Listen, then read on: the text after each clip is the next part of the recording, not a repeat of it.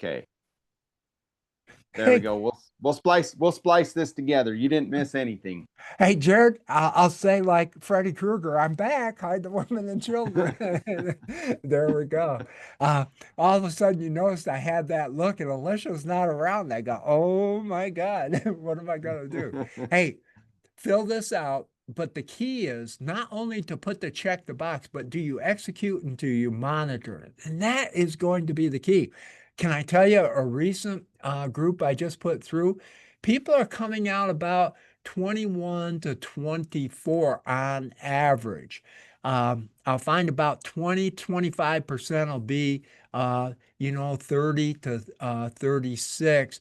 And then some people will be down 0 to 15, but I don't want them to get discouraged because sometimes you're in here to improve yourself. And that's where your peers can kind of help you be that cheerleader, be that coach. And so this is kind of the scores that I'm seeing on my REM game plan. Now, once you do it, what are three things you're going to continue? Three areas you're going to improve. But listen to this one. Any good business person, and whether it's business or life, what are three things you're going to eliminate?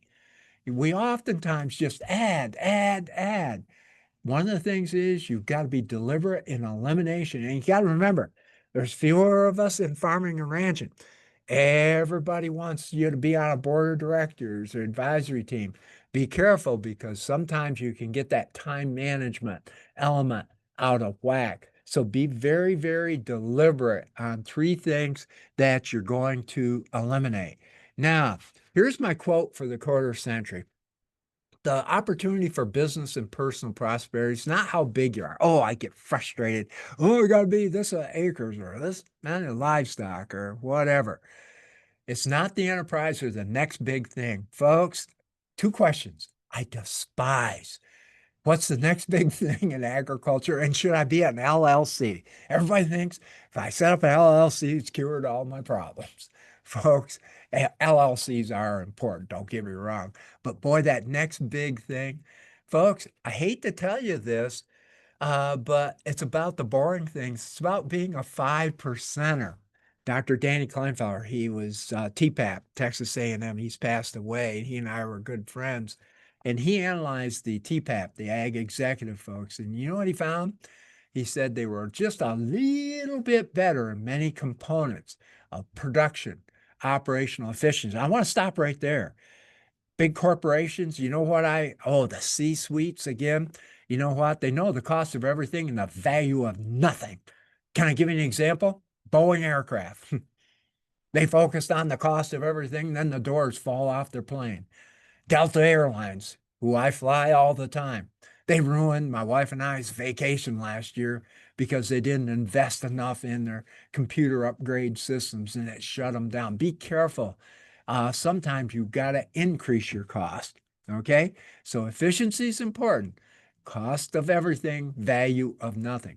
They have a good marketing and risk management program, but here's a big one. They take ownership of the finances. Hey, I'm a veteran of the farm crisis of the 1980s. And can I tell you, and I'm being blunt, some of you aren't going to like it, but I'll be very blunt. A lot of wives and spouses saved the businesses. You know why? Because they took ownership of the finances. Okay. And boy, bigger businesses now, oh, I'm going to turn it over to the CFO. I'm going to turn it over to the accountant. Well, folks, you've got to take, or I've got to develop these financials so I can get financing from the lender. No, you develop those finances so you can become a better business. I hope you all heard that. And big businesses are extremely vulnerable right now because they have a lot of what I call zeros and commas, and it's like a flywheel. Boy, it can just, spin out of control. But here's a big one. Pretty good at human resources. My folks is general, and actually I traveled my hometown. I went up in my hometown, just traveled around, actually visited some of the graveyards. It kind of puts reality in. And it used to be the producers that were successful were independent and didn't want to deal with people. They wanted to milk cows, harvest apples, different things. In the future, you're going to be interdependent and you'll go no further in your ability to work and collaborate with people. Let's go to Maine. Young Farmer Program. Had a dairy farmer get up, and you know what he said? He said, I was successful because I got more milk from the cow. My daughter, who is back in business and ownership with me, her profits is going to be working and collaborating with people. And I said, that says it all. Now, here's one of the things I want you to think about. After you finish this up and listen to me, what are 3 ways you're going to be 5% better? Okay, 3 ways you're going to be 5% better, and never more than three. It's called the Babe Ruth rule, because if it's more than three, it'll be too too complex and too overwhelming. Now, moving along, let's just hit a few things and get ready for question and answers. Goal setting. I went through Atlanta Airport, big business airport in the world. 967,000 people go through there a day. How do I know it? Says it on the tram. But 80% of the people I walk by have no goals. 16% have goals and keep them in their mind. Only 4% write them down. You want to be a 5%er? Write your goals down. So that should be one big thing that comes out of this deal. Write your goals down. And by the way, it's called the 6 degrees of goal setting: business, family, personal, mental, physical, spiritual. I like to work out 300 days a year. And again, last year it was 332 days that I actually worked out. It's, family time, it's personal time, spiritual time, very, very important. And shut off that cell phone and technology a couple hours a day to regenerate your mind. Keep that in the back of your mind. And what we find is the people that develop goals will earn 4 times as much in their lifetime. But can I just share with you? Goal setting will provide focus in a cluttered world, but never equate your self-worth to your net worth, because it's very fleeting. I got a number of people right now, they're seeing their stock portfolios go up and up and up. And oh boy, they're feeling their oats. But never equate your self-worth to your net worth. Keep that in mind. But goal setting, very important.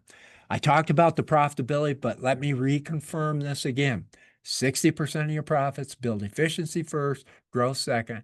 30% deliver on building working capital, and you're probably going to have to pay income taxes.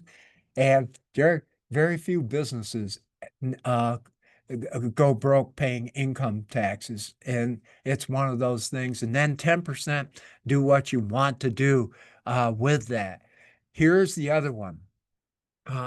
Financial liquidity and cash. And you'll notice, if any of you have ever heard me speak before, I used to say cash is king. Well, I got set straight up in Ontario, Woodstock, Ontario, Canada. A lady from Royal Bank came up to me, and you know what she said? She says, Dr. Cole, I want to challenge you on cash is king. And I go, okay. She goes, I believe cash is queen. I go, okay, I want to hear you out. And she says, you ever played chess? And yeah. When you grow up in the snow belt in upstate New York, oftentimes you didn't go to school for a week, so you played chess and checkers with a grandparent. A novel idea in today's world. One of the things is, what's the most important player on the chessboard? It's the queen. The queen's there to block adversity, take advantage of opportunity. Got to tell you a little story. Past couple of years, I've been going to Warren Buffett's deal. And actually, I was there this year. And, being there and listening to a 94-year-old gentleman answer questions coherently for 4.5 hours. But, a year ago or 2 years ago, Warren Buffett had about 138 billion in cash. He increased that to $328 billion. You know what he's doing? He's keeping dry powder around to be able to pounce on those opportunities when they occur. Cash in the bank, earning very little, is not all bad, folks. Sometimes what will happen is it positions you for opportunity so you can take advantage of that opportunity. By the way, I'll just summarize a couple of things. Working capital expenses, we aspire to keep it above 25%. If you get less than 10%, it's kind of in the red area. It doesn't mean you're going to go bankrupt or anything like that, but your ability to do shock absorber, it's going to be, it's kind of like in football, defensive football, it's kind of your linebackers there to back you up. By the way, in the household, I know Dave Ramsey will say this, and some of the financial gurus try to keep at least 6 months, particularly of your living expense in cash or near cash out there. And that's not a credit card limit either. And by the way, two things are exploding in the farm and ranch area right now is credit card debt and sports gambling. Do you hear that? Sports gambling. Very, very easy to do. And one of the things some of the lenders are saying, uh, gambling losses up to $500,000. Now, I talked about the cash flow discipline, having those quarterly and monthly cash flows, but I think it's very important to have the operational plan to back up that cash flow plan. And then like Peyton Manning will often do. He called audibles called Omaha. Your Omaha is your financial sensitivity analysis and stay out of the cash flow trap of what? Saving 20 cents and spending $1, eating up your working capital reserves. Now, here's my perspectives on transition planning. Hey, she's going to be a marathon, not a sprint. In our creamery, it took us 2 years. It's a process. And one of the things is you're not going to do it overnight. And it's an investment, not a cost. It's going to cost you some money. And can I just share with you? I like to bring the lawyer, the accountant, and everybody in same meeting. So it's not they're going back to this one and that one. And sometimes you're going to need a third party coach and facilitator to establish agendas, have minutes, ask questions. And if you don't threaten to fire that facilitator at least 3 times, they're probably not asking tough questions. One of your biggest issues you often will face in transition management is giving up that control, particularly the parents and the grandparents. And this summer, 88-year-old grandfather was holding the whole family hostage because he still wanted to be in control. And sometimes I have to tell young people, hey, you got to go away from the business and start on your own and make sure the basics are covered, will, etc., and fair versus equal. You cannot treat all family members and non-family members equal. You can treat them fair and equitable. And one of the things is creating mass consolidation, and your big investment people are waiting like vultures, is where this generation of non-farm farm and ranch kids are basically cashing out. And then the person that stays on the farm can't afford to buy them out with the inflated paper assets. But I always want you to remember the $100,000 rule. If you inherit $100,000, on average, you will spend it in 6 months and have nothing to show for it. Easy come, easy go. You have to have goals, and everybody has to establish those separately. One of the ways to really get it going is have someone write the history of the business. And sometimes that's the grandchildren, the legacy, the spouse. And sometimes you'll use a video that's recorded, by the way. And then remember, successful transitions, and I picked this up working up in Canada. Generally, the retiring generation will have 50% of their income needs in retirement from outside the sale and lease of the businesses, Social Security, other types of investments. And again, you'll generally have a higher business IQ. Now, in concluding down, 8 Habits of a Fulfilled Life. And I put this one in here because one of the things is, life is kind of like a wave. And oftentimes, people between 75 and 80, what you'll find is their mental and physical and spiritual health, they'll just drop off like a curveball. But if you follow these 8 habits, very important. Drink water. Okay. I've got my water here, etc., etc. Exercise regularly, take walks, etc. You don't have to be on the, spin machine, etc. Need a healthy diet. I have a little problem there. It's called Little Debbie snack cakes. I've got to give up those. Also, take a couple power naps a day. When I spoke to the Amish group the other day, I spoke at the Amish convention. They all liked that one right there. It's one of those things, but it'll regenerate you.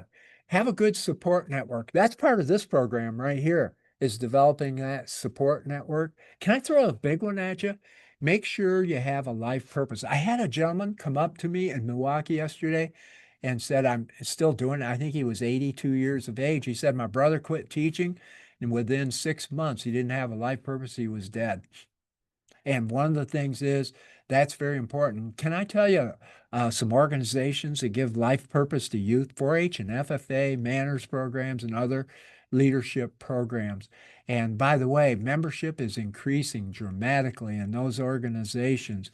You know why? Because the kids get a life purpose, a life purpose. They're doing something important. Never forget life purpose in what I call future proofing, not only your business, but your life. Mental activities, read, meditate, be deliberate in this, very important. Watch some podcasts like this, etc. And then, of course, faith and spiritual. And one of the things is you follow those. Let's put it this way, it's a much more fulfilled type of life. The 8 habits, take those back. Well, some advice for young people. It's called the 50-25-25 rule. When I do transition plan, I often ask people, what happened in your life 4 to 16 years of age? Elderly people, because you are what you were when you're when. What shapes a lot of your life is what occurred between 4 and 16 years of age. And oftentimes getting young people to invest. They can spend 50%, 25% maybe goes toward your education. By the way, you don't have to go to college to be successful. Did you hear that? 25% you start out investing in that 4 to 16 years of age. It establishes a foundation. And I often hear this.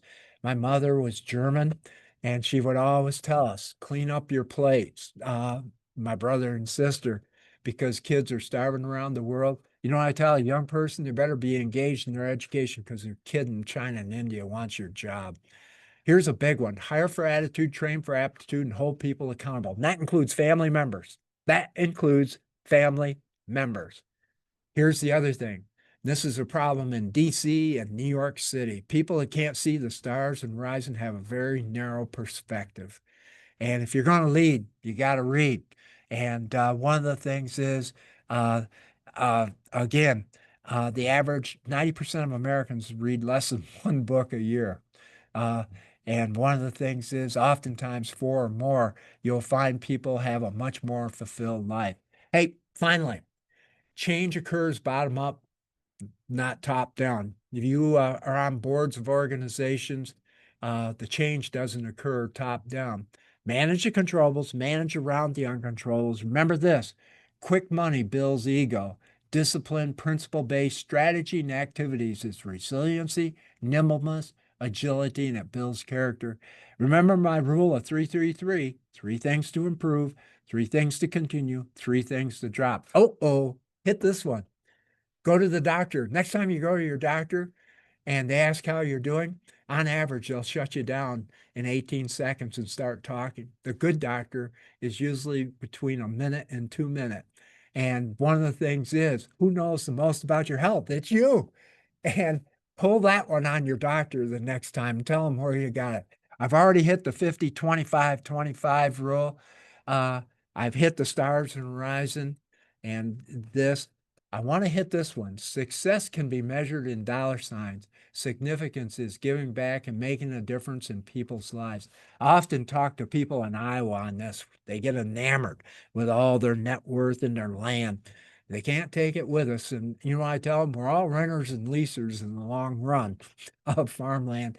And I had a farmer in upstate New York. He says, my legacy is I want to leave the land in better shape than I got it. And that will live on in generations. There's no successful culture in society without success in agriculture. And your resume shows your accomplishments while your eulogy will show you as a person. Well, Jared, there we go. Anybody got any question and answer? I went 5 minutes over time. Sorry about that. But does anyone have any questions for me? Now, are we still on record? Well, I hope so. I hope so. so. Technology is always a Hit on challenging. record while she was gone. Yep. I actually made a blunder and was recording to my laptop instead of the cloud initially, so it filled up my hard drive and then it shut everything down and I had to quickly switch to my phone. But I'm back. My daughter was in the background and got me up and going. So guess what? You always have to have a plan B, C, and D. And guess what? Your daughter was there to back you up. She was. And so we are, our reproductive rate is a little bit higher than the national average. We have nine children, Dr. Cole. So we had to bring that average up for everybody else. So you've been pretty productive. Yeah, but that's pretty interesting. Okay, hey, well, I was reading you don't have to go to college to be successful, and folks, I'm a university professor, and let's put it this way, you're really going to see that accelerate in the next few years. And one of the things that I find is colleges and universities are going to have to move to a series of degrees, or instead of a degree, a series of certificates. Yeah. And moving on, and apprenticeships, internships are going to be very, very critical. Yeah. Well, that makes me feel good because I still don't have a degree in anything except for the School of Hard Knocks. And boy, that has been extremely expensive. So I've invested a lot in my education. I switched majors 5 times, and I was a basketball coach at Division III type of level. And, life's journey is not going to be linear, and your roads will go in many different directions. And hey, this program right here is lifetime learning. And I'm so glad you're doing these type of programs on out here. We appreciate you being a part of this. So a couple of questions that I have, and then there's some in the chat we'll go to also, but this was a little bit disturbing. Don't know if you saw it on the news. I substantiated it, that Routers was one of the sources that said yesterday President Trump said that beef prices are too high and he's done something about it. Can you speak to that a little bit? Yeah. And then the bigger picture, why in the heck does the government have to get involved in price regulation? Guess what? I was watching Grain Markets and Other with Joe and Mackenzie. Mackenzie's beef farmer from Nebraska. And by the way, I highly recommend it. It's 12 to 15 minutes every day, and they'll have Matt Bennett and the other guy on. You know what Mackenzie said? She said, we don't need government meddling in our beef market, and let the natural cycle take care of it. And I will 100% do that. But one of the things is that's a ploy, to the public out there to, kind of hit the popularity, and I'm okay. I'm sorry. I'm 100% against it. And you know what that's going to allow? This may be a ploy. And Joe was talking about this, or his guest on there this morning. It may be a ploy to Argentina to allow Argentina beef back in here to the United States. And so it'll be interesting to see what the follow-up is on that. They need to stay out. Okay. I'm sorry. I probably have irritated some people, but that's my stance. Yeah, well, I'm principle-based. Yeah. So on the bigger picture, can you talk a little bit about subsidies? I remember one of the things that I remember from your talk 20 years ago was that correct me if I'm wrong, but you made the statement that farmland in the Midwest at some point would return to its productive value, and that when subsidies went away, which were propping up these row crops, that then it would be able to be priced at such that farmers, ranchers, livestock producers could buy it. Yeah. Did I remember? That's completely off of memory from 20 years ago, but can you speak to that a little bit?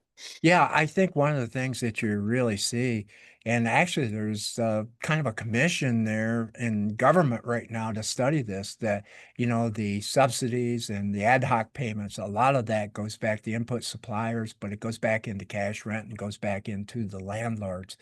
And if you probably really took out some of the subsidies, et cetera, I don't know if it would take it back to the cap value, but it would sure knock off 15, 20, 25%. And by the way, a number of the big investors know this, and that's where sometimes your big investors will say, hey, we know government's going to back it up and support. And then what happens? It doesn't allow the young farmer rancher to get that opportunity to be, into the business. And so these ad hoc payments, they're going to come. It's going to hinder pu public support as we move forward, but also much of that monies filters right directly into cash rents, back into the land values, and also into the input supplier firms. So I saw some of that comment on out there. And also, there was this comment. Douglas had a good comment here. Beef prices are too high. And I'm a total agreement on this, that we've got the big four that really controls a lot of the beef market out there. And I'm a big advocate of local processing, just like what we do. We basically go just the opposite of the big companies, and we find it to be very successful. And by the way, when we had our open house out there, a number of the people said, boy, we're just glad you're in business, et cetera, et cetera. And that was nice to hear. So I was reading a little bit of the comments that were coming in there on it, Jared. Hey, I Nope. didn't mean to ramble there, but I That's did. that's great. I appreciate you addressing that subject. Okay, let's see. Take Oh. on Bitcoin. Oh, I'm not in there, and I apologize. Uh, something I don't understand. I'm not involved with it, and all I can tell you is I got to be real careful on this. I had a banker friend get involved with it, and now he's serving 24 years in federal penitentiary prison. It's very open for what we would call pig butchering. It's in other words, scam type of thing, where they Yeah. get you hooked, and then they just keep doing it. In his case, it was an investment of $47 million.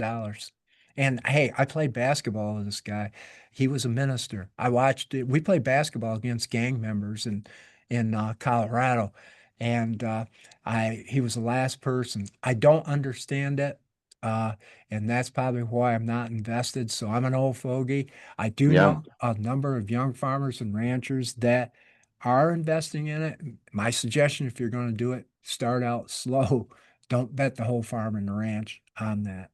That would be, and a diversified portfolio, just like I said, 3 to 6 sources of revenue. Have a diversified type of portfolio on out there. Right now, everybody's jumping into gold and silver. That shows you the uncertainty that there is, worldwide. So diversified portfolio is not all bad. Yeah. Yeah. What other things would you look at if somebody wants to diversify? I mean, is land still a good investment, or what? Yeah, well, What would you say? Can I just throw this? If you go back to 1910, land 79% of the time has farm and ranch land has increased in value or remained the same. 88% of the time since beginning of World War II. It's a good investment, but here is your key. And land will never pay for itself off agriculture. Sometimes it'll take a value-added business outside. You have to keep good degrees of financial liquidity around, so you don't have to sell when everybody else is selling, and then you can buy when everybody else is, selling. And the third thing, you're going to have to take some sacrifice on family living, and that comes back to having coherent goals with your spouse or your partners, etc., that meets there. So the answer is yeah. And the answer is water and mineral rights are impacting it. When I was in upstate New York, oh boy, a lot of solar panels were going in up there, and that was influencing land values. So what I'm trying to say is there's a lot of other outside influences influencing land values that weren't there probably 25, 30 years ago. Yeah. Yeah. Well said. Good. How soon would you expect market correction, was one of the questions from the chat. On the stock market, and is land a better investment in gold and silver? Can I just if you hit the right parcel, but also if it fits your goals. Okay. And by the way, can I we get very vulnerable for the love property. Love property we'd love to buy and everybody else would love to buy. And we'll hit there. On market correction, again, I'm not a financial investor, but boy, she feels real bubblish right now. And everybody's jumping into this AI this, AI that, and it's quite bubblish. And are we going to have the energy sources? Are we going to have the transmission sources to be able to utilize this AI on out there? And then what's going to influence job loss? In other words, we got to have people that have jobs that can buy things. And so those elements are what we would call critical thinking questions out there.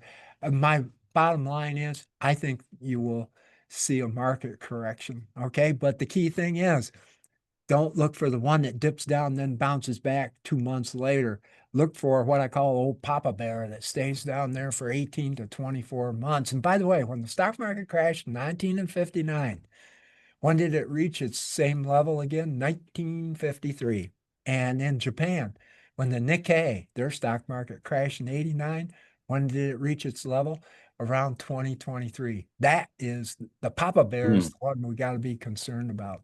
And that could influence a lot of, purchasing and et cetera, et cetera. Yeah, really good. Okay, this is one that I'm pondering on too. Would you recommend buying undervalued cattle right now to add value to them and then either put them in your herd or resell them after 6 to 8 months? Bottom line, bred cows, the cattle market is super high. Yep. It pencils, but does it fit your goals? Does it fit your goals? And number two, could you take a financial shock if the market corrected by 50%, 30? In other words, do you have the liquidity type of backup? Here's the other thing.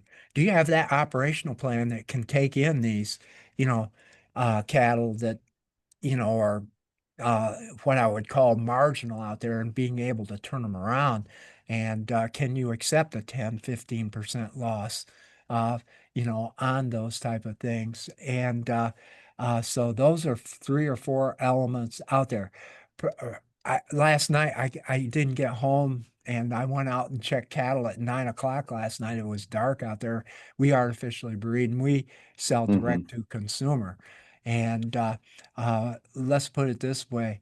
A guy wants to buy some of our cattle, and you know what the price of feeder cattle are, and he's a former student of mine. I says, just make sure you got your backup reserve, and make sure you have your system in place that can be able to capitalize on those. And so, again, I'm not a marketeer, so I'm more of a general ag economist on that one. Yeah, I think it'll be interesting to ask that question to Doug Ferguson. I think I know what his answer is. He's a sell-by marketer that speaks this afternoon. But good. So specifically, let's address the farming sector real quick. We know that those guys are in tough shape unless you're selling a specialty crop or an organic certified crop. Pretty much everybody else is reliant upon the subsidies this year or some type of crop insurance and or drought insurance to get them through.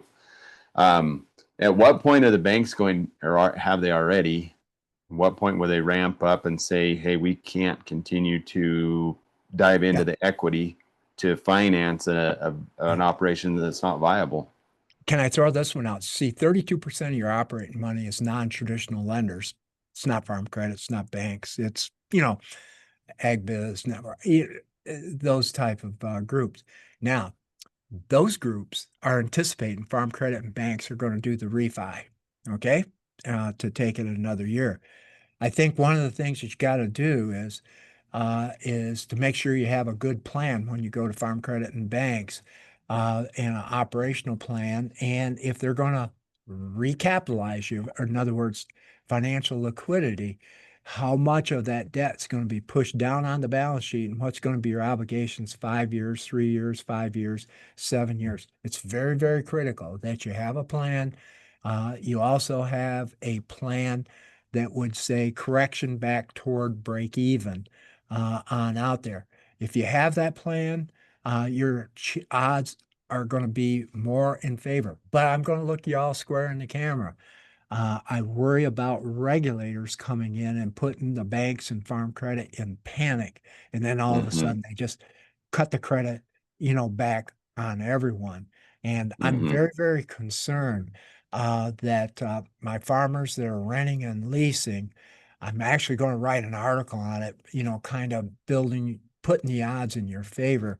Sometimes our lenders get very enamored with land collateral. And I think the first round of refinances, they'll be open, amenable, but a second round or a third round, that's where they will really tighten down. And here's the other thing. They're going to ask for a FSA guarantee. Government's shut down. And Uh-huh. and we've laid off a number of the FSA people. So you've got that headwind that's coming as well. So this fall, this winter, I see there's going to be some that are going to be denied. But if it continues longer term, the probability is going to increase. And I'm being, kind of candid. And by the way, this is why when you look at a lender, it's not about the lowest interest rates. In other words, it's about relationship. They understand your business, understand your industry. Hey, oh, can I give you 6 C's of ag lenders? They're Yes. conservative in good times, courageous in tough times, consistent all the time. And then can they calculate the numbers? Can they critically think about them? And can they communicate them? That is the 6 C's that you look for in an agricultural lender. And by the way, record that and play that one back.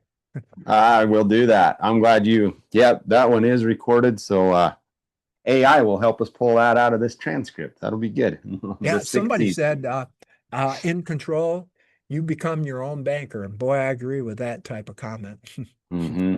Yeah. Mm-hmm. Yeah. Uh, Yeah. Mary Jo talked about that yesterday. Yeah, Mary Jo is right on that one. Yeah.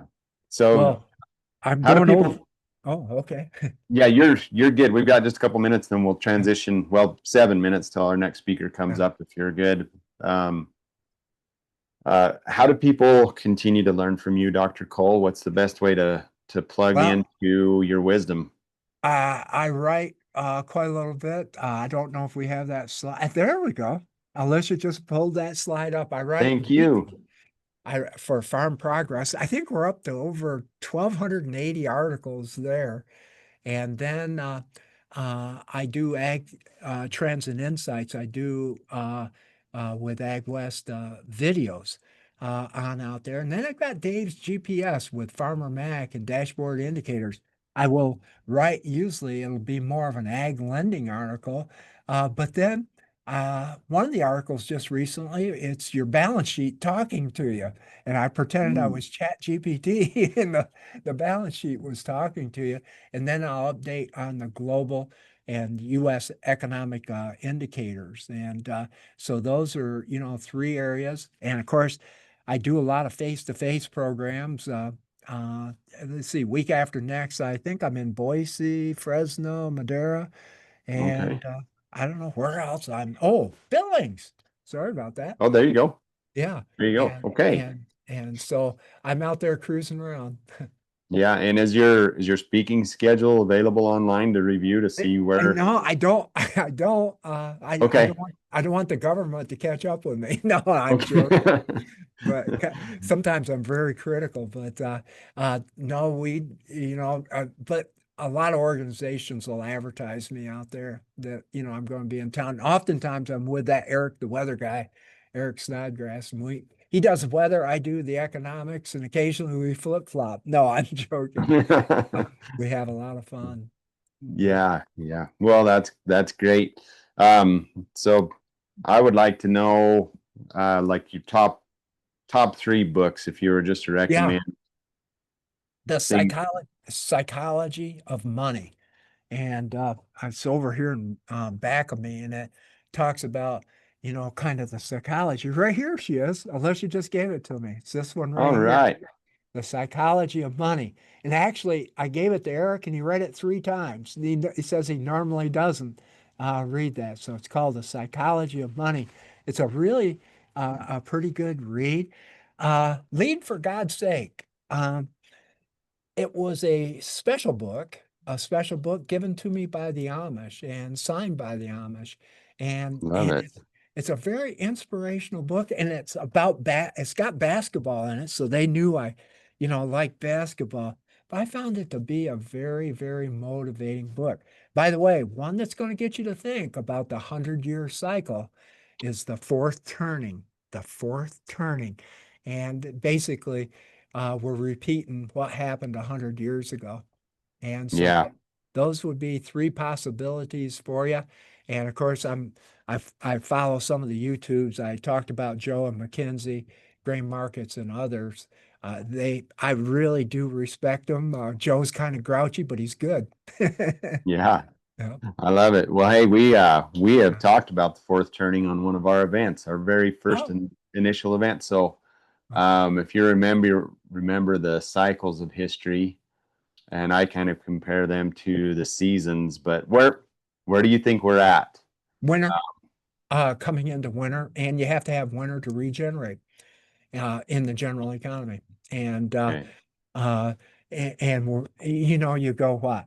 Spring, summer, fall, and winter. It's basically called the Kondratiev wave. He was a Russian economist a number of years ago, said basically economy goes through the 4 seasons. This book says the same thing.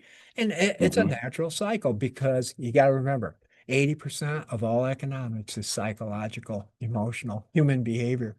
And economy geeks like myself sometimes get too enamored with the numbers. Psychology will override the numbers. Yeah, right. Well said. Well, we have been well fed. We could end right now and just to call this a success, but the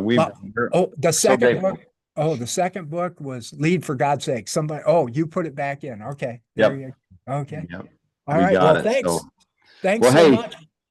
thank you for the great work that you're doing for this industry, and we are honored that you would join this event. Oh, I'm honored you had me, and hey, hopefully I'll see some of you out there on the road and everything. And may I say, I commend everybody for taking time to come in and be with us here today, and keep up the good work. Remember, agriculture is a very, very important industry out here, and we do a lot of belly aching. Got the biggest bellies to belly ache with, least to belly ache about in any country in the world. It's because of our ag industry.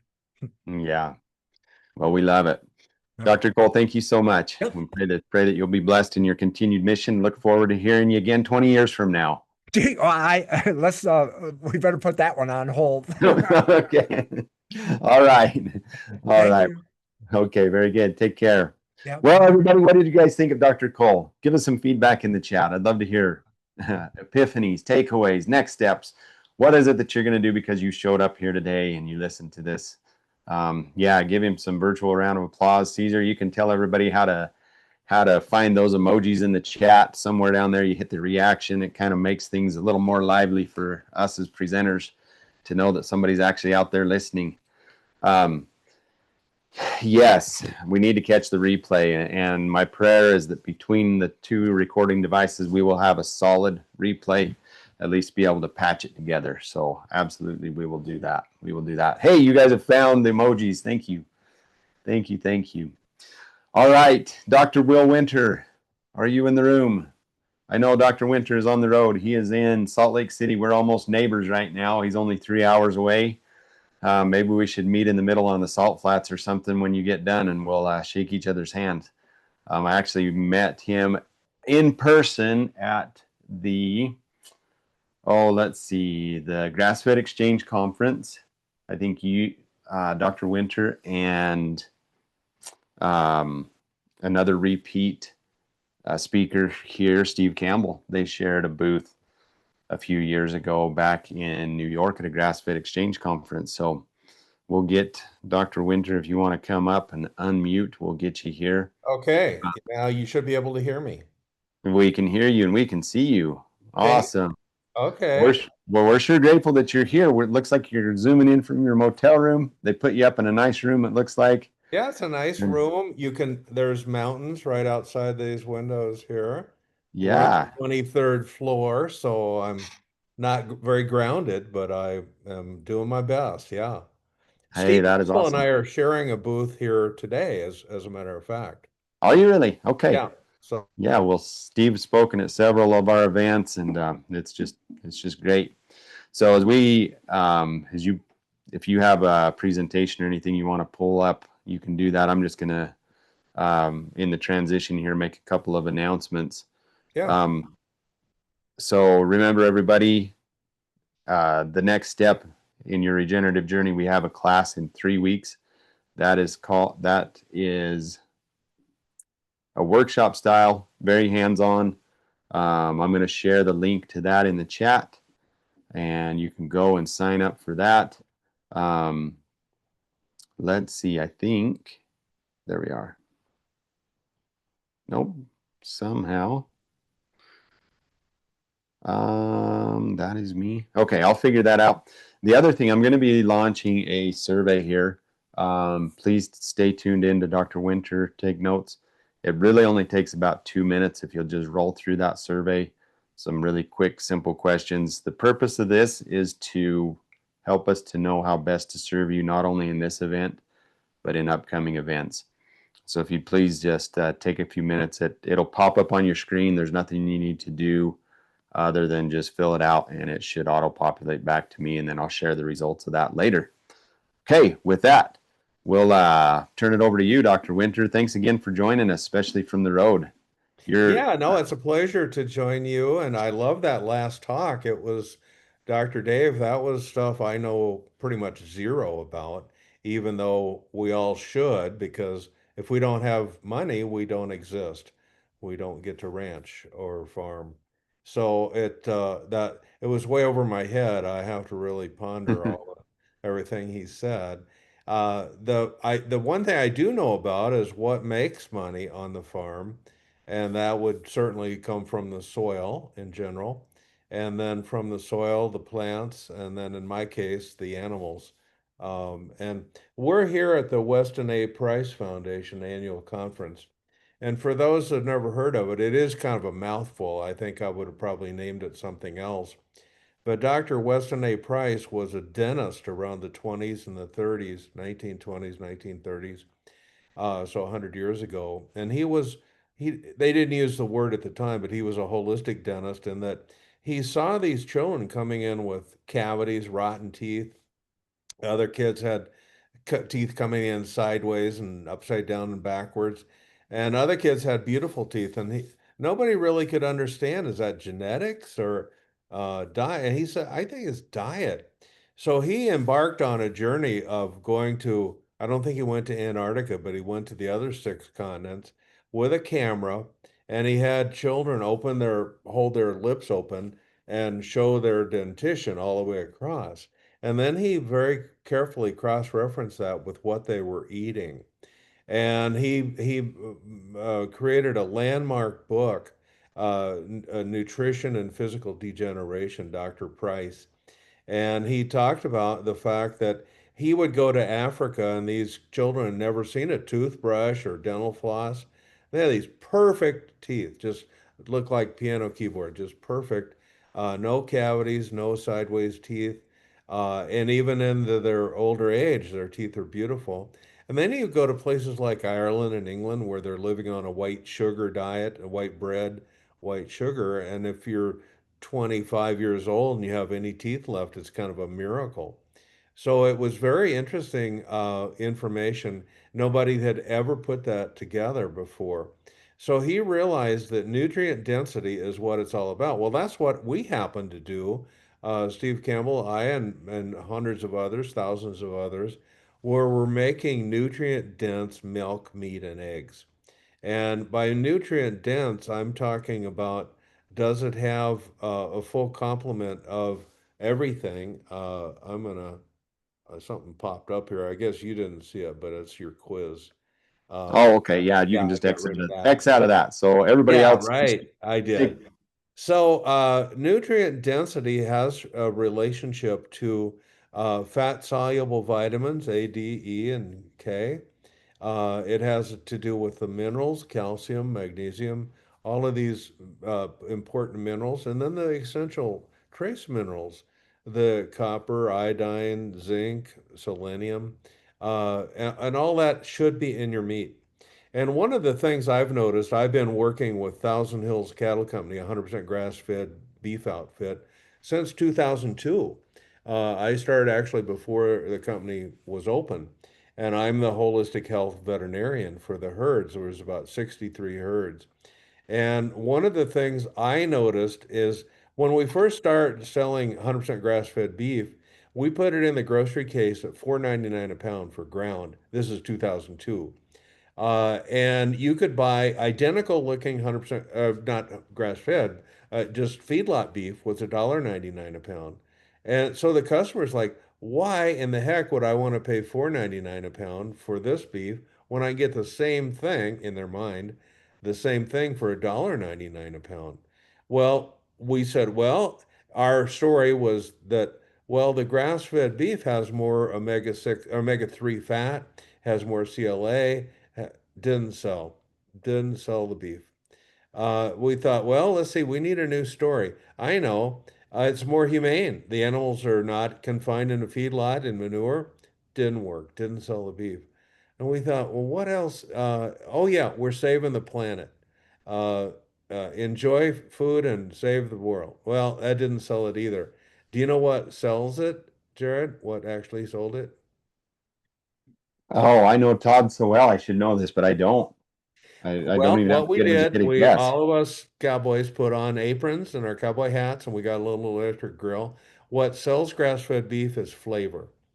And we would have a little grill going, and we'd have a piece of steak or a piece of grass-fed hamburger, and we put it on the toothpick and say, "Hey, would you like to try some 100% grass-fed beef?" Free samples, and they could smell it when they walked in the grocery store or wherever it was. And it's like, OMG. People would, I mean, always a universal wow.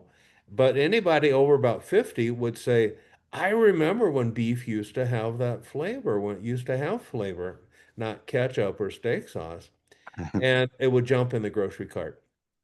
And they didn't care. It didn't matter what it cost because they wanted that flavor. And then we took off. And we knew from Todd Churchill's, he's a MBA, he understands financing. We worked it backwards of what we have to charge for our meat. And at the time, hamburger ground was the hardest thing to sell. So the middle meats, the steaks would jump into the grocery carts in general. And they're of course more money, but we didn't want to live with a what we call a freezer of hope, which is all your cuts that you can't sell. And so we knew we had to charge $5 a pound for it, and we did. Well, it's more than twice that now, and people are happy. And our biggest problem in grass-fed beef is there's not enough people that know how to do it. Plain point blank, plain and simple, we need more producers. And at the time when we started, we decided if we killed 40 head a week, that's 2,000 animals a year. That works out retail about about $4 million. And we knew that would be what would make things work. Now we're trying to find about 350 head a week.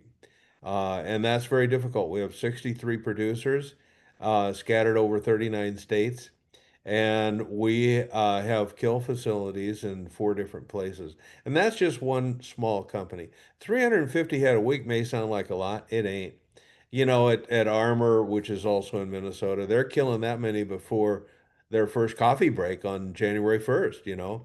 So we're just, it's David and Goliath, but we're happy with the sales. And when it comes to what Dr. Dave was talking about, is the farmer has to have a niche market. He has to have what we created, which in that case was Thousand Hills beef. If you want that, there's only one place you can get it, and that's from us. Whereas if you want, let's say you want just grass-fed beef, there's thousands of places that will sell you that. Unfortunately for us, most of it comes from Brazil and Argentina and New Zealand and various other countries. So it's not local beef. And we believe that supporting local farmers is absolutely as important as the finished product.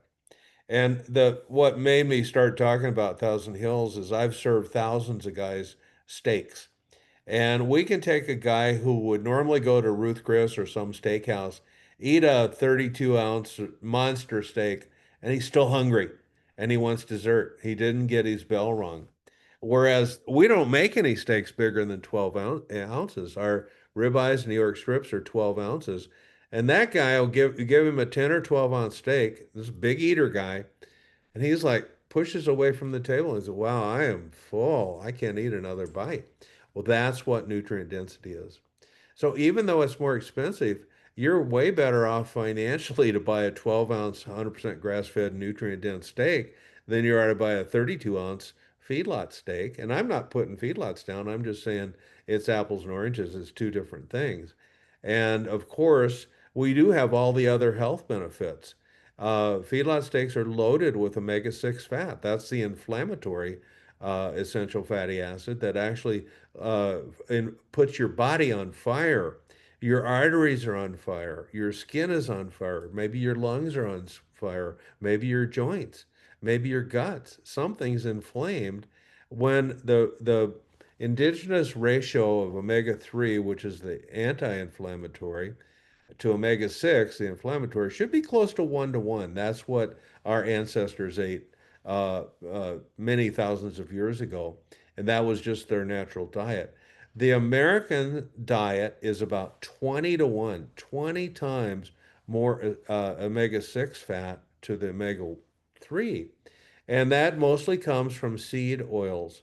And at the Weston A. Price Foundation here, we are advocating people not eat seed oils. That would be like canola, corn oil, but eat a lot of butter, eat a lot of lard, and don't trim that fat off your pork chops or your steaks. Eat it.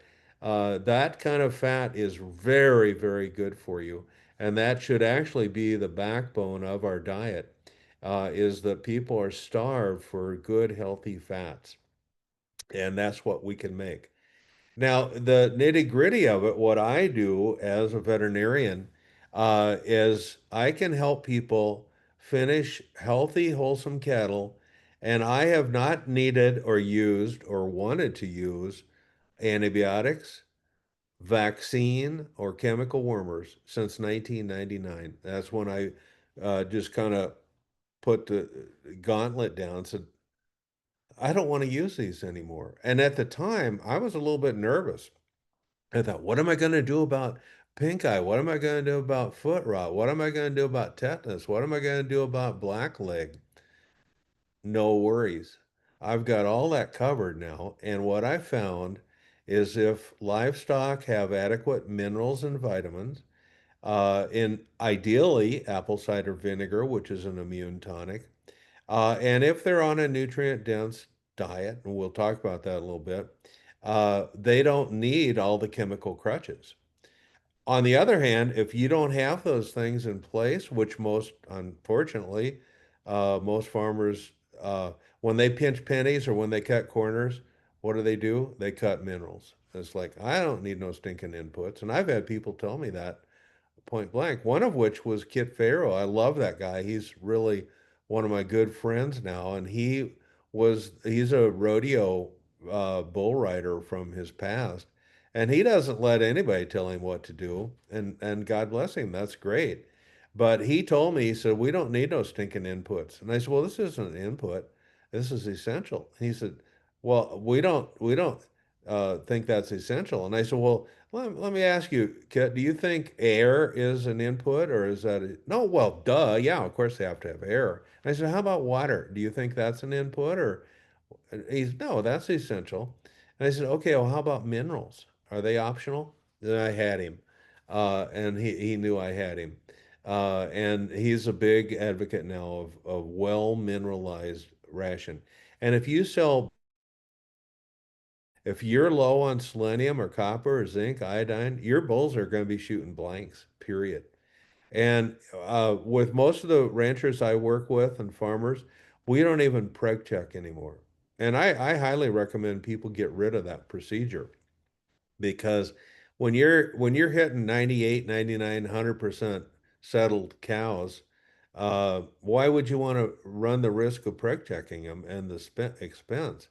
And I particularly don't like rectal palpation, even though I was sort of taught that in vet school. I watched some of these clodhopper classmates of mine, and they're grabbing around inside the cat. Well, God put the ovaries and the uterus in where nothing is ever going to touch it. It's in the most sacred place in the body. And here you are with your arm up there, grabbing, and there's probably a 10% loss of pregnancies from rough manipulation handling. And so I've gone to when I do preg check, I usually do the blood test or ultrasound. I don't even like ultrasound. It is putting something toxic through the animal's belly. But the blood test is the least likely to cause an abortion or a lost fetus. But when you have that kind of conception rate, why would you want to preg check? They're all pregnant. And we might have one or two heifers or steers that don't settle. And uh, then we look at our program first. I talked to a guy today. I've been talking to people all day at this conference. This is the first full day. And a lot of people are telling me, yeah, I get rid of all my open heifers, and anybody that doesn't settle, I move them down the road because they're junk. And I said, really, what's your mineral plan? He's like, well, I have Redmond salt. I said, no, that's your salt plan. That's a good salt. There's better, but it's an okay salt. But you don't have a mineral plan, and it's your fault you have open heifers, not don't blame the heifers that they didn't sell. You have to factor in your management program. So that is a recurrent theme in my work. And like I said, if I get those basics dialed in, we don't need all the chemical crutches. We have healthy animals. They're bulletproof. We don't worry about blackleg. Blackleg's on every square inch of America in the soil. It's a rather benign pathogen. It's very hard for blackleg Clostridium to get into your bloodstream. It has to come in through a cut, which could be castration, it could be wire cuts or anything it can enter. But we really don't pay attention to pathogens in the new biology that we use. We believe that most organisms like staph and strep, and this is inflammatory, what I'm going to tell you right now. We don't believe that any germ ever caused a disease. Germs do not cause disease, which flies right in the face of everything we've all been taught our whole life, that germs cause disease. If you have mastitis, those germs caused it. If you have pink eye, those germs got in there and caused it. It's the exact opposite.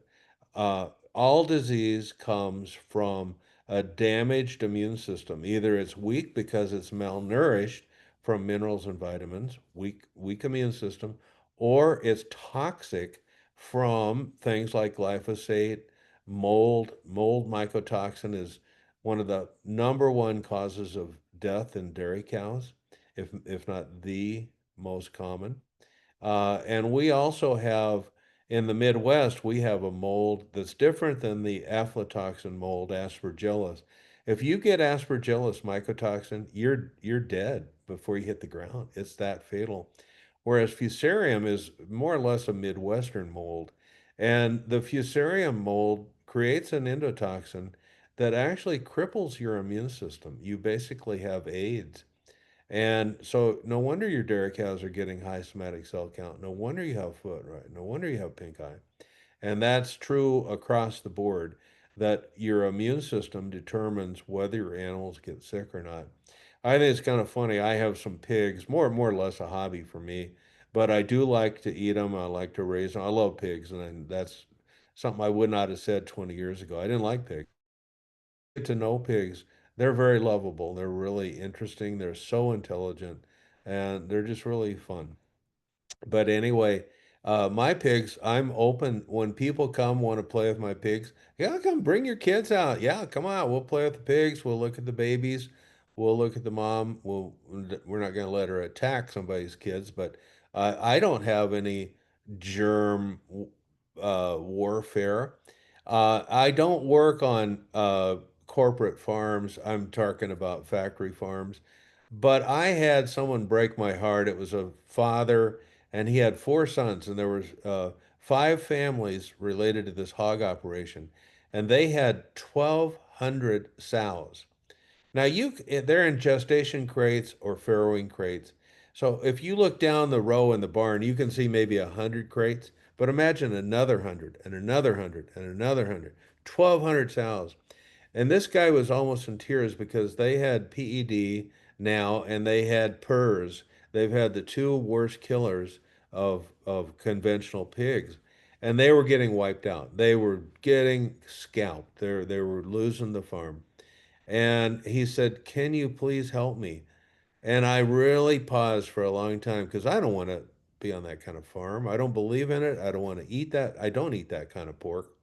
But I just felt sorry for him. So I go to the farm. So the first thing we go through a lock gate, then another lock gate, three lock gates.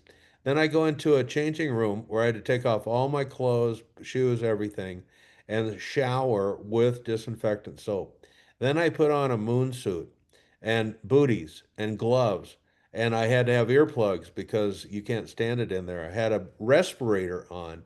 Every square inch of me was covered. I had goggles on just to get into the farm because they know that if one germ gets in the door, their animals are going to die.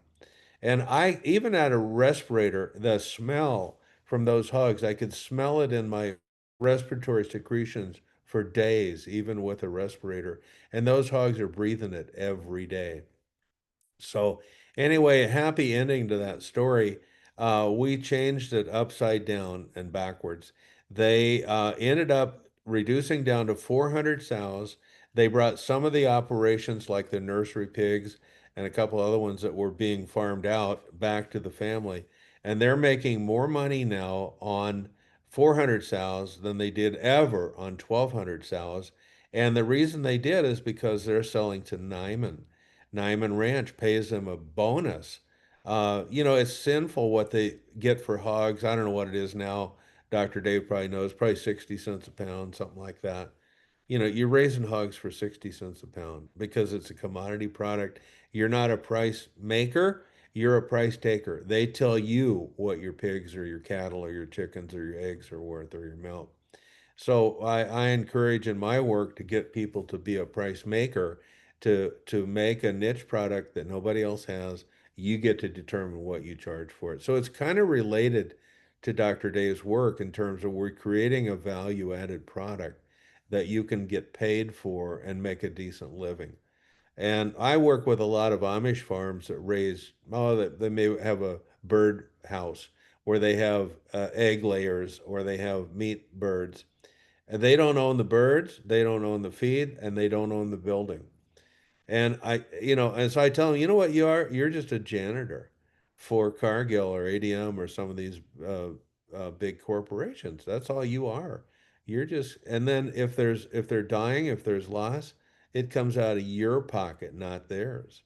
So, it's a horrible situation. And I understand I may sound critical and I'm not putting these people down for it, but I'm trying, it's like start getting a few of your own birds, get 50 hens and start selling your eggs right off the farm because that's where the money is. And by the way, and you may not know this, Jared, but there's three basic kinds of producers I work with cattle. There's cow-calf guys, and they have all the responsibility. They have to figure out all that stuff with bulls, with cow fertility, with breeding, calving, weaning. They make the least money of all the beef producers, and they have the hardest job and the most risk. We also have producers that are what we call backgrounders, and they buy wean cattle and they get them up to, 7, 8, 900 pounds. They take them through that middle part. They make twice as many dollars per acre, and that's the way we measure production, not per animal, but how many dollars are you making per acre? And when I did a survey, a lot of the cow-calf people were only making cash now. I'm talking about take home, your net, $300 or $400 an acre for all that risk, all that work. Whereas our backgrounders are making twice that, five, six, $700 an acre. But the king of the hill are what we call the finishers. And there are people that maybe they made money in some field and they were be able to go out and buy the absolute best land. They have the best grass, high nutrient dense forages, but they don't know anything. And they don't have to really. We can hire people to take that finishing job. And now again, I'm working mostly with grass finished animals. But those people are can make and this is before the price went of meat went crazy. They were, like 10 years ago, they were making $1,000, $1,200 an acre profit per year. That's like anybody that lives in Nebraska or Missouri or Kansas or Colorado can easily bang out one head of livestock, 1,000-pound animal per year. And then if they know what to do with the soil to increase the Brix level of their grass, they can get 2,000 animals. And we've had people triple that. We've had people get 3 head per acre per year. That's where the money is. That's the deal. And that all comes from the soil. And I don't know if the things I'm saying, Jared, are kind of things you're interested in or not. It's just my life, what I do every day. Yeah, And this is really good. We'll just hit pause here for just a second and interject a question that I think fits in right here. David asked the question, what is the optimal protocol to increase immune systems? Oh, good question. I wish more people would ask questions like that. I don't get questions like that. And by the way, as a holistic veterinarian or as a consulting veterinarian, I have become an expert at what does not work. Because nobody calls the vet when they're happy. If their animals are doing great, they don't call me. I don't talk to those people unless we're talking. But the people that call me, like, they got their back against the wall. They're losing money. There's dead animals laying around, and they have no clue how to get out of that pit. So I would say, well, a lot of times I'll start out, it's like, what kind of animals do you have? What breed? Oh, okay. What's your mineral plan? Duh, and then what's your Brix level of your grass? Duh, they have no idea why they're not making money and why their animals are dying. So it makes my consulting fun because I start with this question that was just asked is let's do this first. Let's get you on a great mineral vitamin supplement. And I'm preferential to an all-in-one. I had a wonderful friend that passed away. His name was Jim Helfter, and he had a Helfter mineral out of Illinois, and that was my favorite mineral at the time. Actually, it was when I started at Thousand Hills. I loved Helfter minerals, and I still do, but was really taken with the cafeteria style. Jim invented it, and so you'd have 12 to 18 hoppers. Here's your copper, here's your selenium, here's your calcium, the different ones. Well, that does not work in the real world. It works in the theory world. It's like, oh yeah, if they only need that one thing, they can just eat that. They don't need all that other stuff. Well, that means you're carrying 12 to 18 SKUs of product in your barn. It means you're never going to know which one they've just pounded to take out there. And you got this mineral sled that weighs 1,000 pounds that you got to drag around when you're moving pasture. So I have many farms I go to, and they call me up and go, "Oh, God, we got an outbreak of pink eye." And I said, "Well, what mineral are you?" And this is the one you told me, the cafeteria style. Well, you shouldn't have pink eye. Yeah, it's all over the place. They've all got it. So in those days, I'd go out to the farm. Well, the copper hopper would be empty, not only empty, the cattle would eat the plywood. They'd eat just to get a little bit of copper out of it, or maybe the iodine. And it's just too hard to keep up with. And I have very few people that stayed on the cafeteria style, even though that was what I recommended. So I do recommend an all-in-one vitamin mineral for everybody. In a separate hopper, don't ever mix your salt with your mineral. I like C90. That's the rock star in the salt world. I can't use Redmonds very much where I live in Minnesota because we're in the iron range. And I don't bring any pink salts in because I don't, the last thing I want to do is add more iron to the farm. So I use C90. C90 is 24% mineral, whereas Redmonds or Kansas Gray or any of the other ancient seabed salts, they're 4 to 5% mineral, other than sodium chloride.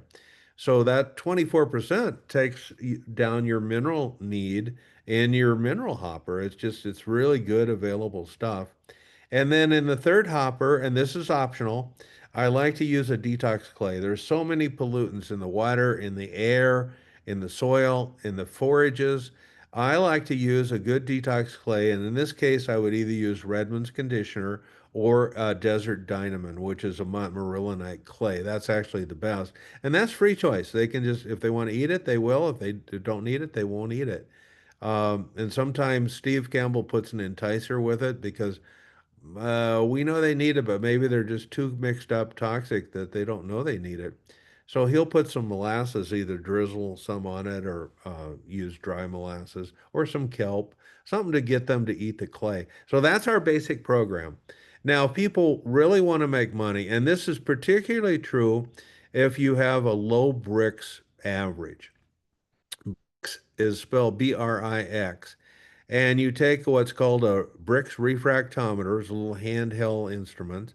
No batteries, no nothing. It's just optical. I wish I had one here. It's just a little tiny handheld device. You take a sap extractor, we also call that a squeezer. You put a handful of grass or whatever their silage, whatever they're eating, in that squeezer, squeeze out 1 or 2 drops of the sap, and the sap of a plant is like our blood. And if I took some blood out of your arm, Jared, and held it up the light and looked like Kool-Aid, that wouldn't be very good, would it? Well, that's what it is with sap. The sap is the nutrient density of that plant. And for grass-fed animals, we have to hit an average of Brix of 12 or higher. 12 or higher. If I drove all the way back home to Minnesota and stopped and check the Brix level every mile or two, I'm never going to see anything above a 3 or 4. And that's a nothing burger. You can eat that all day long. You'll never get fat. And the other thing that's even worse is the plant, if they're having a 3 Brix sap, they're also not making plant medicines. And plant medicines mimic wormers, they mimic vaccine, they mimic antibiotics, and the plants need to make those, and the animals need to eat them. And if they have weak plants around, they're going to need all the chemical crutches you can buy because they're not getting that medicine with the low Brix plants.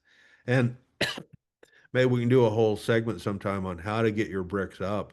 Yeah, that's where I'm sure somebody's asking that question, right? Of how to Yeah, do well, that. if they're And sitting there with 3 Brix grass or 4 Brix grass, they're never going to make any money. They're going to go broke. And that what they're going to do is they're going to start graining their animals because the only way they can get them nourished is to add concentrates. Now, grass has sugar is the concentrate, whereas grain has starch, and they do different things in the body. Sugar from the grass makes either butter fat in the milk or it makes intermuscular fat. And that's what makes our product rock because fat is what gives meat flavor, fat. So we want that to come from sugar. So that's where Steve Campbell comes in. Steve has tapped into the world of whole apple Idaho apple cider vinegar. And this is the only vinegar to spend your money on. It's the only one that will give you Dave would know this, ROI, which is return on investment. So if you spend $1 worth of vinegar for your animals, that's not as an expense because you're going to get $2 to $3 back on the other end in average daily gains or in more milk, usually 7, 8 pounds a day more, or in egg production. And then all the health benefits that comes from apple cider vinegar. It's a wormer, it's a liver detox. You get that for free. And then if we have super low quality grasses, we actually doctor it up even more with either molasses, cane molasses, or we have a super nutrient called grassoline, which is actually a fermented molasses, and that it's only 1 ounce per head per day at the most, and that goes right in the apple cider vinegar. So this is what we're doing every day because 90% of the people I work with do not have high quality grass. And they're getting there, but it takes years. You can get there real fast with fertilizer, but I don't recommend fertilizer because you can spend more on fertilizer than your land cost. And it's just a quick fix. It doesn't last. Whereas if we build the soil microbiology, do the things that are right with the soil, and if we graze it properly, a guy can easily double his bricks in 1 year. And we do use biological stimulants. We use there's the people that make C90 have my new favorite. It's new to us, but not new to the guy that makes it. They have a biological stimulant that you can get from C90, and it's going to cost you 10 to 15 bucks an acre to spray it on. But that stimulates the microbes that actually make soil from dirt, and that is highly worthwhile. You may do it every year for 2 or 3 years, but it's amazing. And I have one favorite story that I tell, and I'll get on to something else. But I had some friends that young kids. They have a beautiful British white herd, and they inherited some money. They bought 80 acres of land next door to them. They're in Wisconsin, and it was corn and bean ground. And the corn and bean ground, when it's burnt out, there's nothing left. It's just dirt, and that's what they bought. And so the first year they were at it, they said, "What should we do?" And I said, "Well, we're going to spray it with a biological stimulant for you, and then we're going to put it." I kind of jumped the gun. I put a seed cocktail on it because we're going to convert it to pasture. And this was land that was highly eroded and it was on a hillside. It's it was not ideal land, but that's what they were growing corn on. They should have never been growing corn on a hillside because all the minerals ran off every time it rained. So the first year we got a bunch of scraggly ass weeds that were just nothing. It was like maybe it was so toxic it would hardly grow a weed. So, so that year, what I did is I just had them take a sickle bar mower and mow it down, and put it down the ground to get some organic matter going in the soil. They had less than 1% organic matter. So then the next year, we had this miracle happen. We had weeds that's 6 feet tall. It was like giant ragweed and thistles and all kinds of sticker bushes and everything. But it was like 6 feet tall, and it's like, wow, that's a lot of my biomass. So I got my refractometer out, and I saw a lot of twos and threes, the worst weeds I ever saw. I think one plant was a four. It was a nettle. Nettles are really an amazing plant, by the way, stinging nettles. Way better than any alfalfa that ever existed. But I've seen 4% calcium in nettles. I always ask guys that think that alfalfa is in the Holy Trinity with corn and beans. I said, how many of you have ever made 4% alfalfa, 4% calcium? No hands. Everybody's sitting on their hands because they never will. But you can get that with nettles. So anyway, they didn't have any money to buy. They didn't have enough cattle. So we bought some sale barn junk cattle from a neighbor who's an old man. He raised them as a hobby. And we put 43 head in there on 80 acres and on 4th of July weekend. And we didn't fence it off. We didn't do a rotation. We just go have a ball. And they were eating machines. And the only thing I gave them was a bag of minerals, which they devoured in 2 days. Put another bag out. They ate half of it the next week. So they were extremely mineral deprived. But we also gave them a tank with apple cider vinegar. And I figured they were about 5 weight, 6 weight cattle. I figured about 4 ounces per head. But we didn't have any labor on hand, but they could fill up the tank every morning with the vinegar. And we put the fermented molasses in it. And we took them out. It was a long grazing season in November. And those cattle had gained right at 4 pounds of beef a day, 4 pounds a day.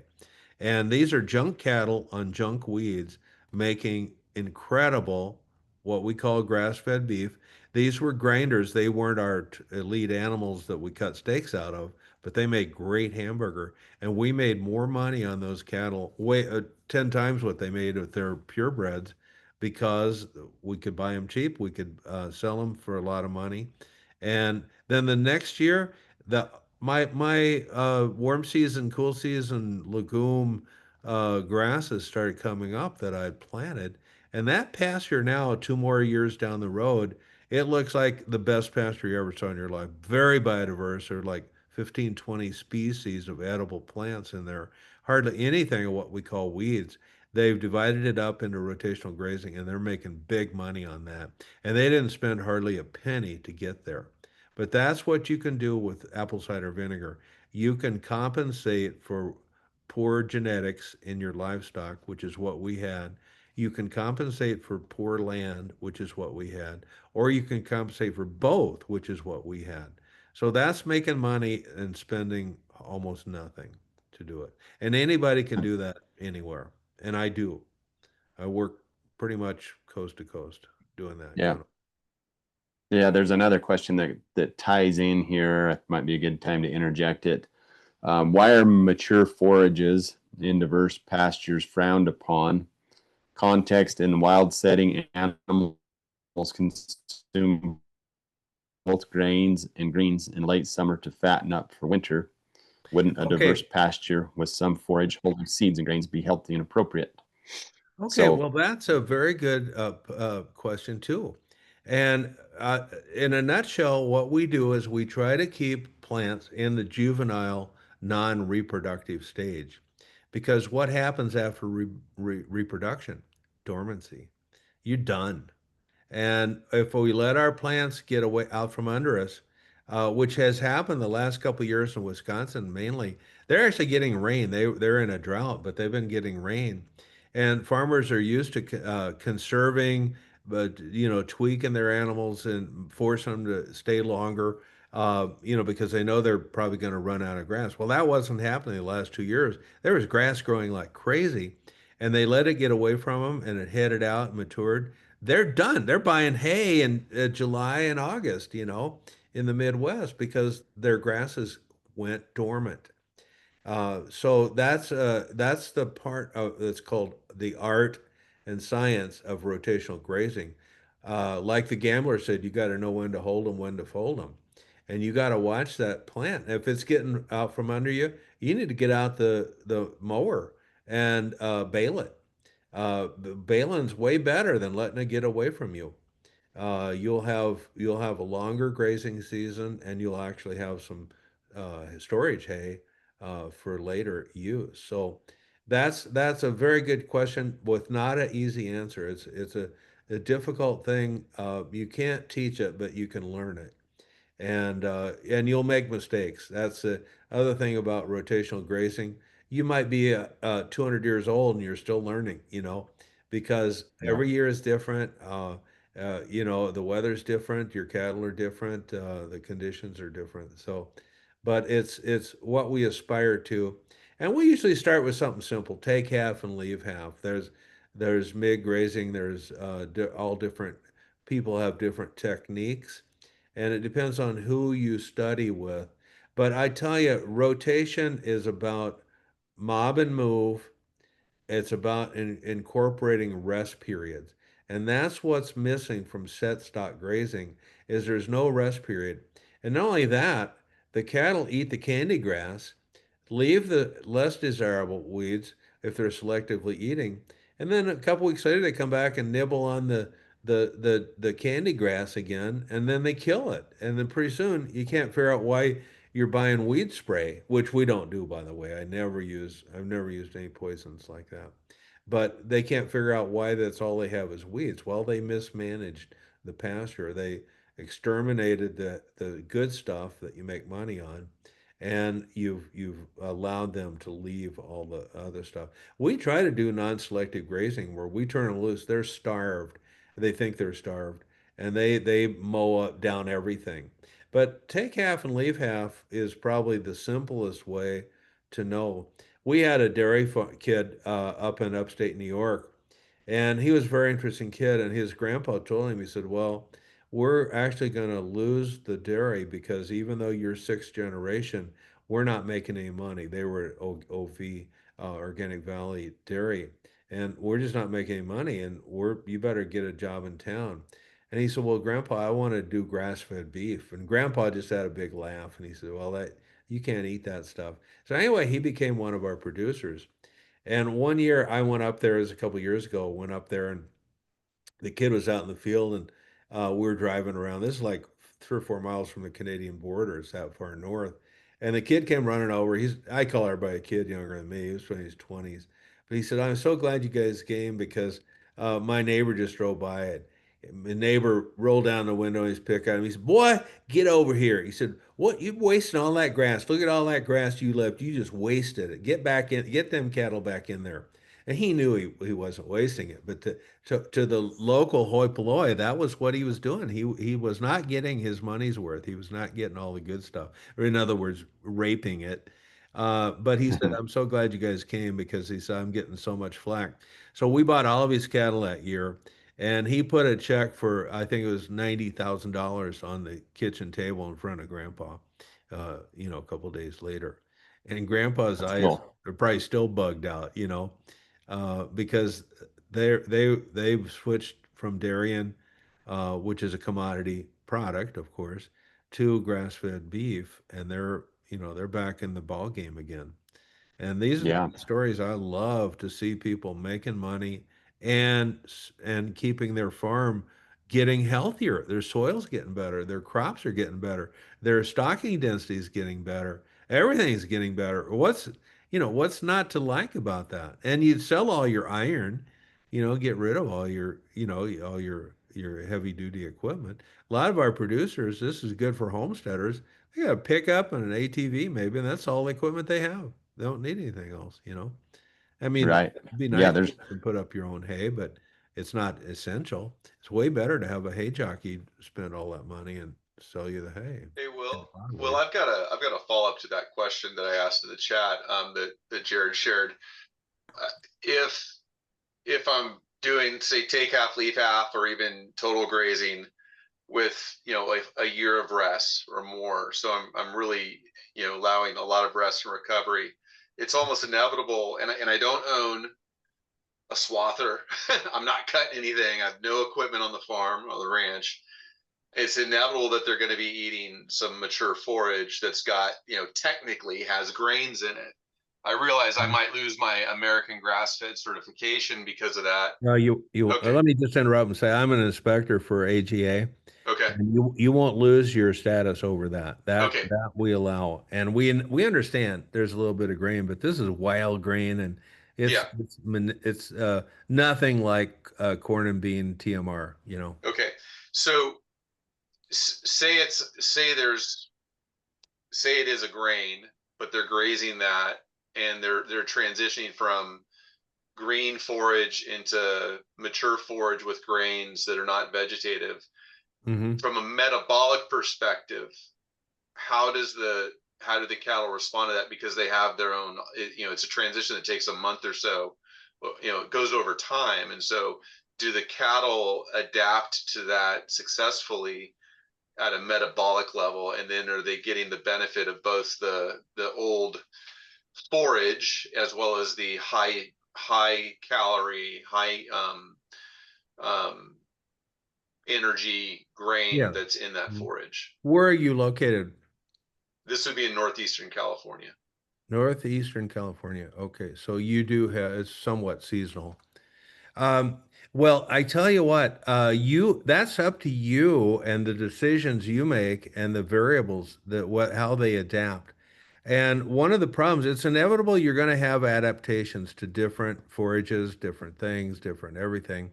And that's where the vinegar comes in again to save the day because the microbiological aspect of it helps the rumen transition. But we avoid, like the plague, having these 100% swaps if we can, where you're eating one thing and okay, now tomorrow we're going into green lush alfalfa monocrop. It can be a train wreck. It can be a disaster. And we'll at least, when we're transitioning, we'll fill them up with hay first.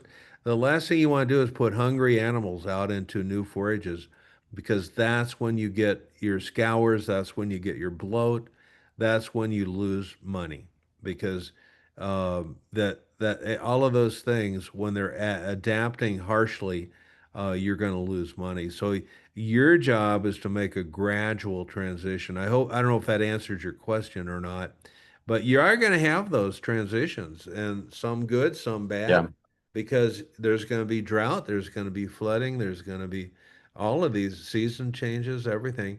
The seasons are less harsh where you are. I live in Minnesota, so we have 4 seasons, believe me, and you won't see any of those delicate poodle like British cattle out there grazing in the winter where I live. Although some people do it, the Gabe Brown does it in northern North Dakota, which is like the North Pole, and his cattle are trained to eat through the snow and get those stockpile forages and corn stalks and things like that. But in general, we're doing stored forages in Minnesota, and you will too. So, are Yeah. you in a drought? So assume you are. Well, maybe we'll grab another couple quick questions here. Yeah. We've got about 8 minutes left. Do you want to answer Okay. that? Okay, we'll do this. So, do nettles hurt animals miles away? It irritates human skin. Quick question from David. Yeah, that's another good. These guys are good. I like to clip the nettles and let them sun dry overnight, and then they don't sting anymore. Okay. Cattle get used to eat. I work in Mexico and they eat cactus down there, and the cattle eat those pads off of the big cacti, and they turn them around backwards, so they slide down the gullet with all those thorns on it. Holy Most cow. Mexicans actually use a blowtorch though and burn the thorns off of them in general, but Mhm. they can eat prickly pear cactus intact because they've learned how to do it, and it's super nutritious. It can be like in certain times in Mexico the primo forage to get. There's big patches of prickly pear that are like 300 or 400 feet across, and they go in there and devour it, and it recuperates nicely. So they love that. Nettles are nothing compared to that. So does not irritate them. Horses either. But we do like to dry it, at least overnight it. During the World War I, the Kaiser had all the Germans start feeding. It was fought on horses. He had all the Germans feed their military horses on nettle hay, and get rid of the alfalfa hay because it's so much stronger for building up the calcium in the bones structure so the horses didn't break down. Very Yeah. smart. Yeah, we had a biodynamic speaker yesterday, and we learned about the nettle as a superfood and the way that they use it from a biodynamic They standpoint. make preps out of nettles. Yeah, it's a magical plant. And Yeah, and I we don't and think we want to anybody goes spray out it. and plants it, in general, but we don't like any monocrop. We like a mixed Diversity. buffet. Was there another question? Yeah, so we've got these two kind of tie together. Where do you buy the bulk molasses and ACV, apple cider vinegar?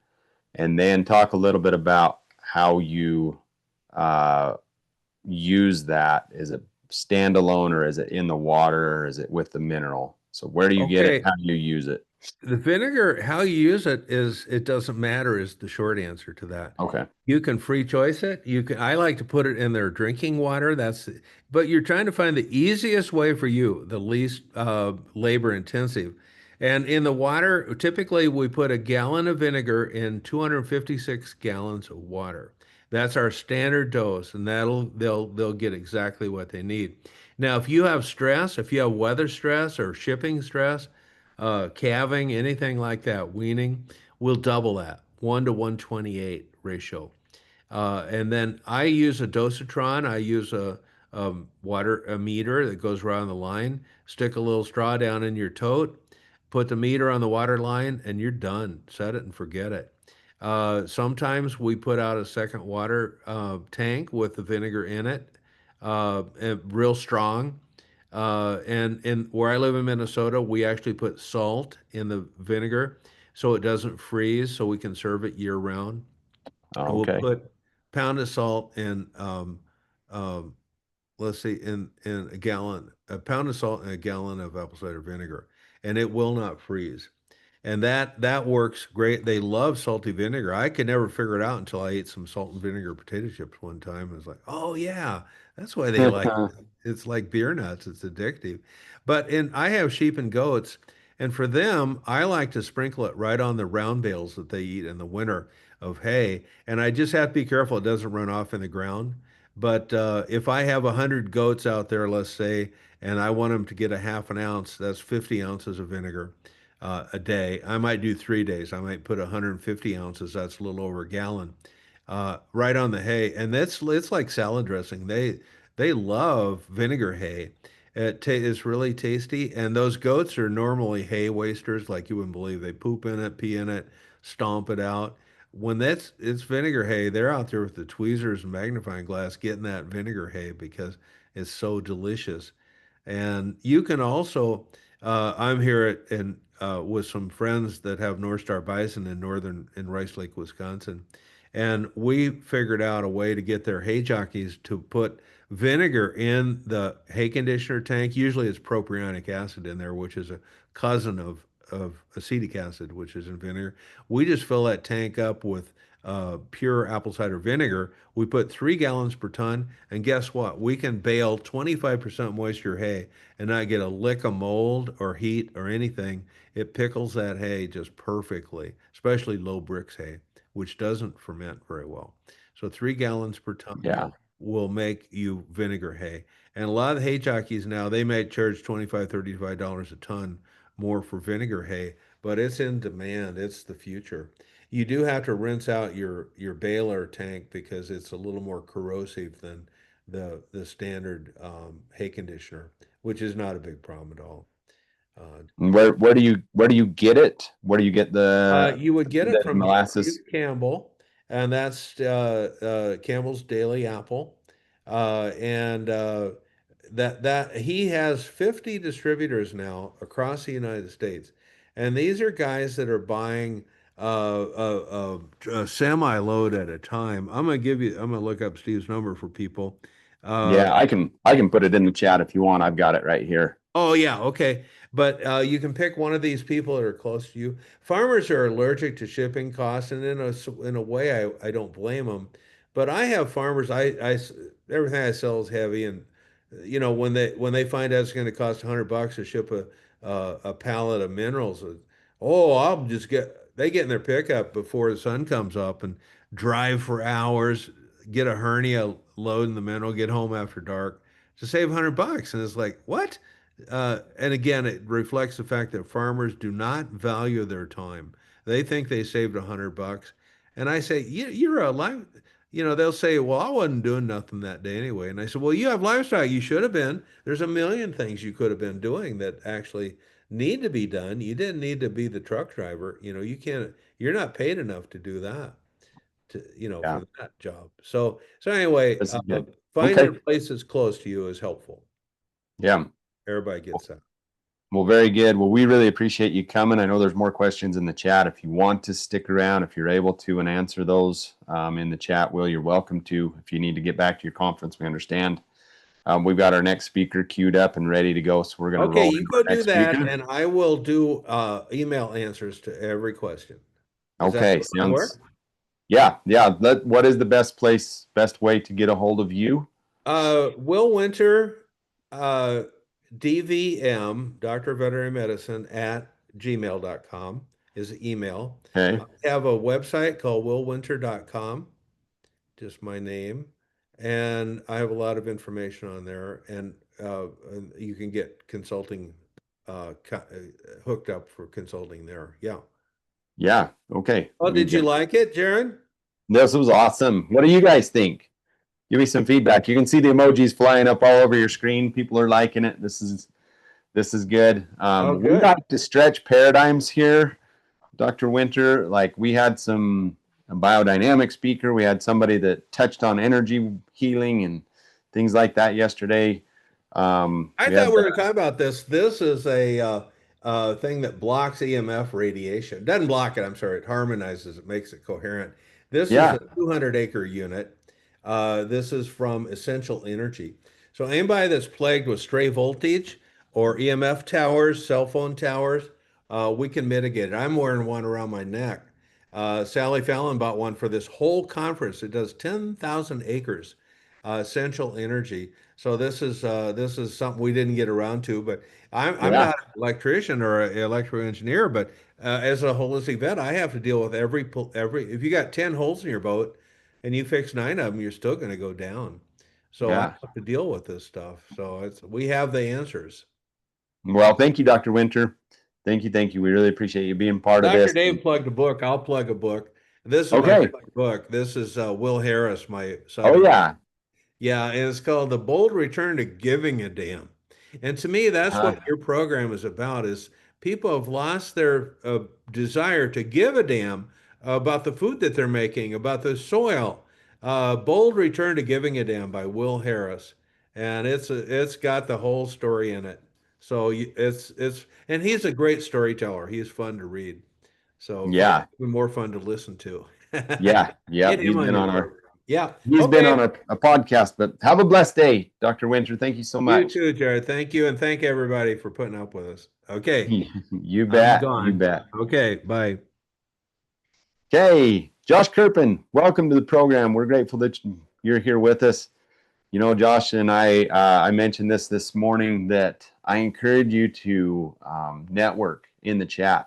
Josh and I actually met at a Strategic Coach virtual event. He was in Canada, I was in Nevada. We found out, so we had some mutual things in common, and we shared our contact information and been blessed to be able to stay in communication since. So while Josh is getting pulled up here, I want to remind you that, you know, you've learned from some amazing speakers here. They're what I consider, like Selena said this morning, they're the best of the best. We've had incredible ideas, but ideas alone don't make profit and they don't make changes. It's implementation that does. So that's why we've created the 2-day workshop. The follow-up to this event, it's happening in 3 weeks. We'll go ahead and we'll put the registration in the chat here and encourage you, take that step. Focus 2 days on your numbers, on building your team, on taking that next step towards profitable regeneration. So Josh, where are you calling in from today? Kenaston, Saskatchewan. Very good. Very good. Yes. Have you had snow? Have you had snow up there yet? We actually got quite a bit, 3 or 4 inches last weekend. It's all gone now, thankfully. It would make for an awful long winter if it stayed Man. this time of year, but it has before. It wouldn't be the first time, but yeah, we'll get a little bit more nice fall weather here, it seems like. So Yeah. Well, welcome. Well, welcome. Let's dive right in.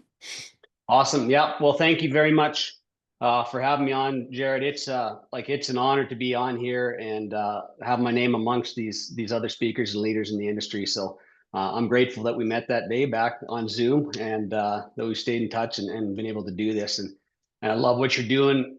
And you just touched on a couple of things that I'm going to touch on. One was paradigms with Will. It seems like that's kind of a theme of the couple of days here, and taking these ideas and putting them into action. And I'm going to talk today a little bit about how paradigms are what stops you from taking ideas and putting them into action. So I've got a presentation. We'll kind of jump in and out of it a little bit so that it's not all just PowerPoint up here. And if everybody's got to grab a piece of paper and something to write with at some point in time, in a little bit, we're going to do a little exercise that Jared will be familiar with, actually. That's going to point out some of your paradigms. So with that, I'll pull up my deal. Do I have the ability to share here? Yes, I think I do. There we go. Yep. I think you're a co-host. All right. All right. Can you see that all right? Yeah. Yep.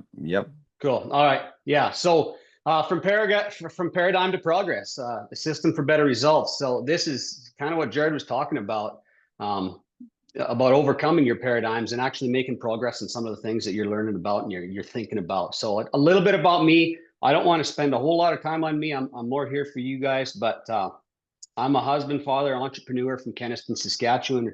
Originally, that's where we farm with my wife and 4 kids. I've got a lifelong passion for business, coaching, and agriculture. We've got a grain farm and a ranch up here. Our cattle herd is a dynamic, moving herd right now. We're downsized our numbers a little bit this year, but something that we really love doing. CEO of Kirpin Farms and Kaizen Solutions, which is my coaching business that I'm here for today. I'm also a certified Proctor Gallagher Institute instructor. Sorry. A few more things about me here, and none of it really matters all that much, other than the fact that I have found my purpose in life, and that's that I'm dedicating to helping others pursue their God-given potential in business, family, and life through mentorship and modeling. So I'll tell you a little bit more about, a little bit more about my story and how I got here and why I'm here talking to everybody. Started our farm from scratch back in 2009. Just my wife and I, and my dad had farmed, but he had been out of it for quite a while, and had some really good success, had some big goals, and we went ahead and achieved those and had the family that we wanted. We had a target to get to 10,000 acres on a farm. We got there relatively quickly, and things were really ticking right along really nicely. And I hadn't thought a whole lot about how I'd accomplished it. I just thought, kind of a combination of good luck and hard work was where we got to. But I was so blessed, and I had the family of my dreams, 4 kids, 2 boys, 2 girls, the wife of my dreams. Like, I mean, I got to do what I loved every day. Life couldn't get any better. I really believe that. And I felt, I suppose, unworthy a little bit. I knew that I wasn't smart enough, and I hadn't worked hard enough, and I hadn't created enough value to deserve the things that I'd gotten in life. And so I kind of switched gears consciously, pulled back on the reins, thinking that I don't need any more. I don't need to pursue anymore. I need to just stop and be grateful for what I've got. That led me to a pretty dark place. I had a sign on our kitchen wall, and I don't hang it there anymore. It's still around. It reminds me, it's a good sign, but it said, dear God, I take a moment not to ask you for anything more, but to simply thank you for all that I have. And that was really my mindset at that time. And the gratitude part of that mindset was great, but it was missing a piece. It led me to a tough spot. And I ended up starting to face some anxiety and some depression. I started getting, some pretty significant anxiety, and that built up over the course of a number of years. And it got bad. I remember a particular day in the spring. It was a beautiful spring day, and I was curled up on the couch, and it was about the only place that I felt safe. I was scared to go out and live life. I was scared of a lot of things at that particular point in time. It was a health anxiety related. I just thought I had every ailment known to man, and that I was going downhill fast. And I couldn't do much more than just lay on the couch and hope time would pass by and that somebody would come and save me from this somehow. But I remember getting up one day and walking out to the window in our living room and looking out. We built our house. It's just a beautiful view of the bald, flat prairie in Saskatchewan, but it's beautiful to us. And I remember looking out there and thinking, I'm really lost. I'm really lost. And I wasn't suicidal, and I'd never thought about taking my own life, but I thought at that moment, I said, I mean, I was scared to die. So that was really ironic. And I wasn't thinking that way. I wasn't thinking about taking my own life at all, but I remember sitting there looking out the window thinking that I could see how people get there from here. And that was a real scary time. That was a bad deal. That was my rock bottom. Rock bottom looks different for everybody. That was mine. I'm grateful that it was manageable. I wasn't abusing drugs or liquor or my wife or my family or my friends, but I was abusing myself and my God-given potential. I was doing it out of the goodness of my heart. I didn't know. I was ignorant. I didn't understand what I was doing to myself and what I was doing to my family and what I was doing or not doing with my potential. But anyways, I came to the realization, and it was a process, that I needed to figure this out. I needed to understand how I operated so that I could fix this. I was getting results that I really didn't like. The walls were closing in on me, and there was some urgency to get some things figured out. So I just started researching and diving into it myself, and really understanding the power of my thoughts. and how that was driving how I was feeling and driving my actions. And I started getting things back going the right direction and started having some successes and then pursuing some growth a little bit more. And in that journey, I've grown a lot since then. And now I've been able to look back and understand how I got my negative results. And now I'm really starting to understand how I used the same tool set to get the positive results that I had gotten, that had gotten me to that place where I decided to consciously pull back on the reins. Once I understood that, I started having sort of a passion to pursue something different, to help other people continue to pursue their God-given potential. I love the farm and I love the cattle and I love the ranch, but I got pushed into advising some businesses and had some really good friends through that, telling me that this is something that I was good at and I really loved doing it. I really enjoyed it. I was incredibly passionate about it, and I felt I was able to impact people a lot more that way through the farm. And the farm is still going, and now that has led me to pursue this coaching career.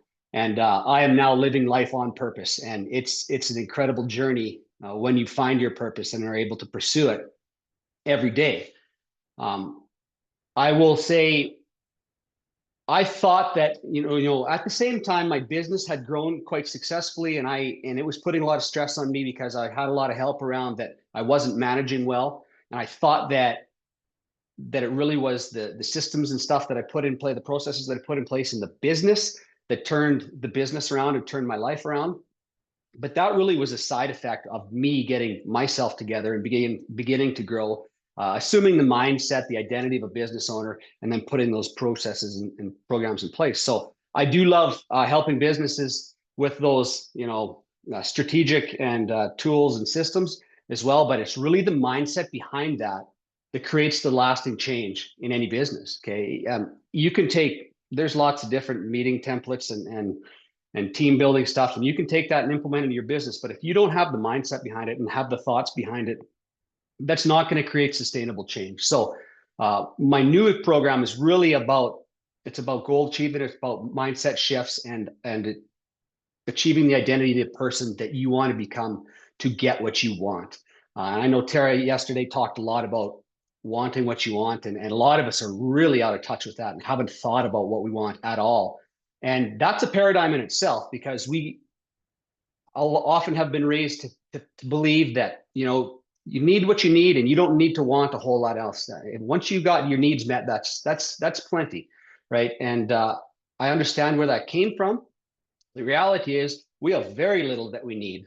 Almost everything that we have is a want of ours, and it was developed because somebody else wanted it. The fact that we're able to sit here and have this Zoom meeting and impact, hundreds of people out there is because somebody wanted to connect with somebody else across the world in as close to a physical way as possible. And it's pretty cool that we can do this. I mean, it comes with its challenges as well. But I'm really grateful that somebody wanted to be able to do this and created that. So I love the idea of wanting what you want. We'll get into that a little bit more as well.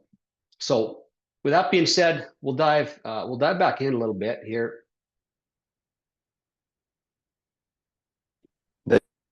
Say, Josh, that the highest frequency is vulnerability. I just learned that the other day, and we really appreciate your vulnerability and being able to share your come from story. That's powerful. Well, yeah, I appreciate it, and I'm pretty much an open book. I've learned from where I've been, and I just, if there's just one person out there that can resonate with that and I can help one person, then it's worth it. So thank you. Appreciate that. But everything starts with a desire, starts with a want. I love this quote: success is the progressive realization of a worthy ideal. And this is what I have come to realize in my ability to achieve the goals that I set out to achieve. When you achieve that goal, that moment of achievement, it's a high, but it quickly dissipates. And that period between when you commit to achieving that, or pursuing that goal, to when you actually achieve it, that is a period where you're really living on purpose, and you get up every day with something to go towards. That is what success is. Success is simply having a worthy ideal and living your idea, or living your life in pursuit of that worthy ideal on a day-to-day basis. Okay. And I have really struggled I wanted to define success, and I've tried a few times in my journal, and I haven't come up with anything better than this. This is just a wonderfully concise way to define success. We are goal-seeking organisms. I mean, right from the time that we're born, we strive to walk, and then we strive to run, and then we strive to drive, and then we strive to get a job, and we strive to get a family. And at some point in time, for whatever reason, we stop striving. And I think maybe it's because a lot of our striving is based on our physiological needs or wants, if you will. But at some point, we stop striving, and we stop growing and becoming more. We are designed to grow. Everything around us is designed to grow. When we stop growing, we start dying. It's a universal law of nature. We can't fight it, and we have to just live within it. We are at our best when we're pursuing something new. So that desire for growth is built into us. It's really a part of our nature. So I think that there's probably two types of people on this call. There's people who aren't getting great results and they want much more. They're maybe not even hardly in survival mode, and they're just wanting to get their head above water. And there's people that maybe they're getting decent results, maybe they're even getting good results. Maybe they're surviving or a little bit more, but they just have a feeling inside of them that they're made for a little bit more. And that's inside of all of us, I believe, if we stop long enough to listen to it. And a lot of us, when we hear that, it sounds like a lot of work to pursue it. And we're very comfortable where we're at. And we will try and do anything we can to ignore that. But if you stop long enough and listen to yourself, I believe that everybody here has a desire for more, whether you're really not in a great spot or you're in a really good spot. You know that you were made for more. We've got God's infinite potential in us. What does better results look like to you? I would ask you that, and type it in the chat. If there's something that would mean better results. I mean, that's a pretty broad term, but better results. What would that mean? What would that mean to you? So I think that largely we seek more freedom. Ultimately, is what it comes down to. And this is a bit of a strategic coach thing, Jared, but freedom of time, freedom of money, freedom of purpose, and freedom of relationship comes with that. And to me, that's a Dan Sullivan idea, but to me, I always thought that, freedom of time is the most important thing for me. It's the one thing we can't get more of. There's more money. They print more every day. You can always go and make more money. We only have so much time, and none of us knows exactly how much we've got. So that was always the thing for me, and that was my only interest really in making more money, was that I could use that money to buy back my time. Well, that's fine and dandy, but what are you going to do with your time? How are you going to spend it if you don't have any sense of purpose, right? And I think that's why a lot of people probably stay busier than they need to be, because they've lost touch with their sense of purpose. So your time isn't worth a whole lot if you're not connected to your purpose and you can't pursue it in a meaningful way. So you can't have a holistic life without having all of these freedoms. You need them all, but ultimately you need purpose. You need time to spend on your purpose. Money serves that to buy you back your time. And I think that freedom of relationship is just a byproduct of having these other freedoms in line.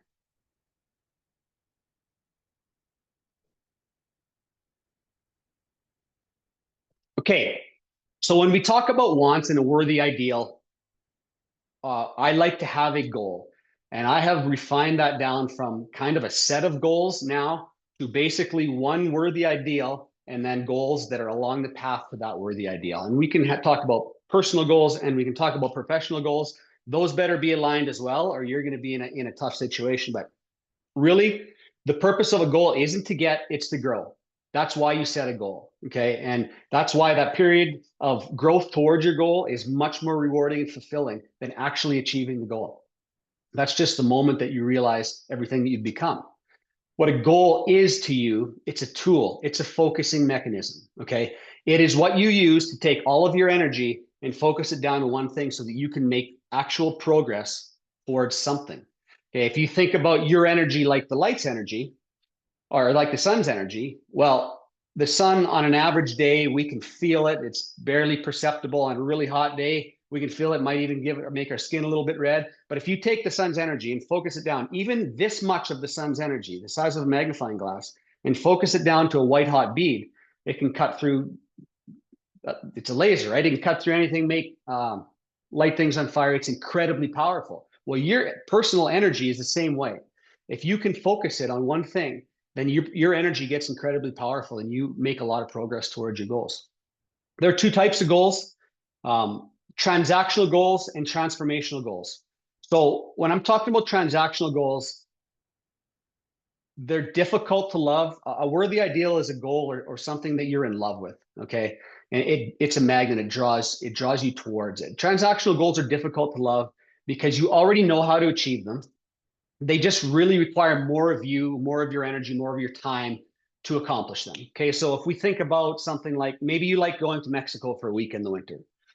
Canadians, that's kind of the thing. Well, a transactional goal would be, I want 2 weeks next winter. That's 2x. That's a pretty significant increase. Well, you know exactly how to do that. You're just going to need to work a little harder, put in a few more hours, or save some money somewhere. That goal isn't going to fire you up all that much. A transformational goal really fuels passion, excitement, and drive. When you fall in love with your goal, it becomes a magnet, like I said, pulling you towards it. So a transformational goal requires you to become something that you currently are not in order to achieve it. And that's where the magic happens, okay? That's where you become more. So I believe it's our purpose on earth, really ultimately to grow and to become more. And that looks different for everybody, but we talk about doing God's work, and we talk about it a lot in ag. Well, what is God's work? Well, God being the creator, God's work is to create. So it is our job to create. And it starts with creating more of ourselves. We create more of ourselves, we just create more impact around us and everybody in the world. So if we can agree on the first part of the discussion, that we're put here to grow and that we have to grow or we're going to die. That's put pretty bluntly, but that's the way it is. Then you must have something to grow towards. You must have a specific goal or a worthy ideal. So this is where we'll introduce paradigms, because this is what stops people often from formulating a goal or from pursuing it in any meaningful way. So our brains are like a computer, okay? It's basically a switching station. It's a dumb terminal. It will basically do whatever you input into it, which is done through your thoughts and through your emotions.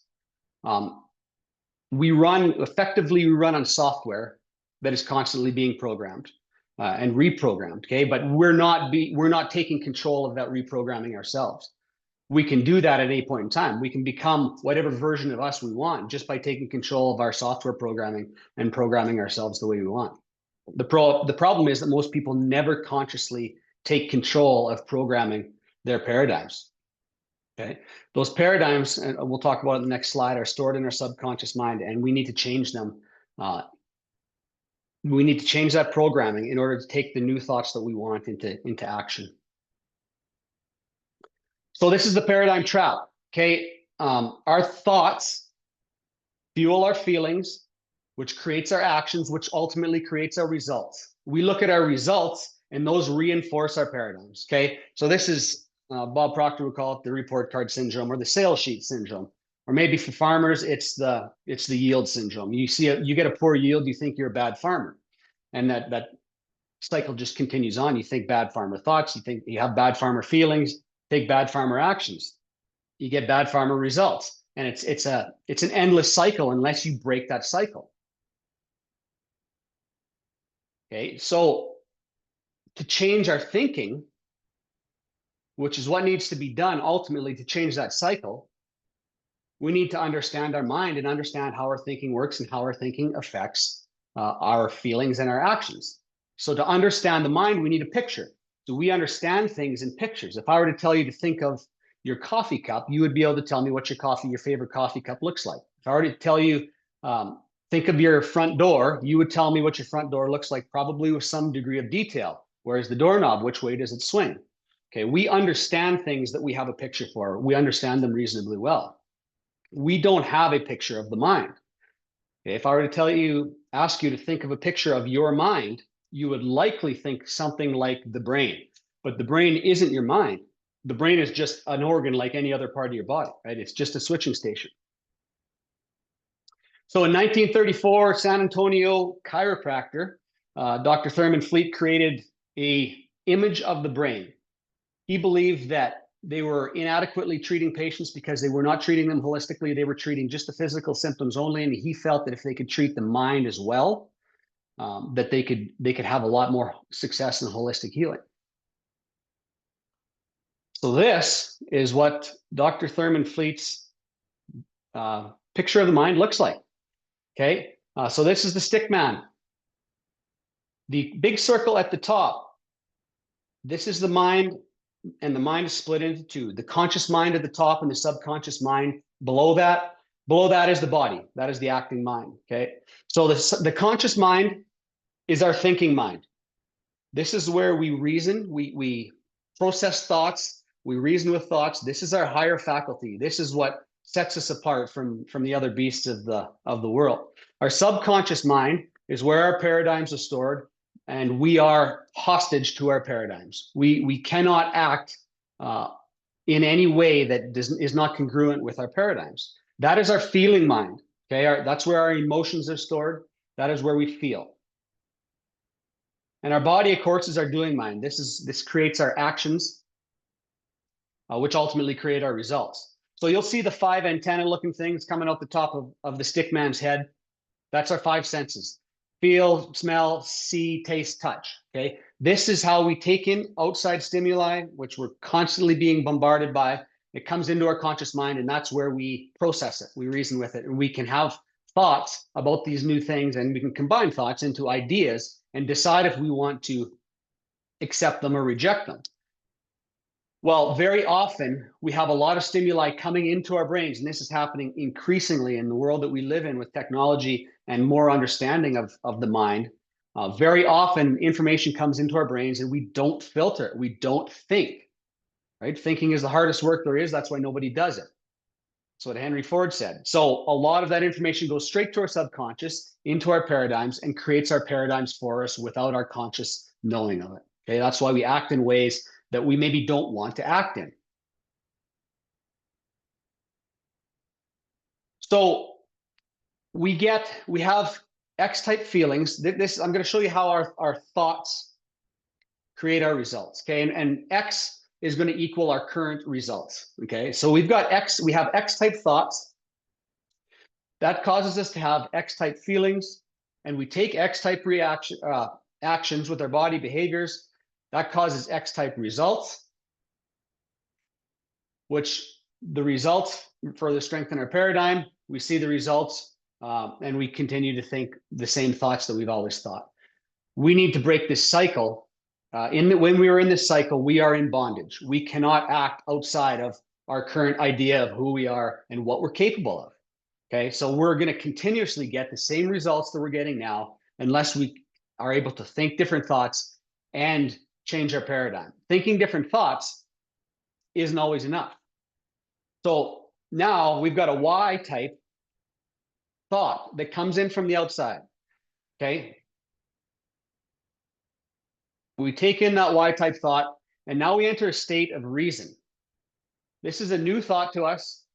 It comes to us from somewhere else in a moment of prayer or silence or whatever it is. And we start to think about this thought, and we can combine it with other thoughts, and we can come up with a new idea. And we think about this idea, and if it fits with the way that we see the world or the type of results that we want to get. Now, as long as this idea only stays in our conscious mind, and we don't get really excited about it or emotionally involved with it, it's not going to cause us any issues. Okay, this is just, we've all been there, right? We've all had thoughts that we thought about. We have 30-some thousand thoughts a day. I think Tara said that yesterday. And we don't act on all of them, right? We don't accept all of them. So as long as that thought stays in your mind, it's not going to have any effect on you. And this is why you can have bad thoughts and not be a bad person. Just reject it at will. You get to choose with using your willpower whether you want to accept or reject any thoughts that come into your mind. So we're in a state of reason. Now, if we get emotionally involved with that Y type thought, and we impress it into our subconscious, now we're starting to challenge our paradigms. Okay. And we impress that Y type thought into our subconscious, and now we start thinking about taking Y type actions. And this puts us into an XY vibration. See, when we are just having X thoughts, X feelings, X results, everything is in a line. That's where we're comfortable. That's our comfort zone, right? We are thinking the things we've always thought. We're getting the results we always do. We're still alive. We're okay. We're comfortable. For most people, they're not willing to break out of that. It takes a really special person, frankly, to break out of that comfort zone without hitting some type of rock bottom. Okay. When you get introduced a Y thought and you start thinking about taking Y actions, when you are an X type person, you start to get into a conflicted vibration. Okay. So the results that we get, and we've called them X type results, but all of our results are effectively, they're either negative or they're positive. Okay. The root cause of all negative results is ignorance. Simply ignorance on how our mind works, how the universe works, how we work. Now, we've started thinking this Y type thought. We like it.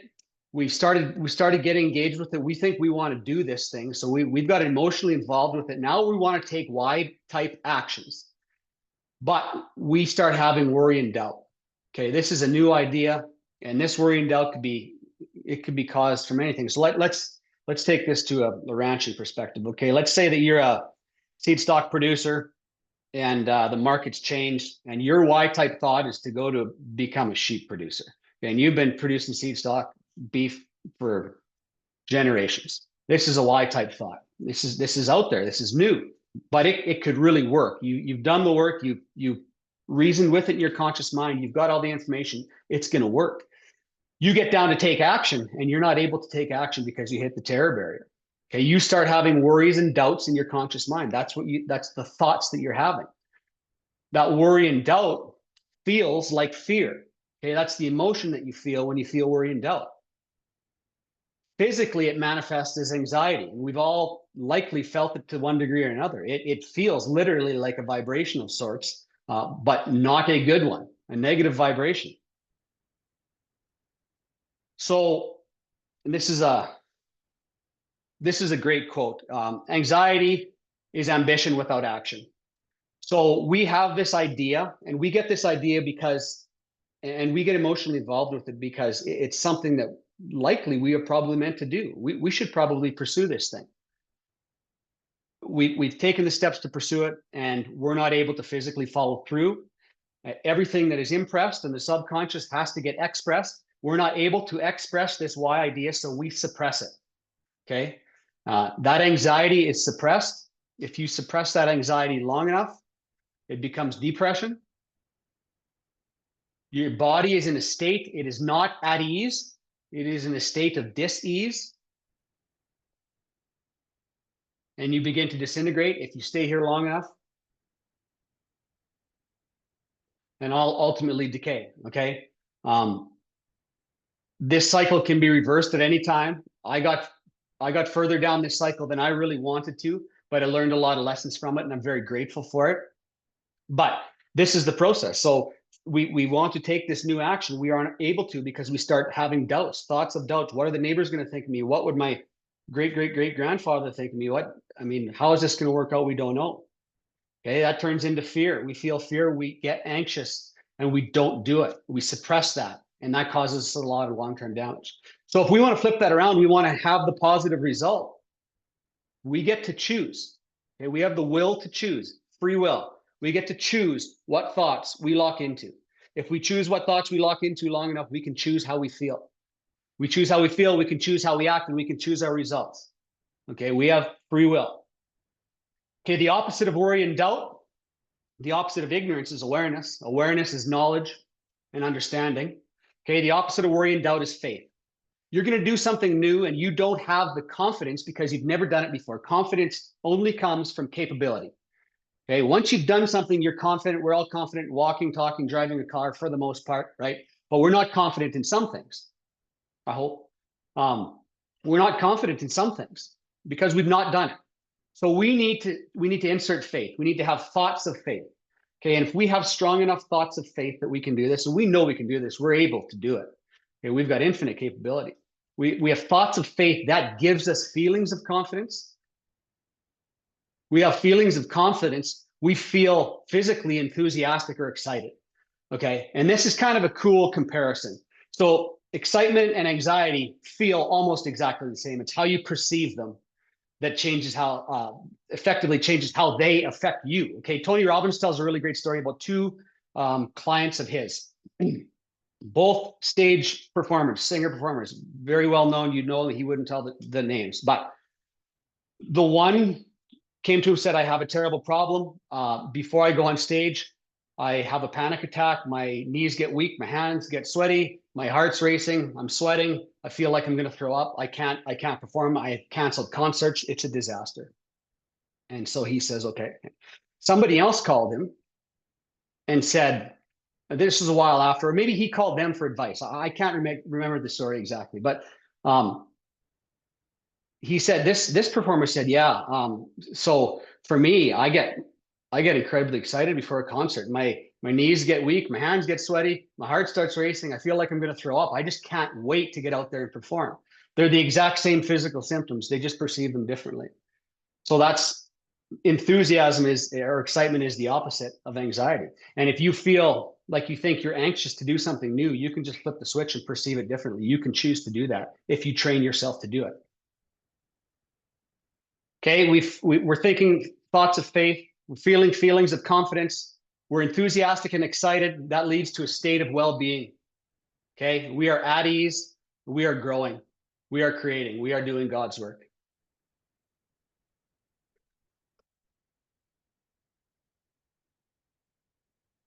So one of the biggest, most powerful parts or limiting parts of your paradigm is your self-image. Okay. You have two images, your external image, that's the image that you present to the world, and your internal self-image. And that's the way that you see yourself, and it sets the potential for what you're capable of achieving. You can never outperform your self-image. Okay. So if your self-image as a rancher is an average weaning weight of 600 pounds, I don't know. That's your self-image. That's what you think you're capable of. You'll never outperform that. Okay. Or you're aiming to reach organic matter of something in your soil. Whatever you believe you're capable of, you'll never achieve more than that. If you want to achieve more than that, you have to expand your self-image. You don't know how to do it yet, but the first thing you have to do is start thinking like somebody who might know how to do that. Okay. Your self-image sets the ceiling on your income, your health, your relationships, and your impact. To change your results, you must upgrade your self-image. It's part of upgrading and changing your paradigm. So we can have all the thoughts we want about all the great things we want to do. If we don't do the work to change our paradigm and our self-image, we'll never take the physical actions that will manifest in the results that we're dreaming of, right? So this is an important distinction to me. It's not about becoming somebody new. It's not about becoming the next Tony Robbins or the next anybody, right? It's about becoming the next version of you. Think about it like a software upgrade, okay? You right now are you version 1.0. You need to become you version 1.1 to achieve the results that you want to achieve. You need to just create the image of the person who already has the results that you want to get. We don't compete with anybody else. We don't compare ourselves to anybody else. Our only competition is our former selves. As long as we are more than our former selves, then we are winning at life. We are successful. It's not about becoming somebody else. It's everybody else is already taken. You don't have any choice but to be you. So be you, the you that you think you should be, not the you that your friends think you should be or that I think you should be. You got to be the best you that you can be. So paradigms control everything in your life. They dictate every major outcome in your life. The money you earn, like we said, the work you do, the health you experience, the quality of your relationships, even how long you're likely to live. Okay, so that's going to lead us into the exercise that we're going to do. If everybody's got a piece of paper and a pencil, I want you to bring it out. We're going to do a little exercise here. And by challenging your paradigms, I'm going to give you more life, literally, over the next 5 to 10 minutes here. So what I want you to do is on your piece of paper in the bottom left-hand corner, I want to write how old you are today. And then beside that, I want you to write how old you think you will be when you die. What age do you think you're going to be when you die? If anybody's willing to share it, go ahead and share it in the chat. You don't have to if you don't want to. That's totally up to you. Now, once you have the age that you think you'll be when you die, I want you to think about how your state in 5 areas of your life. Okay, so I want you to write 5 headings. They're physical, mental, financial, relationships, and purpose. And I just want you to jot down some notes about how your state will be physically. How will you physically be the year before you pass away? What will be your mental state? What will be your financial state? What will be the state of your relationships? Your marriage, your relationship with your family, your close friends? And what will your relationship with purpose be? So I'll give everybody a few minutes to write that down. So the year before you die, you've written down the year you think you're going to die. The year before you die, what state are you going to be in physically, mentally, financially, your relationships, and your purpose?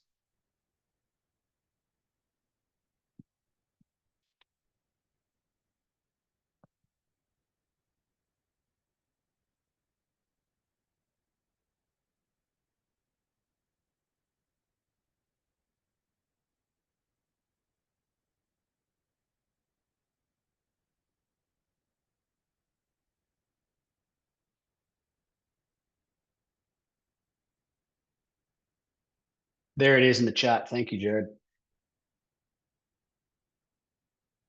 Physical, mental, financial, relationship, and purpose. What state are you going to be in the year before you think you're going to die? And then I want you to start thinking about why you picked that age that you think you're going to die. That is a paradigm that you have.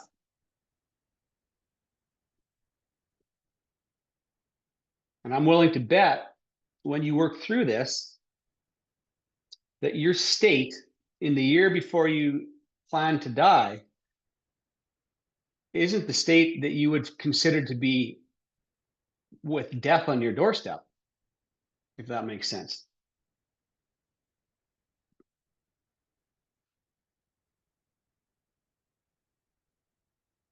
So I'll give everybody one more minute to make some notes on that.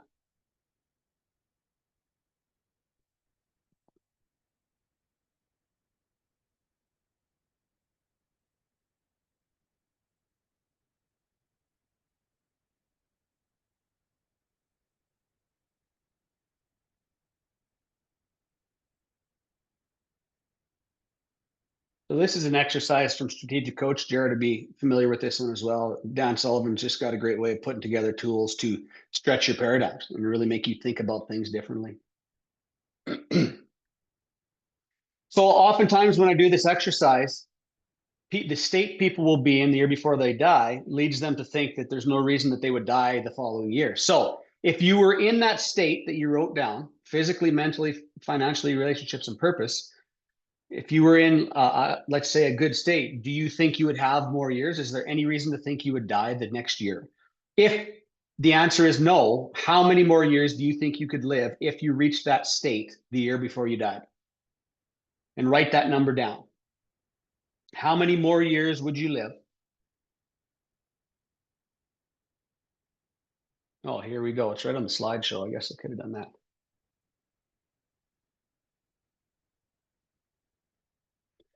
Okay, how many more years would be possible if you met those conditions the year before you die? Okay, when you've got that, I want you to add them together and then tell me your total for how long you think you're going to live. And I want you to write down how many extra years in the chat, how many extra years you gave yourself and what that makes the total for it. It's interesting to see what people come up with. Total 156. I'm 137.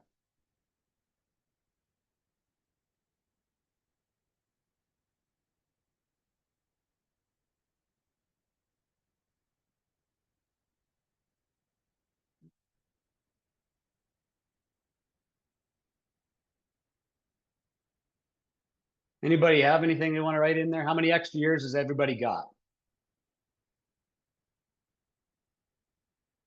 109. Wow, that's awesome. 10 extra years. Very good. Okay, if you had 10 extra years in your life, or 2 or 15, what would you do with those years? I want you to write that down.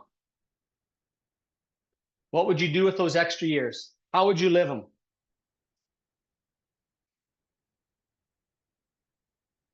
What types of things would you like to do physically, mentally, financially? Purpose. This is your bonus life. What would you do with it?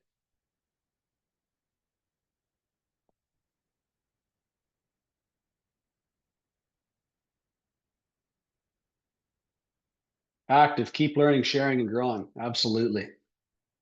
Absolutely, Larry.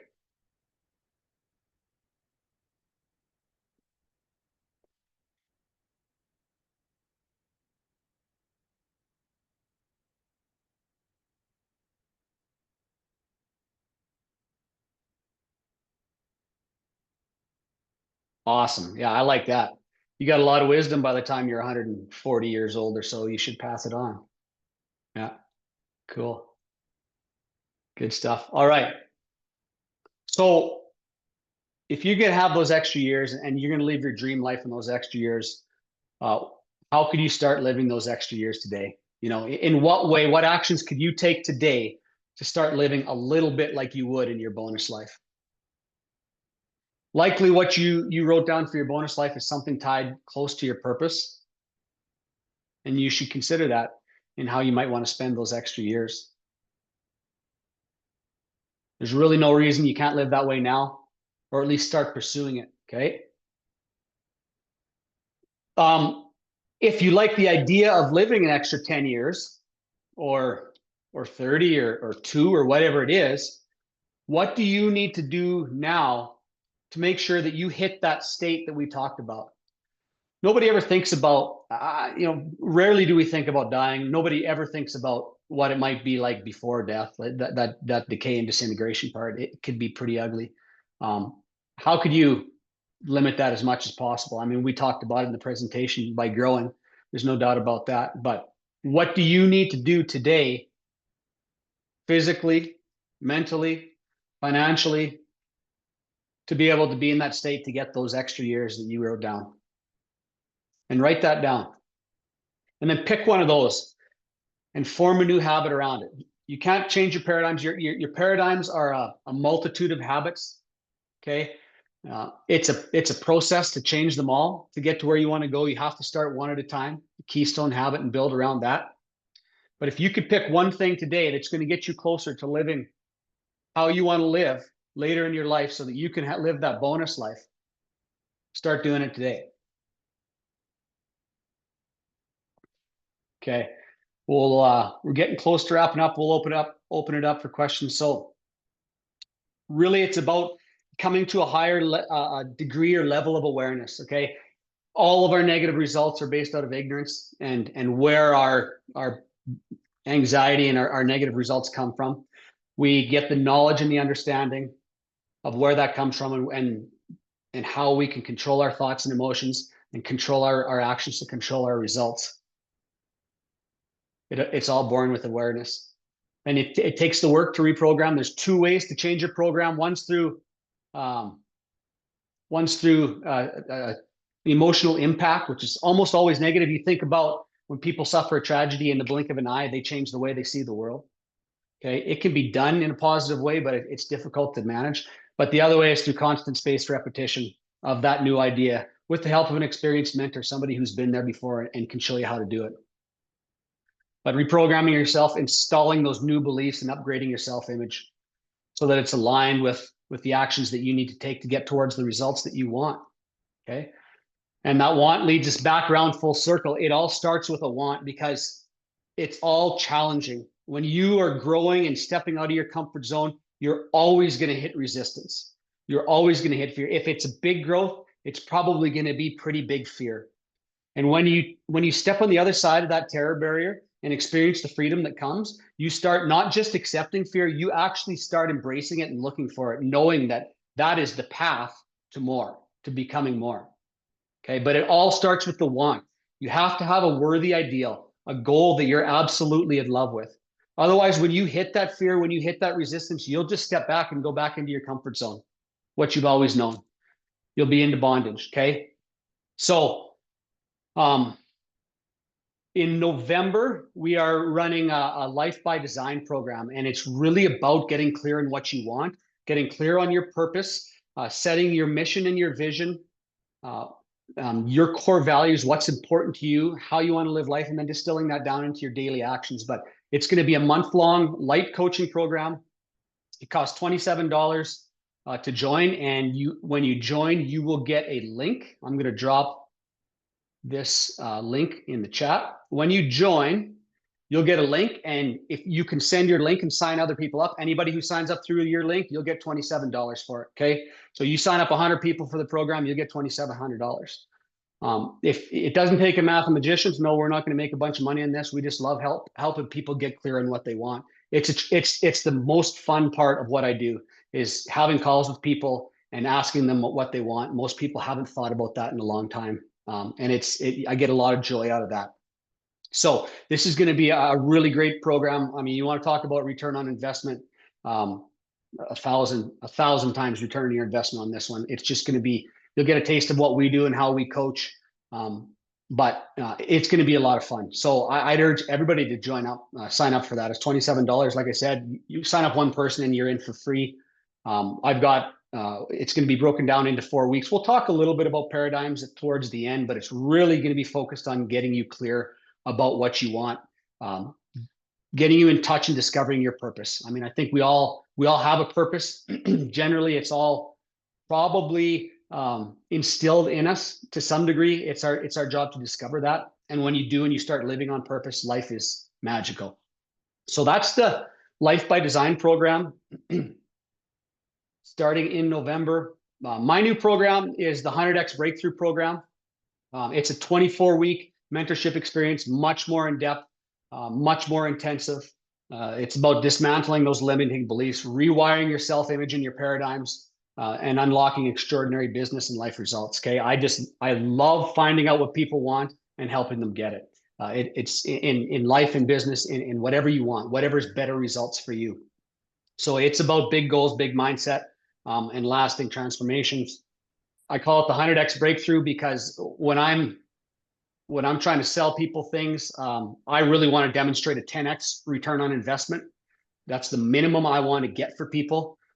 With this program and the transformations that you can make, 100X return on investment is absolutely nothing. And it really is about having a breakthrough from wherever you're at, from feeling stuck, from wanting to get those better results. Okay, so I'll go to the next page, and you can book a call with me. This is how you can get in touch with me. I will put the link to my call scheduling. So it's my website. Go to here, just hit schedule a call, kznsolutions.ca, scroll down and pick yourself a time, sign up, and we'll have a call. Okay. It's free. It's called Instant Impact because we will make an instant impact in 30 minutes. We'll get you a little bit more clear about what you want and what's holding you back from getting it. You're not beholden to me for any reason on that, but that's something that I just love doing, and it's a whole bunch of fun. So we're getting close to the end. This is how you can get in touch with me, and you can follow me on social media. We're trying to put good content out there all the time as well that you can kind of trust. So that's it. That's me. I'll wrap it up. Open it up for questions if you got any, Jared. Super cool. Thank you so much. We really appreciate the Oh, just the way that your message tied in with everything else that we've talked about here, Josh. The need to be able to recognize that those things that are manifesting themselves above the surface in the physical realm are just a reflection of what's going on beneath the surface in our subconscious, our programming. We can work all day and wear ourselves out. We can work our lifetime wearing ourselves out on those external things. But what you're suggesting, and some of the other speakers have suggested as well, is that if we want to go to the root, let's go and address things that are beneath the surface. And it's proven, right? I mean, Yeah. the great thinkers throughout history have shown that this is the way. This is the way. I mean, that's my journey of discovering what was going wrong with me, led me to try and find out how to make it right. And all of the great thinkers from forever, it's all the same stuff. It's all the same common threads, right? Real lasting change happens from the inside out. Yeah. 100%. So how is that, as you've recognized this and you've made those changes internally, how have they manifested themselves externally, whether that be relationships or financial or in business or your health, or I'm sure there's probably something, but maybe pick one or two that stand out for you that are the external manifestation of the internal work that you've been doing. Yeah. So I've always been an unconscious competent, they call it. So I've been a goal achiever. I've been able to set out a goal and achieve it, but a lot of times through sheer force of will and hard work. And, you come to the other side and it's not necessarily that enjoyable of a process. And if you didn't set the right goal, then you kind of wasted your time. So what this has done to me is allowed me to be much more efficient with my energy. That's really what it's about. Probably for me is getting really clear on what I want next and being able to focus it by having that great goal and accomplishing it. And I just feel so much more on purpose. I mean, I've made some physical goals. I'm way healthier than I was 5 years ago. I'm young. I'm sure if you looked at my biomarkers, I would be younger than I was. I've been in 10 years, like I'm literally, you can turn back the clock. And I've done it really all from the inside out. Yeah. Love it. So that is awesome. If you had just one place to start, one thing that you would say, hey, this was the pivotal moment, or this is the thing that I've seen that helped my clients the most to start the ball rolling. Does anything come to mind? Get clear on what you want. Okay. And don't feel like you've got it, that you're going to be locked into that goal forever. And if it's like a 25-year goal that your next 25 years is dictated, but get clear on what you want and really something that you love. Like you got to be in love with your goals. Okay. It's like, you can't just love your wife. You got to be in love with her. Love is like a verb, right? It just doesn't just happen. You got to kind of work at loving your goals, especially when it gets tough pursuing them. You got to work on it. You got to keep that goal in front of you and stay in love with it. But yeah, that's what I would say is that worthy ideal. If you can get clear on what you want and you've got a strong enough desire to get it, nothing will stop you. Like you have all the capability in the world. I believe the one of the challenges with working with me is I likely believe in you more than you believe in you. So I'll push on you pretty good, to become more, but that's all part of the fun. So. Yeah. No, I think that is really true. I mean, that desire, that's something that you can't give somebody else that. No. When people come, whether it's in a coaching scenario or they come to work on the ranch, man, if they don't have that desire, it's hard to light that fire underneath them. And I compare that, to livestock. And the first principle in livestock is create movement. You can't steer a parked car. You can't move a parked herd. You create movement, even if that movement's in the wrong direction, then you can steer it, then you can bring it back around. And so sometimes, and maybe just give some thought to this, but sometimes creating that movement looks a little bit chaotic.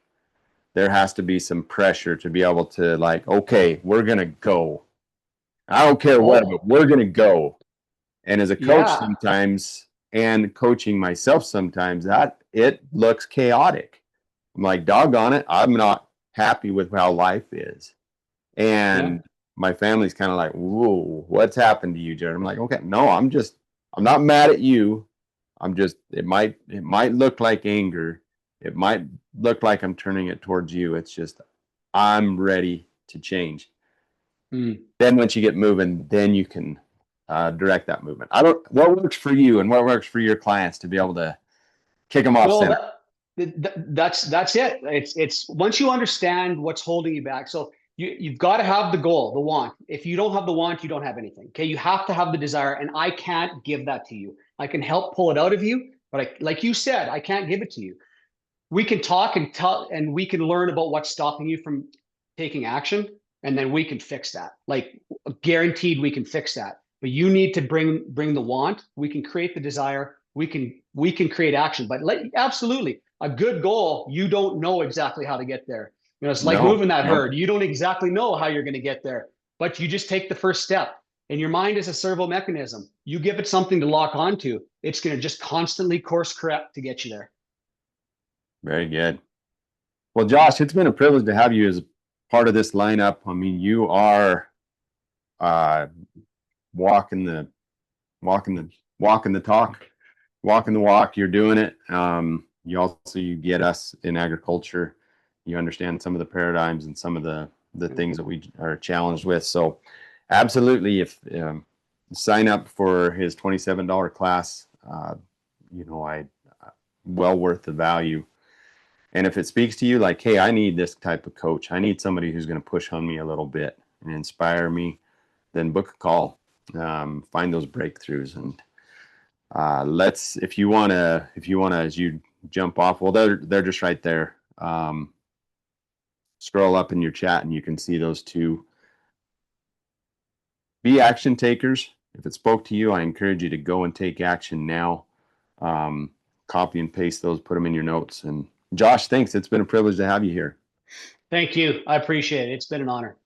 Yeah, absolutely. Absolutely. Yeah. Let's give some love. Let's give some emojis, give some takeaways and epiphanies in the chat. We're really grateful that we have this caliber of speakers who come and speak at this event. So it looks like, I don't know what time it is for you guys, is you've realized we just kind of roll from one speaker right to the next speaker. We don't take breaks. We don't take a lunch break. If you guys need a break, you're absolutely welcome to do that. Run, grab a drink of water. Like we learned from Dr. Cole, stay hydrated. That's really important. Selena, if you want to manage letting people into the room right now, that'd be great. And we're gonna roll into this next section here. So Selena is probably arrived at your destination here, waiting for the cross country race to start. And so I invite you, if you're able to, you can come off mute strategically as well and be able to interject some ideas here. But I just, as we get started, go ahead and again navigate to the chat, and I invite you to share one word that sums up for you your experience of being here yesterday, and if today was your day one, today, just one word that for you would be the summation of your experience here with us over this last day and a half. I'm going to give you a second to do that. And again, invite you to go ahead and share that in the chat. Okay, we've got inspiring. I'm going to put my word as purposeful. Jason, thank you. Excited. Nicole shared inspiring. What else? What is that one word? Challenged. Good. What is that one word that for you sums this up? What is that one word that for you? Resilient. Motivational. Thank you, Gina. Thank you. Is it Shannon? Dakota? Dakota, I've seen you on here a bunch. It looks like maybe you're in and out a little bit, but you keep jumping back on. We appreciate that. Hopeful, inspired, focused. Keep them coming, you guys. Enlightened. Good. Keep those coming. Okay, as you think about that one word, whatever that was for you, what is the emotion that is tied to that word? Okay. Is there something that makes you feel? the word might be more cerebral. It might be more of a thought. But now let's tie that back. If it sparked an emotion in you, something that, hey, I felt that, could have been something that the speaker said, Josh in his last presentation, when his come from story, I felt that. I would sum that emotion up as, I would say it was gratitude in that instance. Gratitude for his willingness to share, gratitude that somebody else gets what I've gone through. And go ahead and put that emotional word in the chat. What is it for you? And I think that really sums up this whole event for me, is gratitude. Gratitude for the speakers, gratitude for the people. Thank you, Candy. Purposeful and driven, purposefully driven. So excitement, good. Be thinking about that. And why do I tie it back to an emotional word? Because that is the fuel that will help you to create the changes that we've talked about here today and yesterday. Right? You're not going to not make change because you don't have enough knowledge. You're going to not make change. You're going to stay stuck because you run out of gas in your gas tank. And that gas is the emotion.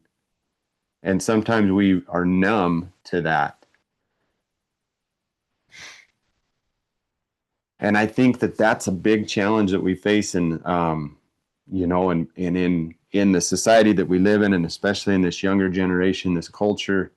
We are so numbed out by these devices that we have in our hands, or even the food that we eat, the overeating, the maybe stimulants, or the things that the addictions that we might have, the drugs that we're on that are specifically meant to numb us, to calm down that ADD or ADHD. Man, I would just want to say, you know, it's okay to feel. Feeling emotions are not a bad thing. Even anger is not a bad thing. It's only bad when it's channeled in the wrong direction. So if you guys have felt something here today, good. Tap back into that. Because just like Josh explained, those emotionally significant events, they don't always have to be negative. They can be an inspiring event. They can be something that, hey, I learned this. I felt something here today. And because of that, I'm going to take this action. Okay, so hopefully you have come up with at least 1, 2, maybe 3 things on your I'm going to do list. Remember, that was our challenge as we got started. You've got your epiphany list, the things that you're inspired about, those things that you want to share, those things that you want to come back and review. But the most important thing is to write down those things that you're committing to yourself to do. And if you want to commit to somebody else, that's level 2. If you want to go to level 3, you can type it in the chat and we'll hold you accountable. Right? When a goal that's not written down is just a wish. And so if we write it down, then it actually becomes a goal. All right. Well, okay. So another thing in the chat, I'd love to be able to interact with you guys during my presentation. So how many of you are brand new? This is your very first Ag Steward event. You haven't listened to the podcast. You just maybe clicked on a Facebook ad. If this is your absolute very first one, put a 1 in the chat. If you've been here more than 2 or 5 or 10 times, go ahead and put that in the chat. However, you know, and estimate 1+ or 2 or more. Okay, so we've got a lot of 1s here. Thank you. Welcome to this community. We are honored to be able to serve you. Whether this is your first, or like Margaret, your 4th, or like David, maybe it's your 15th. Yeah, David, a bunch. Dakota, Candy. Okay. Welcome, and we welcome you to this event and also to this community. So that's good to know, because a lot of you don't really know my backstory. Josh shared his, and again, thank you for doing that. Being able to share with us, you know, where you came from. I hail from northeastern Nevada. My family owns a multi-generational ranch here.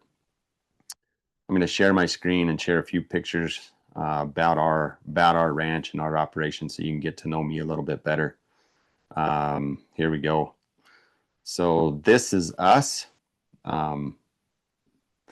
This is us a couple years ago. Our family has since expanded. As I mentioned earlier, we've got 9 children. We had 1 grandchild in this, and fertility is not an issue for our family, apparently, because now we have 5 grandchildren. We love family. It's an important part of what we do and why we do what we do. I've been blessed to be able to attend some of the classes that you guys have gone to. They've been wonderful sponsors. We want to again thank the sponsors for this event, Ranch Vision. They got to speak to us. Let's see, who else do we have? Ambrook and the AV Hub of the Savory Institute. So great sponsors. We're big into education. Those guys promote that. I've been to the Ranching for Profit School. Really love what they do and the framework that they've set out. Bud Williams has been a mentor to me directly and now vicariously. He passed away over 12 years ago. Invested a lot in learning about leadership, much like Josh did. Soil health is a passion of mine. I'm involved with the Savory Institute and certified with them to be able to utilize their materials for education. I wrote a book, which there's a copy of it here somewhere. It's called Searching for Home, Finding Grace. The ranch actually has a regenerative certification, and there's multiple reasons that we did that. It does allow us to be able to sell the products off the ranch with that regenerative label, but it's also a way of holding ourselves accountable to actually walk the walk. We practice what we preach. We now have third-party data over the last 6 years that verify that in the key ecological processes, those 4 ecosystem processes that we talk about more in depth in the subsequent classes that we do, that we are showing steady improvement over time, that progress is happening. And so that regenerative certification is important to us, not only because it gives us this label, but it also proves that, hey, we are doing the right things, and it helps us to course correct when we get off and we don't do those things. You guys can also check out, we have a podcast. Josh has spoken on that podcast. A few others have that are on here today if you want to dive deeper. We strive to have a balance of speakers, people from within regenerative agriculture, some producers who are not necessarily you're going to hear from anywhere else. And we pull in people that are outside the industry to be able to bring balance and perspective and really tackle some of the weighty matters and challenges and the opportunities that we have. And as you guys can tell, we do these virtual summits. You're here today. Thank you for joining us. I also do speaking and training over the weekend, or the beginning of this week, had the opportunity to go and speak at an event, and it's an honor to be able to do that. This is a footprint, or this is a map of our footprint of our ranch. We're in 2 geographic locations on either side of this mountain range. I wish I could zoom out here a little bit. But if you were to go about 180 miles to the east, would be Salt Lake City. And if you were to go from where we live right here to the northwest, would be Elko, about 35 miles away.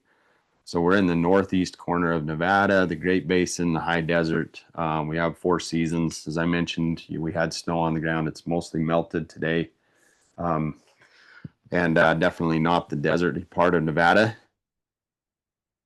And we come from a heritage of ranching. So my grandfather started ranching in southern Utah at a very young age. My wife and I had the opportunity to go and revisit some of his old stomping grounds in a little town called Mount Carmel, Utah, and Orderville, where his family raised him. He was born in 1900. And can you imagine the amount of changes that he saw over those nearly 97 years of life? He died just before his 97th birthday. He never really retired. He said, I'll never retire. I'm just tired. And he was created a great legacy for us. He moved to Nevada in the 1940s and then moved up to where we are in the late 1940s, early 1950s, this a little bit further north in Nevada, starting with sheep and then transitioned to cattle. We sold the last of the sheep in the 1980s. I was actually partnered with my dad at that point. My grandpa helped me get a start in the commercial sheep enterprise that we had on the ranch, and I'm really grateful to him for that. So my grandparents and my parents created this legacy. At a young age, my wife and I had the opportunity to step into management of the ranch when my mom and dad cared for their aging parents and then left to serve missions. And so at the age of, I think I was 23 and Selena was somewhere around 20, we had a baby boy, and mom and dad left, and it wasn't goodbye and good luck, but it kind of was. They were in Mexico and communication was not the greatest. And so for about 18 months, we figured it out. And then they came home, and dad made it clear that he didn't want to step back into management, that I would be the manager and he would work for me. And then they left on another mission, and that continued kind of over the next 12 years that they were actually gone more than they were home. And so for me, the principles of leadership and business management were really a baptism by fire. I knew how to do the tactical things on the ranch, but I didn't understand the business. Nobody was putting out classes like this, or if they were, I wasn't made aware of them.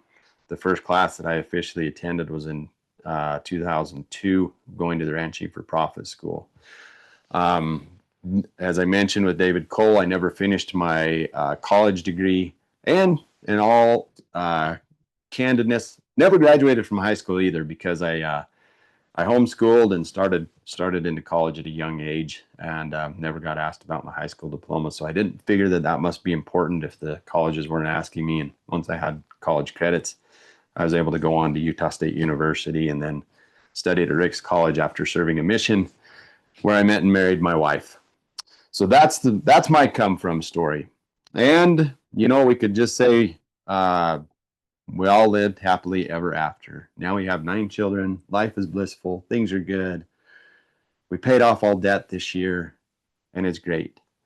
Well, in between the taking over the ranch at age 23, and I just turned 51 last week, there's been some experiences, and I want to share some of those experiences to illustrate the need to continue to learn, to progress, and to look back and make sure that we are living by true and correct principles.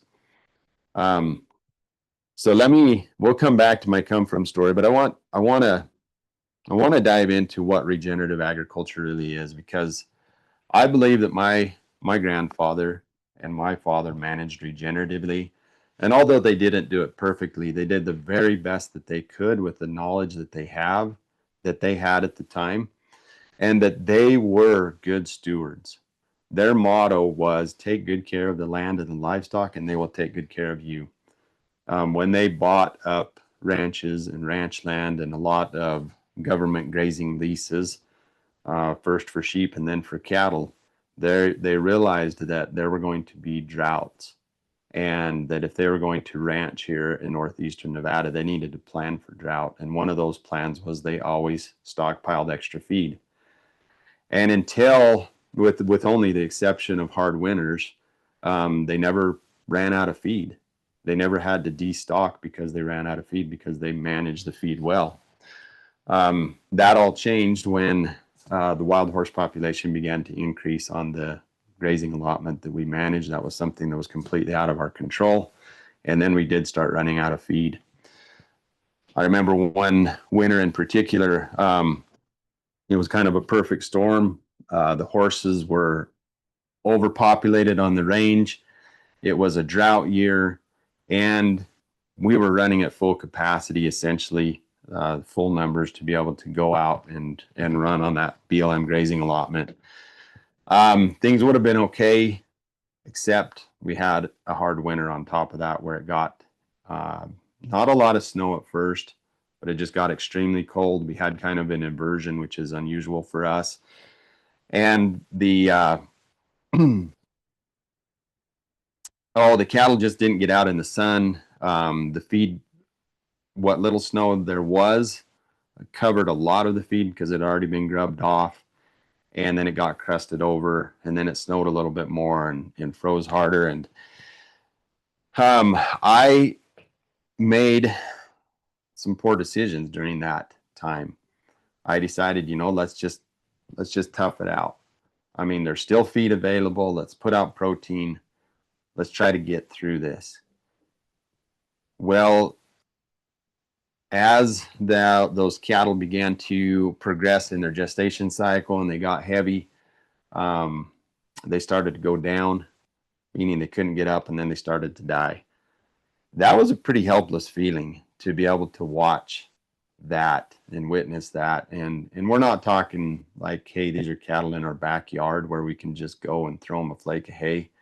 They were spread out over our whole grazing allotment was 500,000 acres, and they had access to probably 100,000 between the two herds that we had, and with the storm somewhat scattered them. And so a lot of things looking back that I could have done differently, could have interjected management sooner and got cattle to feed or feed to cattle.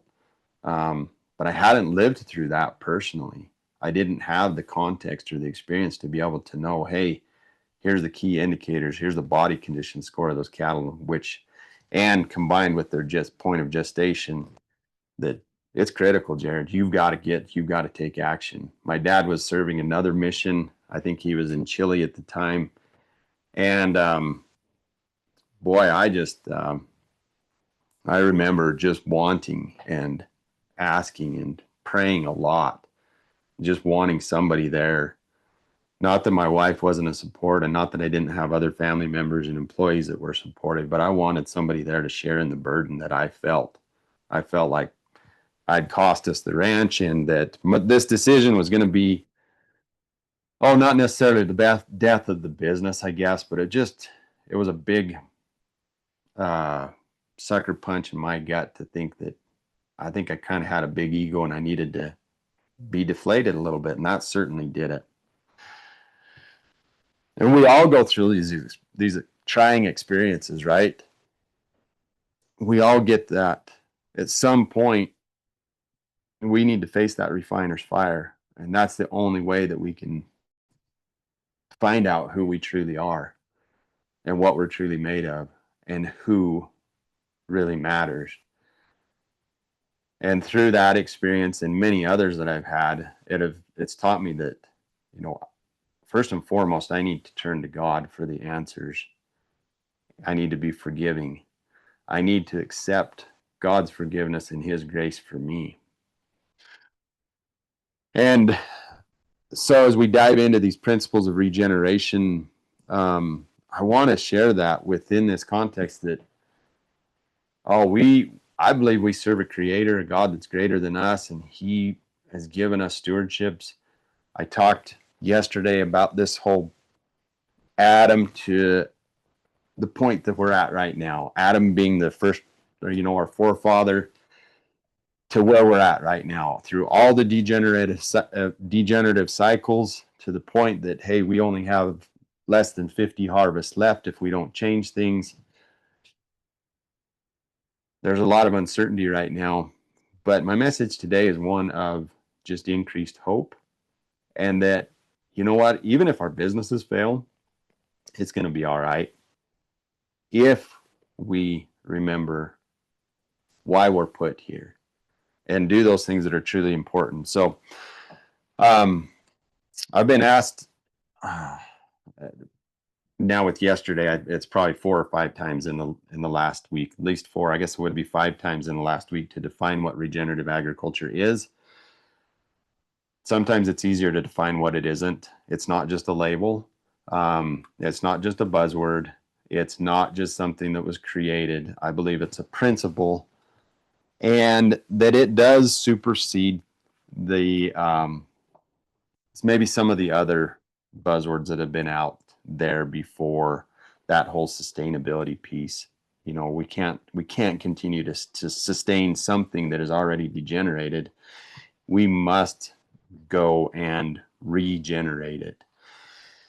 And so here are the 4 pillars of what a regenerative business consists of. We're going to talk specifically about agriculture businesses, farms and ranches today, but this could apply to any business. I think any business must adhere to these if they're going to be a lasting legacy business. The first one is there must be economic viability. If that hasn't hammered into your head through what we've learned over these past 2 days, economic viability, and that's why we named this the Profitable Regeneration Summit. Not that profit is more important than regeneration, but I've used the analogy. I can do all the right things. It's not an analogy, it's a real, and it happens every day. I can do all the things to be able to build soil organic matter, to raise the water table, to increase the productive capacity of our ranch, all those things that are good, focused on the 4 ecological system processes, and go broke, and the next owner not give a hoot if these things really matter, and just say, you know what, thank you for giving me this ranch, that I get to buy this ranch, and they manage in a degenerative manner. So it's necessary. We must adhere to principles of profitability. And that's why I really appreciate Ranch Vision. It's because that's their focus. The Ranching for Profit School, that's their focus. Put ranching into it. Put profitability into it. And that's our focus with our clients as well. That generally that is one of the things that is lagging, is the profitability.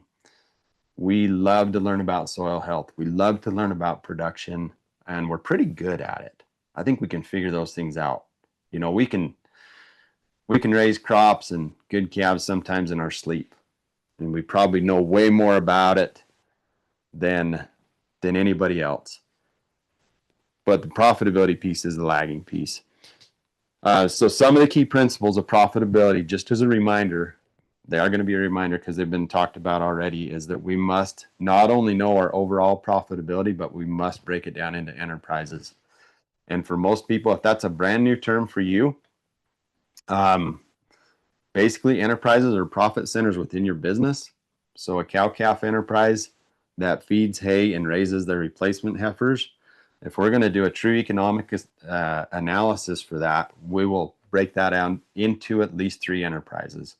Maybe sometimes it'll be 4 if they background some calves or direct market. So they've got the cow-calf that gets those calves to the point of weaning. We're going to estimate all of your direct costs. Remember, we learned this yesterday. Those are the costs that are either go up and down in relationship to the number of units that you're producing. In this case, the number of cows and weaned calves. Those are your direct costs. Some people call them variable costs. QuickBooks calls it cost of goods sold. So we'll calculate that for each enterprise. We'll look at your overall overheads. What are those expenses that are going to be the same whether you have 100 cows or 150 cows? Overheads tend to jump up incrementally. Our variable costs will go up in relation to the number of units that we produce. And why do we need to know that? Because simply saying I'm profitable or I'm not profitable, it's kind of like not useless information, but almost. It's not enough information to be able to say, okay, what do we do about it? We have to dig a little bit deeper. So once we know that, once we know our gross margins, we have an understanding of what our overheads are, we can realize, okay, what do we need to change here? Maybe we just need to run more livestock, increase our turnover. Maybe we've got too much equipment and we need to reduce those overheads. Maybe we've got too much labor. So with that, we would have back to that traditional cow-calf operation. We would break out those expenses on the cow-calf enterprise, our haying enterprise, because we're going to treat it as a separate enterprise, and we're going to make those cows and heifers buy that hay, and then we'll figure out what it costs us to raise a replacement heifer. And we can even break that up into 2 segments to get it to bred and then get it from bred to weaning its first calf. So you've got 3 or 4 different enterprises there that you can analyze. Okay, so exercise here. Those of you that are producers, whether you're growing a crop or you're growing livestock, go ahead and put in the chat, what are your enterprises right now? What are the things that you do? What are your profit centers? I'd love to hear, just so we have an idea who's in the room here. So take a minute. What are your enterprises? If you're starting a business, what are going to be your enterprises?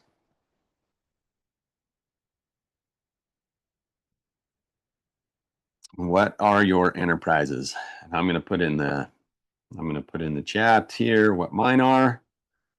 Well, I'll just tell you so I don't get distracted here. Okay, thanks, Dakota. You got it. Ours are direct to consumer grass fed. We custom graze, and then we have a cow calf herd. So very good. Okay, you guys getting it? All right, Donnie, you got it. Okay, very good. Those are your enterprises? Now that we know that, we can know how to be able to improve the economic viability of the ranch that we're on, the overall profitability. There's other factors that play into that, but I think that's enough to cover it right now. You need to know your numbers, bottom line. And if we can't manage what we don't measure, so it behooves us to be able to measure. It's way more than just paying the bills. And it is going to require a little bit of work to either learn that or to input those numbers. Okay, number 2. Okay, so revisit the number 1 leg of this, our foundational principle, cornerstone we'll call it, of a regenerative business is economic viability. You must be profitable. Thank you guys for sharing what your Kelly, looks like you direct market beef, fryer chickens, goat milk, and cheese. Awesome. Very good. Number 2, ecological resilience. We've talked a lot about this. We talk a lot more about it in some of the other classes and things that we do. Why is this important in a regenerative business? So the ecological resilience. And this one might be more particular to a farm and ranch business. I think you could probably draw some correlation if you were a car dealership or something else. But the way that we establish that is through annual monitoring, and we measure, are we actually improving over time? And so briefly, those 4 ecosystem processes that we monitor and manage and steward are first, they're not in order of importance, but let's see, we've got the water cycle, the mineral cycle, energy flow, and community dynamics. Those are brand new terms to you. It's a little outside the context to be able to explain exactly what those mean. But basically, are we stewarding the land in such a way that things are becoming more resilient over time, meaning that we can withstand some of these catastrophic events that Dr. Cole and others have talked about, the fires, the floods, the droughts. And if we are doing this, then we can come out of a drought, or it's hard to say you can come out of a fire in a better condition. But if we're looking at the long-term effects, which nature doesn't wear a watch, and it doesn't measure time the way that we measure time, it just wants to, nature inherently, despite what we talked about yesterday in the fall, that we're not managing or stewarding the Garden of Eden anymore. Nature inherently wants to regenerate. It is always going to strive to cover bare ground. It is always going to strive to harvest sunlight with something. We might call that thing a weed, but that's what nature is going to do. It is wanting to infiltrate water and recharge aquifers. Oftentimes our practices are degenerative. And we pointed that out yesterday, that through modern agriculture, we're losing 4 tons of topsoil. We've got a huge dead zone in the Gulf of Mexico. We've got desertification that's happening. And it's not just from the farming activities, it can also be from grazing. Although farming is generally more detrimental at a large scale, but grazing can be just as detrimental. And we've seen that here in the West. That's what led to the Taylor Grazing Act. And now some of the challenges that we have today were because we were not self-governed, therefore we needed somebody to govern us.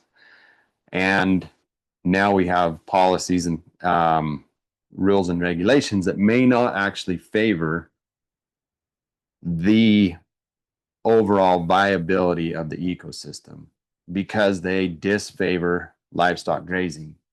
When here in the West, in an arid environment, livestock grazing is integral. Not that it's not important everywhere around the world, but especially here in the West, because things do not break down biologically here in the West. They're going to break down chemically unless they're put through a cow and broken down through the digestive tract of the cow and put out in a compost.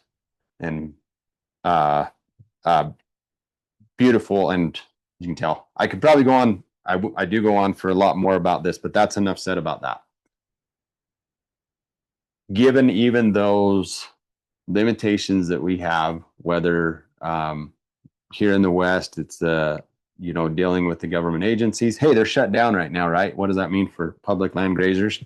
Maybe there's some opportunity to be able to go and get some projects done or something, but take advantage of what you can do and create that working relationship so that this key principle number 2, this ecological resiliency, is actually happening on the land that you steward. And if you're in the point where you feel like that no longer is within your control, which my dad said to me, he said, you know what, we're fighting a losing battle. We've taken the government to court. We've won the court case, and we still are overpopulated with horses. Let's shift our focus. And so we did. And now we run 100% on private land, or 98% on private land. Okay, so number 1, economic viability. Number 2, ecological resilience. Number 3 is consistent, steady improvement of our carrying capacity, meaning that year over year, we're going to grow more capacity. And then the livestock side of that, that's basically stock days per acre. On farming, it is that you're able to produce more off the land that you steward. Now you might be thinking, well, produce more. Okay, that means more inputs. No. Sometimes producing more means producing more of a quality product, not just a quantity product. The challenge is that we live in an economic system right now that largely does not reward quality. It rewards quantity, tons and pounds and bushels, regardless of the mineral content or the nutrient density of what we're actually producing on the land. So within that context, more sometimes is less, but what we're saying is that it is a steady improvement of the quantity and quality of the food and fiber and forage that we're producing off of the land. And as I mentioned yesterday, that Tony Malmberg said that is the key indicator for him of if a ranch is not only regenerative, but is going to be around for a long time, is are they increasing their carrying capacity? Because if they're getting that right, they're getting a lot of other things right. And if they're missing that piece, then they're probably getting a lot of other things wrong as well. So it's neat to see. I like to go to the extreme. Alejandro Carrillo in the Chihuahuan Desert, he spoke on our last summit. He's been able to do it in a minimal rainfall environment, super dry, super arid. And if he can do it there, I believe it can be done anywhere. How we do it is going to look a little bit different, but it's basically for ranchers. It's going to be managing the livestock that we steward. And how do we do that? Again, that's going to look very different. We have lots of tools from herding to virtual fence. And we've done a little bit of all of it. And generally it's a hybrid between those. I mean, we're still a Western culture. We ride horses. My boys were out helping move cattle yesterday. Boys meaning they're 8 and 10. They're the youngest in the family. And so we keep that culture alive. We've also used virtual fence, and we use single polywire electric fence extensively, and much of our internal permanent fences are single wire high tensile. And it's very economic when you consider that through some strategic planned grazing, specifically incorporating adequate rest into your grazing system, you can, that's the key to increasing carrying capacity, is letting those perennial plants fully express themselves so that they can put their roots deeper into the ground and reseed and be fully established, and having those plants regenerate. The best way to do that is, again, through proper grazing management. And we talk a lot about that in a lot of the other classes that we teach.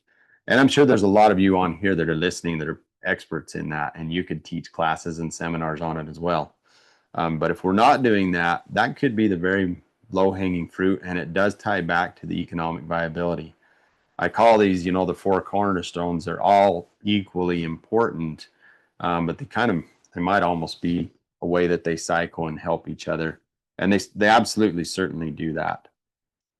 Okay, so the last piece in this, so let me revisit. We've got economic viability.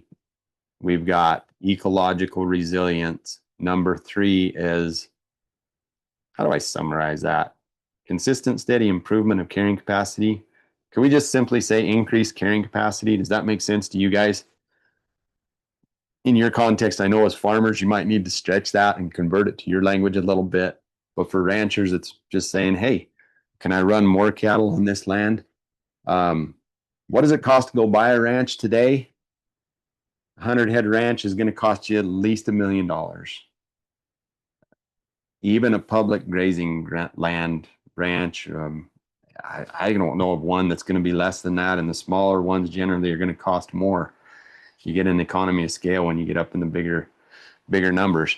But what does it cost you to take that 100-head ranch and make it a 200-head ranch? It's probably not going to be $1 million. I'll bet you could do that for 25% of that through some fencing, through some strategic management. Your most expensive cost is generally going to be water distribution, at least here in the West. And even that isn't going to cost very much. Again, if Alejandro Carrillo can do it in the Chihuahuan Desert, then we should be able to do it where we manage as well. And that leads us to the 4th piece, and that's legacy. Last year, the topic for these 4 summits that we did each quarter of 2024, we called it the Regenerative Legacy Summit series, or the Regenerative Legacy Summits. Why? Because I felt that the focus needed to be more on legacy. And so we had expert teachers teaching us everything from estate planning to how to be able to build and strengthen stronger relationships within our team. All of those things are important. Go back and watch the replays. It had been emphasized again here over these last 2 days. Legacy is extremely important.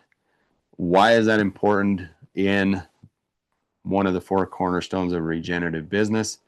Is because to be truly regenerative, we need to be regenerational, meaning we need to create a space that next generation wants to come back to the business, has a place to come back to, and has the training, the mentoring, and the tools that they need to be able to succeed when they come back.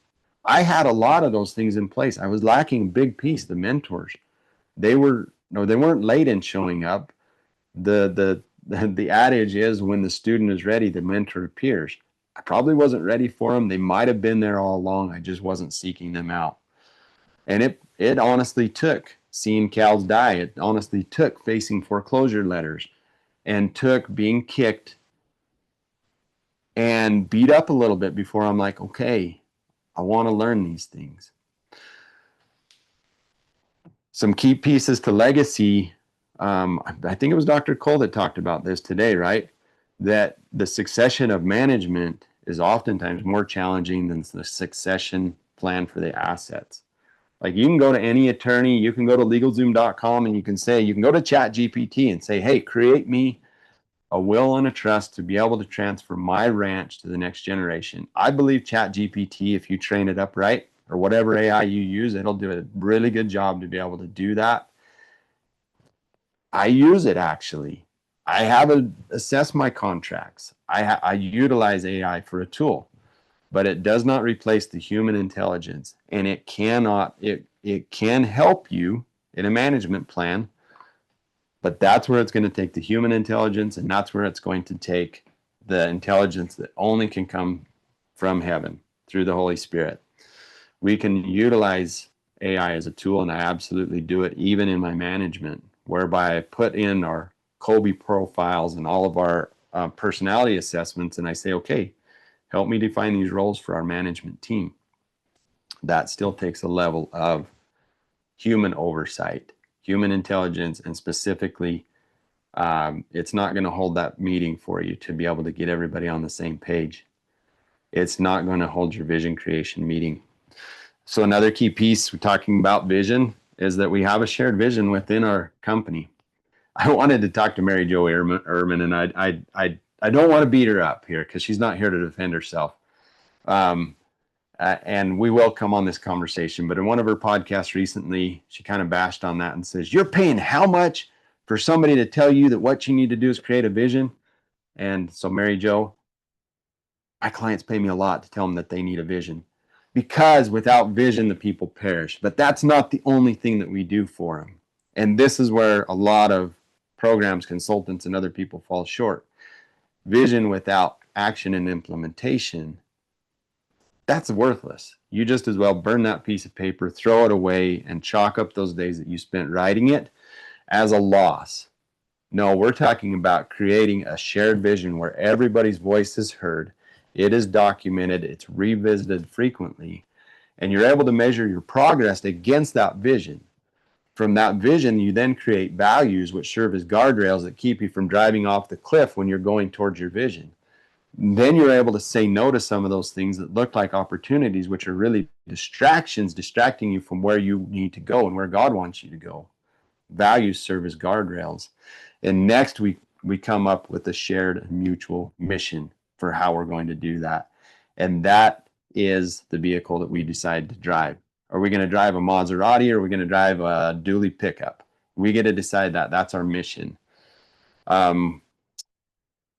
Legacy is just as important as all the other pieces. It will never be urgent until somebody dies, or until there's a divorce, or until somebody's incapacitated. It is extremely important, though. You know what? Really, a lot of these things are not urgent until your banker calls and you got to come up with your balance sheet, the economic viability, the ecological persistent or resilience. Maybe the county calls and says, "Hey, you got a lot of weeds. You better go spray them, Jared, or we're going to come and spray them for you." Consistent, steady improvement of carrying capacity. I don't know if that one necessarily will ever be urgent, right? All of these things are important. They may not make it to our to-do list unless you have somebody who's going to challenge you and hold your hand and say, "Hey, did you call the attorney?" Not that I'm going to be your attorney, but I will encourage you. And our clients, we've got anywhere from young couples in their 30s and 40s to couples in their 70s. Almost without fail, everyone on either end and in between are working on some piece of this legacy plan. So we focus on those things. And that is a big focus. That is the framework for what we do with Ag Steward. That's the framework for the 2-day class that I'm inviting you to attend in 3 weeks. We will look at your economic viability, your ecological resilience, make sure that you're steadily improving your carrying capacity, and have the knowledge to be able to get started on your legacy plan. You're not going to walk away with a will and a trust and a legacy management plan after that 2-day class, but you will have the knowledge and hopefully understand sufficiently the importance that gets done. So I shared this yesterday, and I want to share it again just to walk through what this class actually is and who it's for, what you'll walk away with, and so here it is. So this class is happening the 6th and 7th of November, 3 weeks from today. You've got 3 creative periods to be able to go, 3 7-day periods to be able to go and implement what you've learned here. Come back with your questions, and let's see, let's present right there. There we go. Okay, here we go. So it's the 6th and 7th. It's same time, approximate end time, but our start time is 9 a.m. sharp Pacific time. I believe you're striving to do the very best on the land. Sometimes our bank account does not reflect that, and that certainly was the case for me, right? We in agriculture, we are dirt rich and oftentimes we are cash poor. And true regeneration means regeneration of all of these 4 key components. And the result of that is our quality of life actually increases. Like we find more joy and more fulfillment in the work that we do. So I believe that stewardship, profitability, regeneration, legacy, those are the things that we preach about. Those are the things that we teach about. That's what we strive to live, albeit imperfectly. And that's what we're going to teach and help you walk away with at this 2-day class. So we call the class the 2-day to regenerative profits. We're getting regenerative and profits in that title because they are hand in hand and they go together. This is for farmers and ranchers who are ready to take their business to the next level. If you're ready to stop guessing and truly start leading, to turn stewardship into financial sustainability and build clarity and confidence in your numbers, not just say, I think I'm profitable, or I think we need to do this, or maybe we should add this enterprise, or everybody else is direct marketing, so there's got to be a good margin in that. Let's dive into that. No, we're going to say, no, let's run those numbers. And more importantly, and just maybe, I would say even more importantly, at least just as important, we're going to dive into who God created you to be. Because even if Joe Blow down the street can be knocking that out of the park direct marketing, do you love people? Do you want to go interface with people? Or would you rather be the one producing it? Maybe your ranch directs markets, but you're going to be fought with frustration if you don't love it.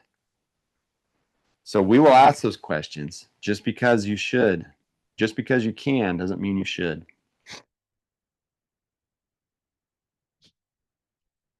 So I told you I spent 30 years, a lot of trial and error, a lot of pain and frustration, learning these principles. And while I've had great mentors along the way, I now see that doesn't take 30 years. Can you walk away from a 2-day class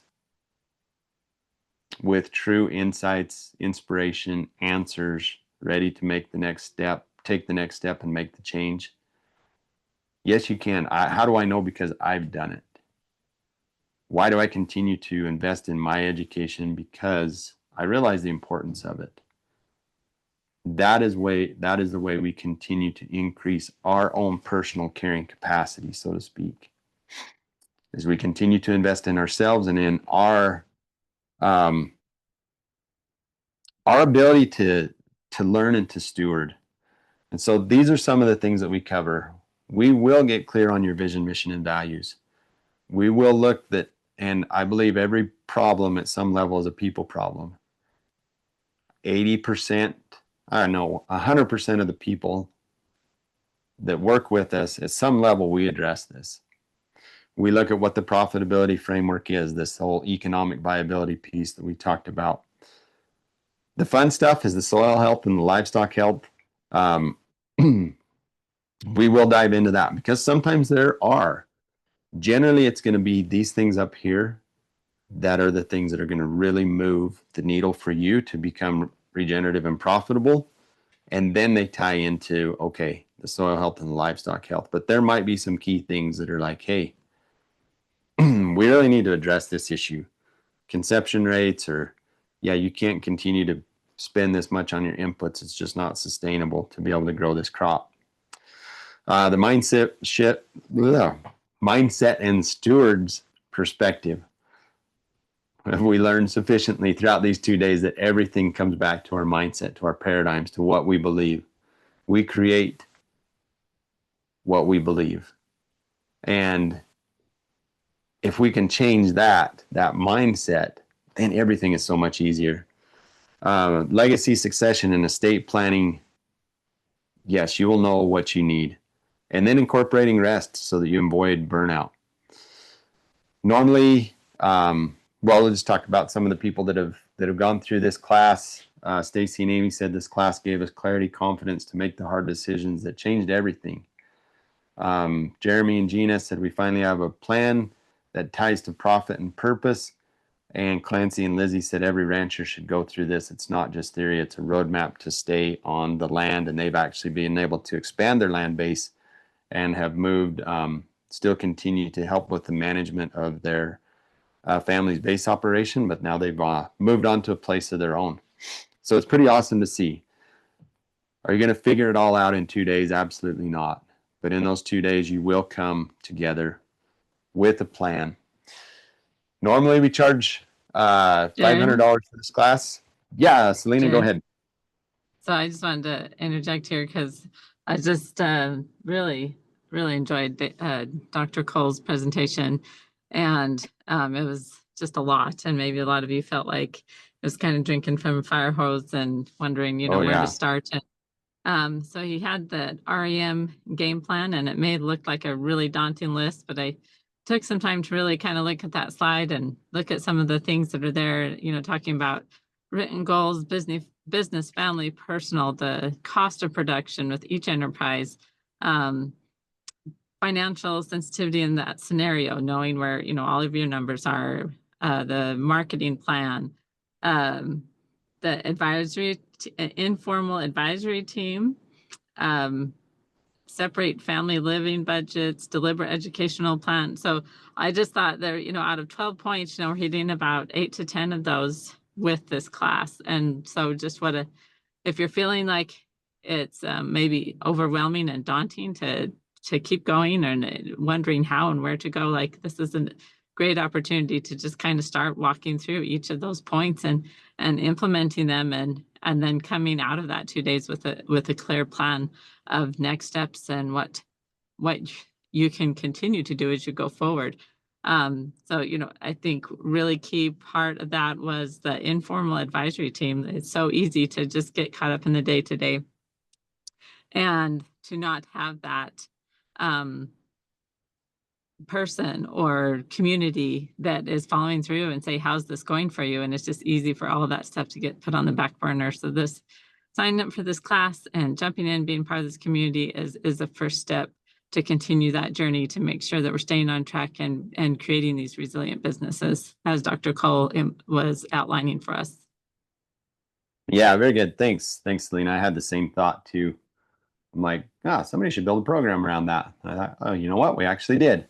And that's what this 2-day class, as well as our higher level coaching programs, we very much address each of those points. And so thank you for sharing that. So just in relation, it's less than a cost of a ton of hay, a new tire, fuel, diesel fuel, tank of diesel fuel in your pickup, a mineral tub, or repair on your equipment. And you know what? Really, if we've got to be the catalyst for change, if nothing changes, absolutely nothing changes. And we know that working harder is not the answer. We, as agriculturalists, we have got that down. I've never consulted with a person that I've said, hey, you just got to get up earlier in the morning and work harder. Never. Maybe it would happen if I consulted teenagers. Those are my kids.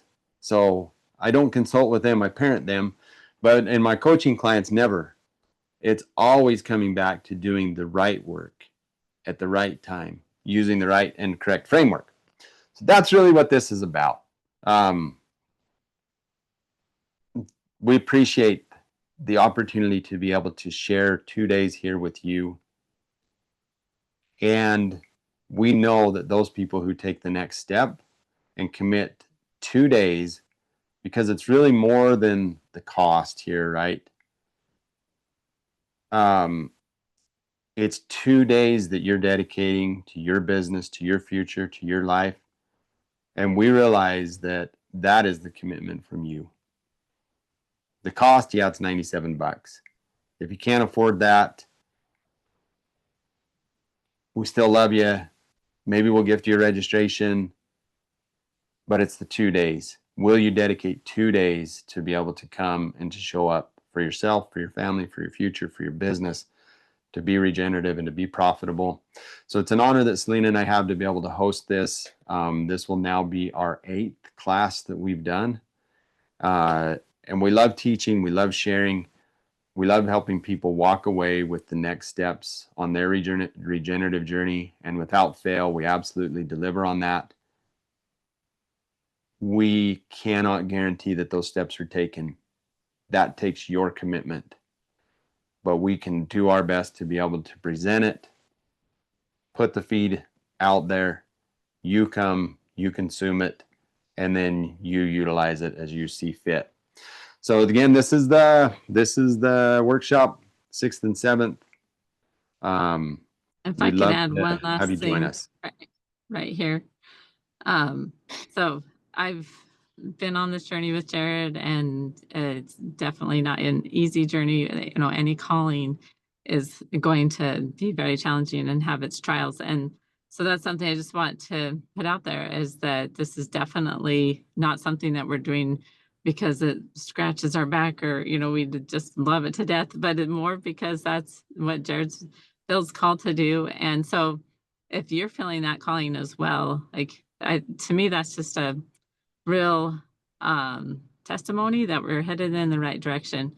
That if God's called us to it, whoever is feeling that calling as well, whatever reasoning or questions or concerns we may have about it, we don't need to question that. We just need to take that step and trust that in the end, whatever happens, you know, is God's way of helping us to put things in alignment and take the next step towards what He has to give us. Yep. Thank you, Selena. And thank you, Gina. I assume that's you. Maybe it's you and your husband together. The McCalls, thank you for sharing that testimonial in the chat. It's been an honor to be able to work with you guys, not only in the class, but in a coaching level. So I'm going to go ahead and we'll put the sign up registration link in the chat. And we're going to move into our next speaker, Roger. Welcome to the Profitable Regeneration Summit. Roger Ingram, are you in the room? I am. Can you hear me, Jared? We Okay. can. We can. Where are you calling in from today, Roger? Georgetown, Texas, about 30 miles north of Austin. I moved there in 2023 to be closer to my sister and things like that. So spent about 37 years in California. So I'm Love it. let's see if we Yeah. get going on sharing Yeah, this. looks Yeah. good. Roger and I met. We were how many years did you facilitate for the Ranching for Profit School? Maybe you, 23 now. do you So, still help them out occasionally, or are Yeah, you officially I did. retired? I did. Okay. Yeah. Something like that. So Yeah, you've been involved with them about as long as I have been, since the early 2000s. So Yeah.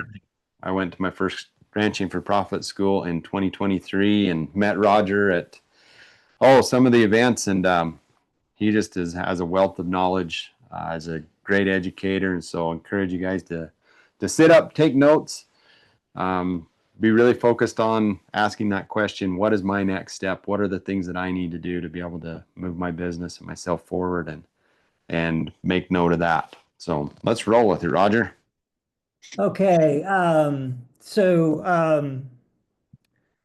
One of the things I'm kind of humbled to be on here. I listened to David Cole earlier today, and Selena characterized it perfectly. It was like drinking from a fire hose, but man, that was a tremendous presentation. I look forward to when that's gets put together and posted. I think I'm going to have to listen to that 2 or 3 times to begin. Oh yeah.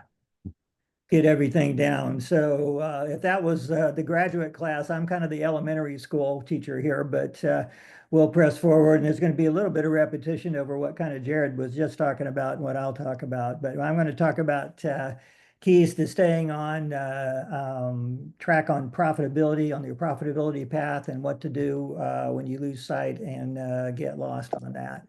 So let's see if I can figure out how to advance slides. Did that advance there? Can you see that, Jared? Okay. Yes, yep, it looks good, Roger.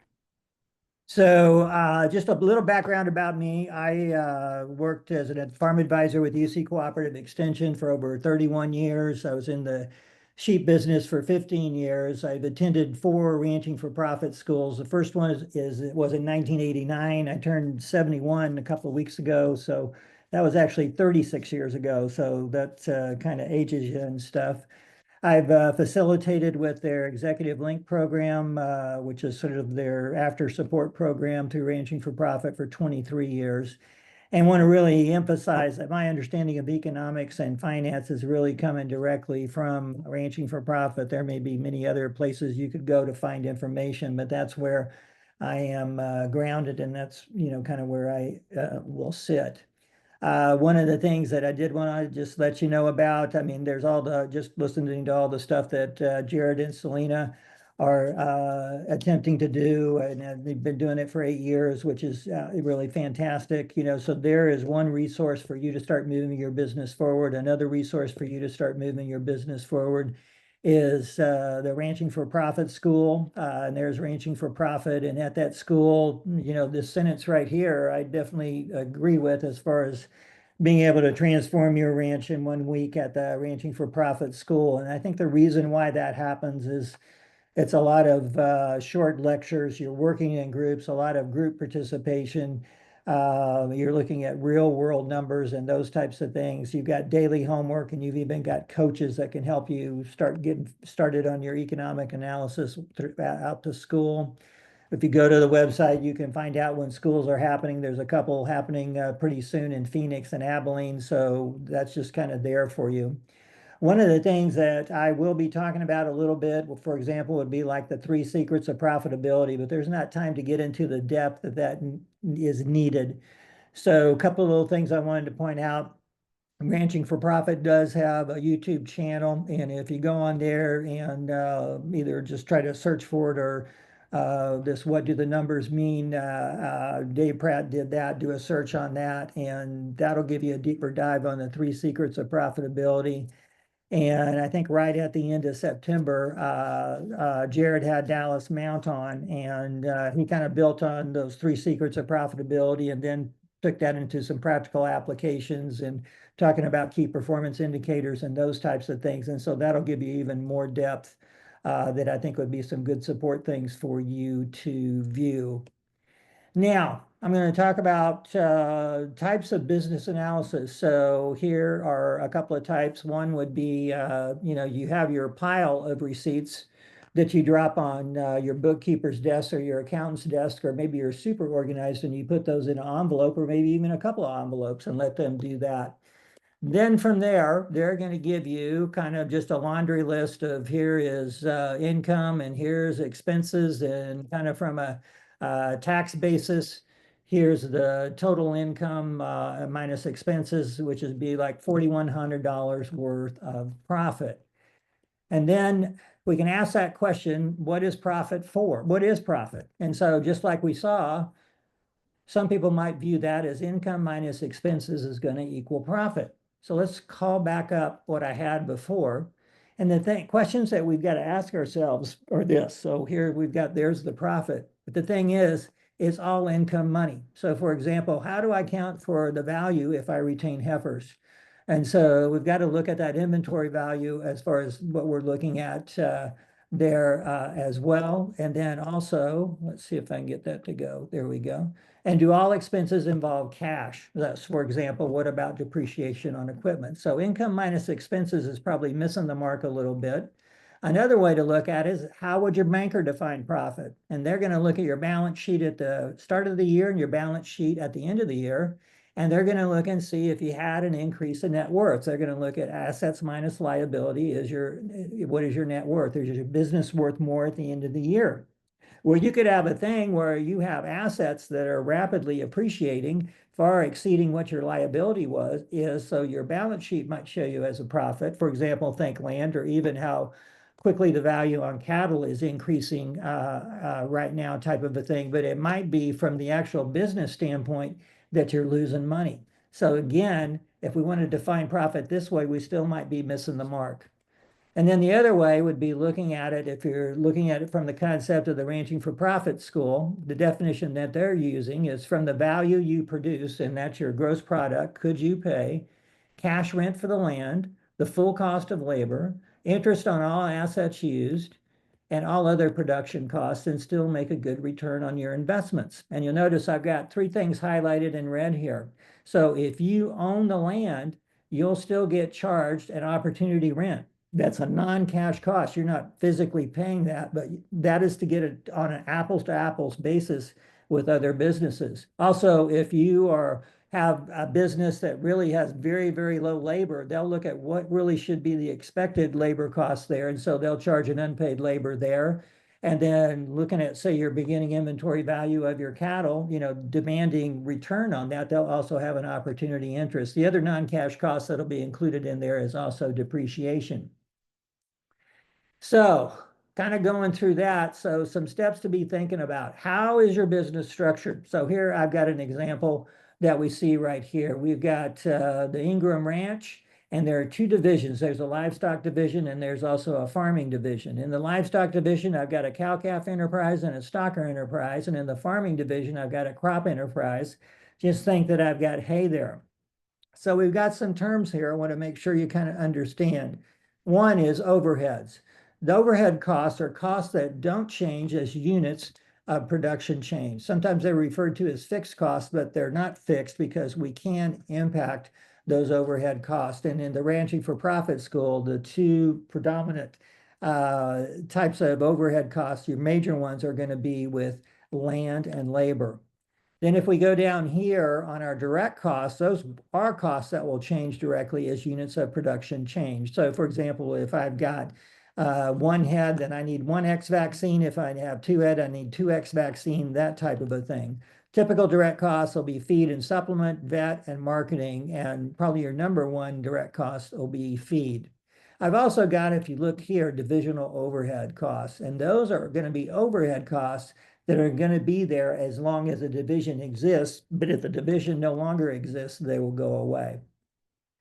So what we can do from there is we can begin to organize things. So rather than just having this laundry list of income minus expenses, we can begin to develop a profit and loss statement. So what we have here is we've got all of our enterprises in the livestock division and our enterprises in the farm division. And from there, we can calculate our gross product, the value of what we produce. Before we do that, we'll note the number of units we've got in each enterprise. And I would really strongly suggest using a standard animal unit instead of a head for your number of units, because say a cow-calf might be a 1.4, whereas that stocker might be a 0.8. So it'd give you a greater accuracy there. Also on the farming end, that would be on a per acre basis, or perhaps that would be on a per ton basis. So we have our gross product, and then we're going to subtract out our direct costs. And those are going to be costs that change directly as units of production increase. And what that's going to leave us with is that's going to leave us with gross margin. So we started out with a larger amount under gross product. We subtracted out the direct costs, and what we have left there is the gross margin. So I've got a gross margin for every one of these enterprises. The other thing is, by then having these units here, I can take the gross margin, divide that by the number of units, and that'll give me a gross margin per standard animal unit. So I can compare that gross margin by the cow-calf enterprise to the stocker enterprise to the custom graze enterprise on a per head basis, and also on a per acre or per ton basis there on the hay. Then we're going to add in another section here to give us a complete profit and loss statement that what we have here. So what we're going to get into now is I can add up all three of those to give me the livestock division gross margin, cow-calf, stocker, and custom graze. And then I've got my farming division. And then I've got my two divisional overheads in there. And then I can look at the division gross margin divided minus the division overheads to give my livestock division profit and loss, my farm division profit and loss, and add those both together to get the entire divisional, the business profit and loss from the livestock and farm divisions. Then from there, I will be subtracting out our business overheads, and that's kind of the cost of keeping the doors open and the lights on, at least the cash part of those business overheads. So I'll subtract those, and that's kind of where you're going to be including your opportunity rent and unpaid labor and depreciation, your non-cash costs. And so the division profit and loss from both of those divisions minus the business overheads is going to give me my operating profit and loss. Then from there, if I have some other income, maybe there's another side hustle, maybe there's some money coming in on something else, I'll add that in, and then that will give me my business profit and loss as well. So let's try to put these to some numbers here. So here I've got 300 cows, I've got 200 stockers, I've got 100 cows on a custom graze, and then I've got 1,000 acres in hay. And here you can see that each one of these has their own gross product and their own direct costs. And I can subtract the gross product minus the direct cost to get the 195,000 gross margin here on cow-calf, and do the same on all of these. And I can also then break that down on a per unit basis. So my gross margin per SAU with my cows was 650. It was 210 with my stockers and 254 on the cows, and 300 per acre on the hay. So I can add all these three margins together. So the livestock division gross margin is 262,420, and it's 300,000 on the hay enterprise. From there, I can subtract the divisional overheads. It's 10,000 on the livestock, but it's also 200,000 on the farming. I've got to have some equipment, specialized equipment, to get all that farming done. And I come down here to my divisional profit and loss for the cattle division and for the farm division. I add those together. I'm at 352,400. And then my overheads are at 380,000. And so what I've got an operating profit and loss of 27,400. I don't have any other income coming in again, so my business profit and loss is a minus 27,400. Again, want to look at that this is a economic analysis, so I've got those non-cash costs in there. It could be, if you roll those back out, you might be eking out a small profit, but it's the kind of thing where you've got a business where maybe you're barely surviving, whereas if we put in those non-cash costs, it pushes us to another level of our thinking. And we'll go on to here. So again, our overhead costs are costs that don't increase as the units of production increase, and our gross margin is what we have there on gross product minus direct costs and increase. So what we're doing right now is we're looking at what are the three secrets. So first of these is decrease overheads. That's the first thing that we can do. The second thing we can do is we can increase gross margin per unit. And then the third thing that we can do is we can increase turnover. And the idea around increasing turnover is, could we increase the numbers without increasing labor or land costs? That's where we can get things going with the business. But we've got to be sure that the gross margins are positive, because if we had a negative 650 here and we tried to increase the cow-calf enterprise, we would just go broke faster. So decrease overheads, increase gross margin per unit, and increase turnover are our three secrets for increasing profitability. Let's look at the difference between economics and finance. Economics answers the questions, is it profitable? Should I do it? It's the engine of the business. The other side of that is the finance. That's the cash flow. That says, can I do it? In other words, it might be a great opportunity, but how am I going to pay for it? And finance is the fuel for that business engine to run. That's what allows it to run. So that's how they are interrelated, but they are separate. So here might be an example cash flow that you might be looking at. So we go along here. I go from January to July. I have no money coming in at all. So I've got expenses that I got to pay out. I have no income coming in. So I'm running in the red for about 7 months here. And then all of a sudden I get to August and I get some money is starting to come in. And that money is, I'm showing a little bit of a plus on that. And then the next thing is in September, I'm getting more money coming in. So that's looking a little better. And then finally, a lot of my money is coming in October and November. And then again in December, no money's coming in. So I may be flush with cash in November, but then 8 months later in July, I might be living like a pauper because the money has not come in and I've just had all this stuff go out. So it could be one of the things I might be looking at strategically on what do I want to do would be to, can I find a way to start to generate some money either in this April, May, June, July period, even if it's just some money, that can help ease the financial stress that I'm feeling during this period of time. That might be a big emphasis for me. Now, as we've gone through all of this and talking about all this economic and financial analysis stuff, if you find yourself feeling like this lady or this guy, let me just suggest to you, you are not alone, okay? Lots of people can get intimidated by numbers, or it's just what they want to do is they want to get out on the land and be doing stuff, and this is just driving them crazy.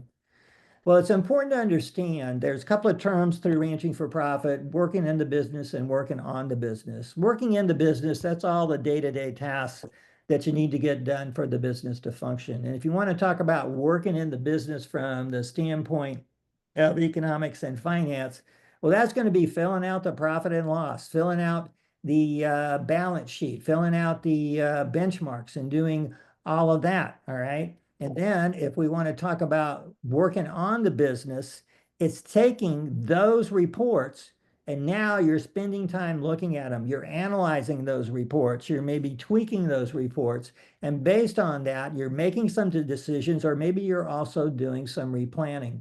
So I want to introduce you into a different kind of concept. You can listen to this book on Audible if you want to. You could also read it. And that's Who, Not How. And I want to start communicating to you, you don't have to do it all. There may be a who can accomplish this part right here. So there's companies, here's a couple of companies here. It's not so much that I'm recommending them. I'm just letting you know there are companies out there that can help you in getting this stuff filled out, or maybe you work with your bookkeeper and or accountant to switch from just providing you tax reports to instead actually providing these types of reports with those non-cash costs in there so you can get a better understanding of what's going on in your business. So it could be that if you don't want to do that, you can find somebody else who can do that for you. Now, Jared was just kind of talking about this, and that, you know, change involves, and what that's is kind of what you're really looking at. If you're going to the school that Jared and Selena are talking about, you're going to the Ranching for Profit school, you're going somewhere else, you're probably looking at needing a new paradigm. And so what is a paradigm? Well, there are a set of accepted norms and assumptions that guide our thinking and behavior. And most importantly, they're going to influence how we see things. They're going to set boundaries and guardrails, and then because those boundaries and guardrails exist, they're going to provide us with the rules of behavior that occur inside those boundaries and those guardrails. So it's going to look something like this. The paradigm is how we see things, and how we see things is then going to drive the actions that we do, and those actions that we do are going to look at hopefully providing desired results. But let's just say you didn't get the desired results. Well, what happens a lot of times is that the focus starts to be right here on the actions, okay? And we go in a vicious circle in that we haven't changed how we've seen things. We just keep changing our actions, and we're never getting the desired results, when really what we need to do is we need to change the paradigm, how we're seeing things, to allow us to change the actions to get us to those desired results. And so what we're talking about is a change in mindset. And you've heard this a lot, I'm sure, over today and probably yesterday too. So here's what I'm suggesting, that the paradigm becomes, I am a business owner.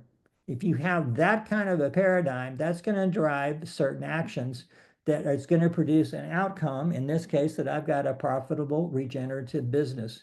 So what do those actions look like? Okay. Well, they're going to include things like finalizing or updating your vision, your economic and financial projections by the start of the new year, finalizing the balance sheet by the end of the year, reviewing and updating your economic projections quarterly, using key performance indicators to let you know where you are on things. You're going to make needed adjustments based on that review. Talked about, yeah, I heard Jared was mentioning this, having that outside perspective on your business. If you can have some sort of advisory committee that will look, you'll have different kind of eyes looking inside your business. They will see things that you don't. You want to update your balance sheet mid-year, and you also want to set dates and show up for short business reviews during the busy season. You've still got to do that during the busy season.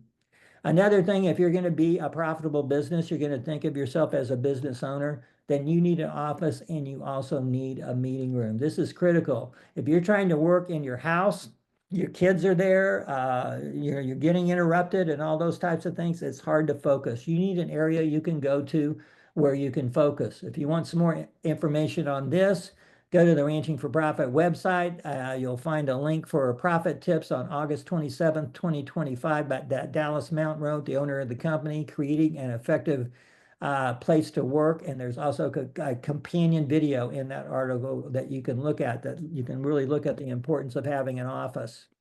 Another thing that needs to be in place is the mission statement. And this is the kind of thing of why we are in business, all right? That we've got that. So you've got to be really clear on the business that you are in.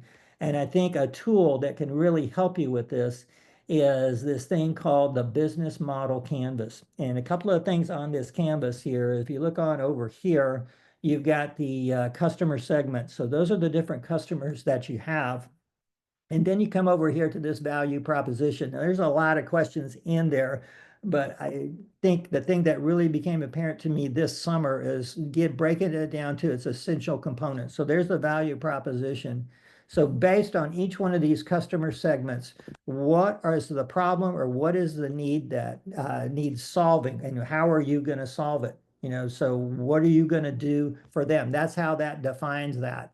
So if you keep that to the forefront, from there, it's just, how are you going to be relating to the customer? You know, is that going to be personal visits? Is that mainly going to be electronic kind of thing? How are they going to know about you? How are you going to fulfill what they are needing, or the problem, or solving the problem? What resources do you bring to being able to do that? And what are the key activities you conduct? And what are the partners that you need? And then what are the metrics on both costs and revenues that you need there? So in addition to the mission, once you know what your business is and why you're in business, now you can get to the vision statement. That's where you're looking to the future. Okay, you've got to know why you're in business first, and then create that vision statement. So for example, where do you want to be in the business in 5 years? If you want to do it in 3 years or 2 years, or whatever you want to do, you can do that. You know, what are the enterprises? What do they look like? How is the land managed? How is the business structured? Who are the people in the business? How do the people in the business communicate? Those types of things. The other thing is developing a profit target. And in order for you to develop a profit target, you need to define what is profit for. And I ended up coming up here in this example with a profit target of 100,000. But the only way that I got to that is I started to think about, if I generated profit, what would be the ideal profit I'd want to generate, at least starting out? I may be thinking too small even here, but what are the things I would do with it? Well, you can see I want to pay down debt. I want to reinvest in the business. I want to do charitable donations. So I want to give back to my community. And then I want to have some sort of bonus structure. That's bonus that would be available for me to give to employees. Maybe it could be in the form of a dividend to me as a business owner. So as you can see, that's 40,000 to pay down the debt, 30,000 to reinvest in the business, 10,000 for charitable donations, and that 20,000 bonus got me to 100,000.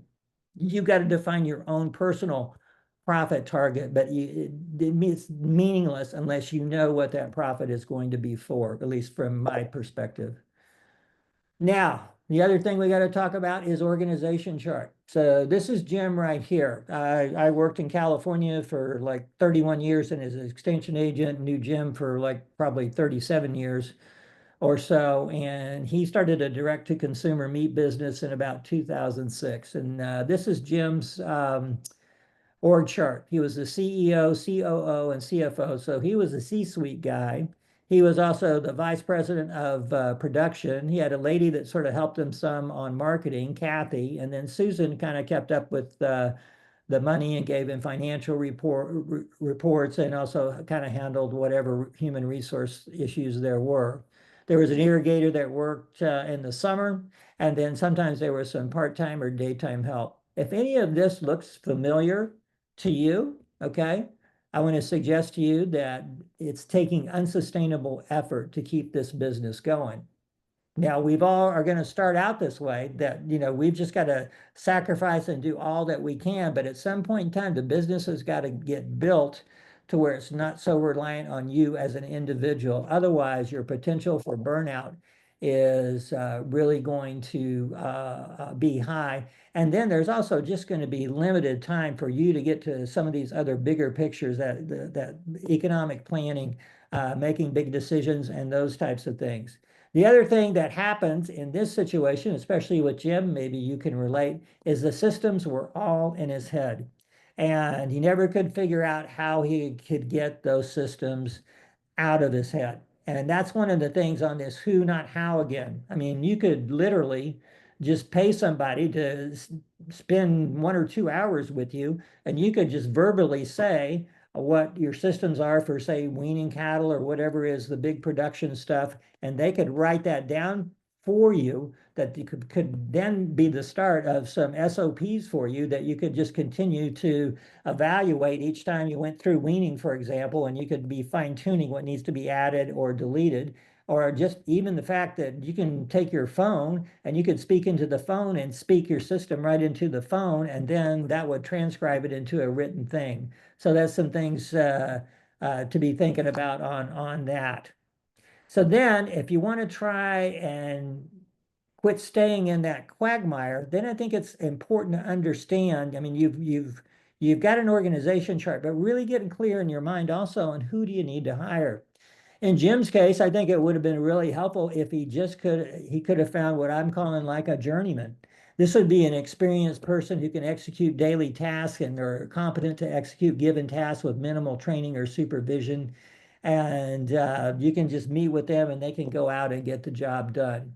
And so if they're experienced, there's a shorter training period with less direct supervision. That's where that's going to give you a little bit more time to develop systems, and then you're hiring people to implement those systems. And if you can't get somebody experienced, and maybe somebody who's an entry-level person or an H2A person is showing some aptitude for picking things up and are interested in what's going on, and maybe within 6 months or a year, they can get to more of this experience level.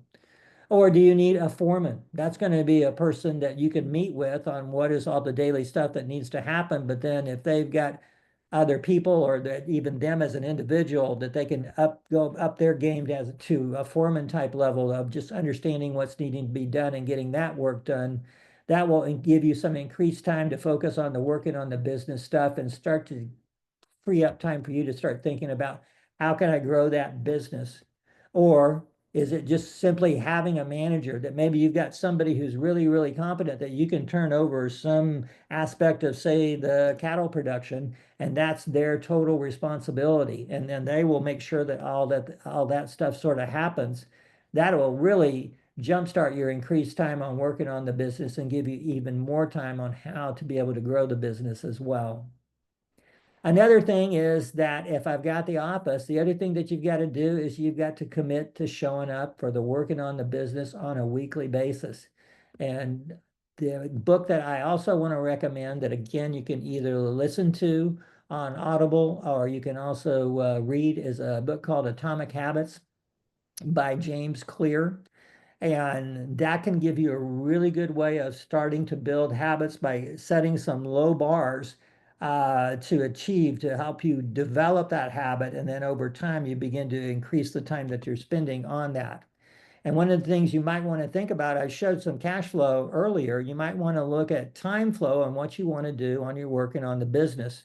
And you could track that on a monthly basis. Here, as you can see, in January, February, and March, every week I want to spend 8 hours on working on the business. Now, that didn't mean you're spending your whole day working on the business. That's maybe a couple of mornings, or a little bit in the morning, a little bit in the afternoon, or whatever that works for you. And then the rest of the week, you're outside doing stuff and helping out and all the other things that you've got to get done. April and May, I started to cut that down to 6 hours a week. And then as I get to the busy season, June, July, and August, I'm saying right there, well, that would be about 4 hours a week. But it does mean you're going to carve out that time to be able to get that work done on about half the time that you would be spending in January and February. I'd start to ramp it up again in September, and then October, November, and December, because I want to get my more planning done. I'm going to ramp that up to 8 hours a week. You could figure out what that needs to be for you, but this would be a potential way to sort of lay that stuff out. So here is our current situation that we saw earlier. Here we've got everything is organized by enterprise and by division. And we're back here, we're looking at our $27,400 loss. Well, the first secret is to look at decreasing overheads. Again, overhead costs are costs that don't increase as units of production increase. And then increasing gross margin per unit and then increasing turnover. And so what I did is that I was able to take that $380,000 in business overheads and I was able to get that cut down $30,000 to $350,000. So how did I do that? I figured out that I could get rid of $100,000 in machinery. What they've done through Ranching for Profit is they kind of are looking at that. If you look at depreciation, repair, maintenance, all the other stuff on equipment and machinery, it's typically 25%. So by getting rid of $100,000 of machinery, I got rid of 25% of my overhead. So that was 25,000. And then the other 5,000, I found some other ways to get that down. So by reducing the overheads by $30,000, I've now got profitability of $2,400, but I just barely got a nose above the water. Any kind of hiccup and I'm going to be under the water again, but at least that's phase one of getting some stuff done. So now that I have this template, I can start looking at stuff. So the thing is, I've decreased the overheads. All my gross margins are positive on the livestock side. So what if I increase turnover? And I said, what if I increased it by 30% for each one of these enterprises? And I can do that without needing extra labor or land costs. So I'm now up to 390 cows, 260 stockers, and 130 custom grazed cows, which I feel like the market is there where I can get that. But the thing is, it's going to be the high cost of cows. Right now, I plugged in 3,000. I'm sure you'd come up with a different value. But even at $3,000, that would be $270,000 of capital for me to move forward with that. So is that going to be the most prudent thing that I want to do? And at least in my case, I'm not sure that that's what I want to do. So I want to keep looking. And again, this is an example of what you can be doing in the office with your WATB, kind of doing things such as this. So instead, I took all of that 30% increase and I put it to the stockers. So let's go back a minute here. When I was having it across the board, you can see that I ended up with an $81,000 operating profit and loss. My division profit and loss jumped to $341,146 with the livestock, which gives me the $431,146 there. If I go to the stockers, I ended up with 428 units that was there. Now, that got me to a profit of 50,300, but my profit target is 100,000. So that's a lot better than $2,400, but I'm not quite where I want to be with there. So I'm going to keep going. So what if I maxed out on the custom grazing of the cows? Well, I dropped down a little bit. I have about $41,000 in operating profit and loss, and I still want $100,000 that's there. So again, that was a decrease overheads and also increasing the turnover without extra labor and land costs. So then I looked at, well, what if I put that 30% increase to the stockers and also the custom graze? Well, it's a little bit better than just doing the custom graze, but it doesn't beat doing stockers only because I got about $45,000 worth of profit. So anywhere from $41,000 to $50,000 worth of profit if I increase stockers alone, custom graze alone, or stockers and custom graze together, and I'm still short of my profit target. Again, $40,000 worth of profit, that's great, but can we keep pushing ourselves? And there's our three secrets again. All right, let's see what we did there. Okay, so now the next thing that I looked at is instead of custom grazing cows, I started thinking about, well, what if I leased cows? So I was talking with a rancher at an EL meeting in February, and he actually started ranching. This would be in the early 2000s by leasing cows. And he sort of built his ranch on leasing cows and then began to evolve from there, and had made the point that when cattle prices are high, leasing cows might be an option to look at. I'm not saying this is what you need to do, but we're trying to think outside the box here. So I still kept the stockers at 260 units, but I am going to lease 220 cows. And so what I ended up doing is that gave me almost $114,000 in margin. And so what is happening in a situation like that is that because I'm leasing those cows, and this would be on a 70-30 basis. So I'm keeping 70% of the calves, the owner is 30% of the calves. And so that is allowing me to increase production, okay? Because gross product is price and production. And I'm doing more calves, which are going to be worth more than those custom grazed cows. So I'm increasing the returns that I'm getting from there. So by doing the leased cows, that actually allowed me to hit the profit target by also increasing the stockers as well at 103,340. These numbers are all arbitrary, but it's just, this is, once you get your template set, you can start looking at different ways to do stuff. And then you can look at what is the, how is that going to be turning out? We'll do that. And the same way on the stockers. So if I could look at there, is there a way for me to, for example, improve gross product? All right. And that would either be price or production, or is there a way for me to say decrease direct costs? But we got to be careful on the direct cost side that we're not trying to starve a profit into the business. So then, and I know that Doug Ferguson is following me after this.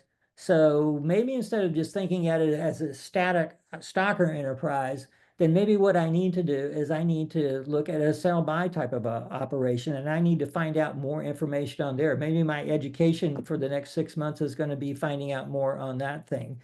So this type of moving and looking at different ways to improve profitability can lead you to maybe some next steps that you need to be doing.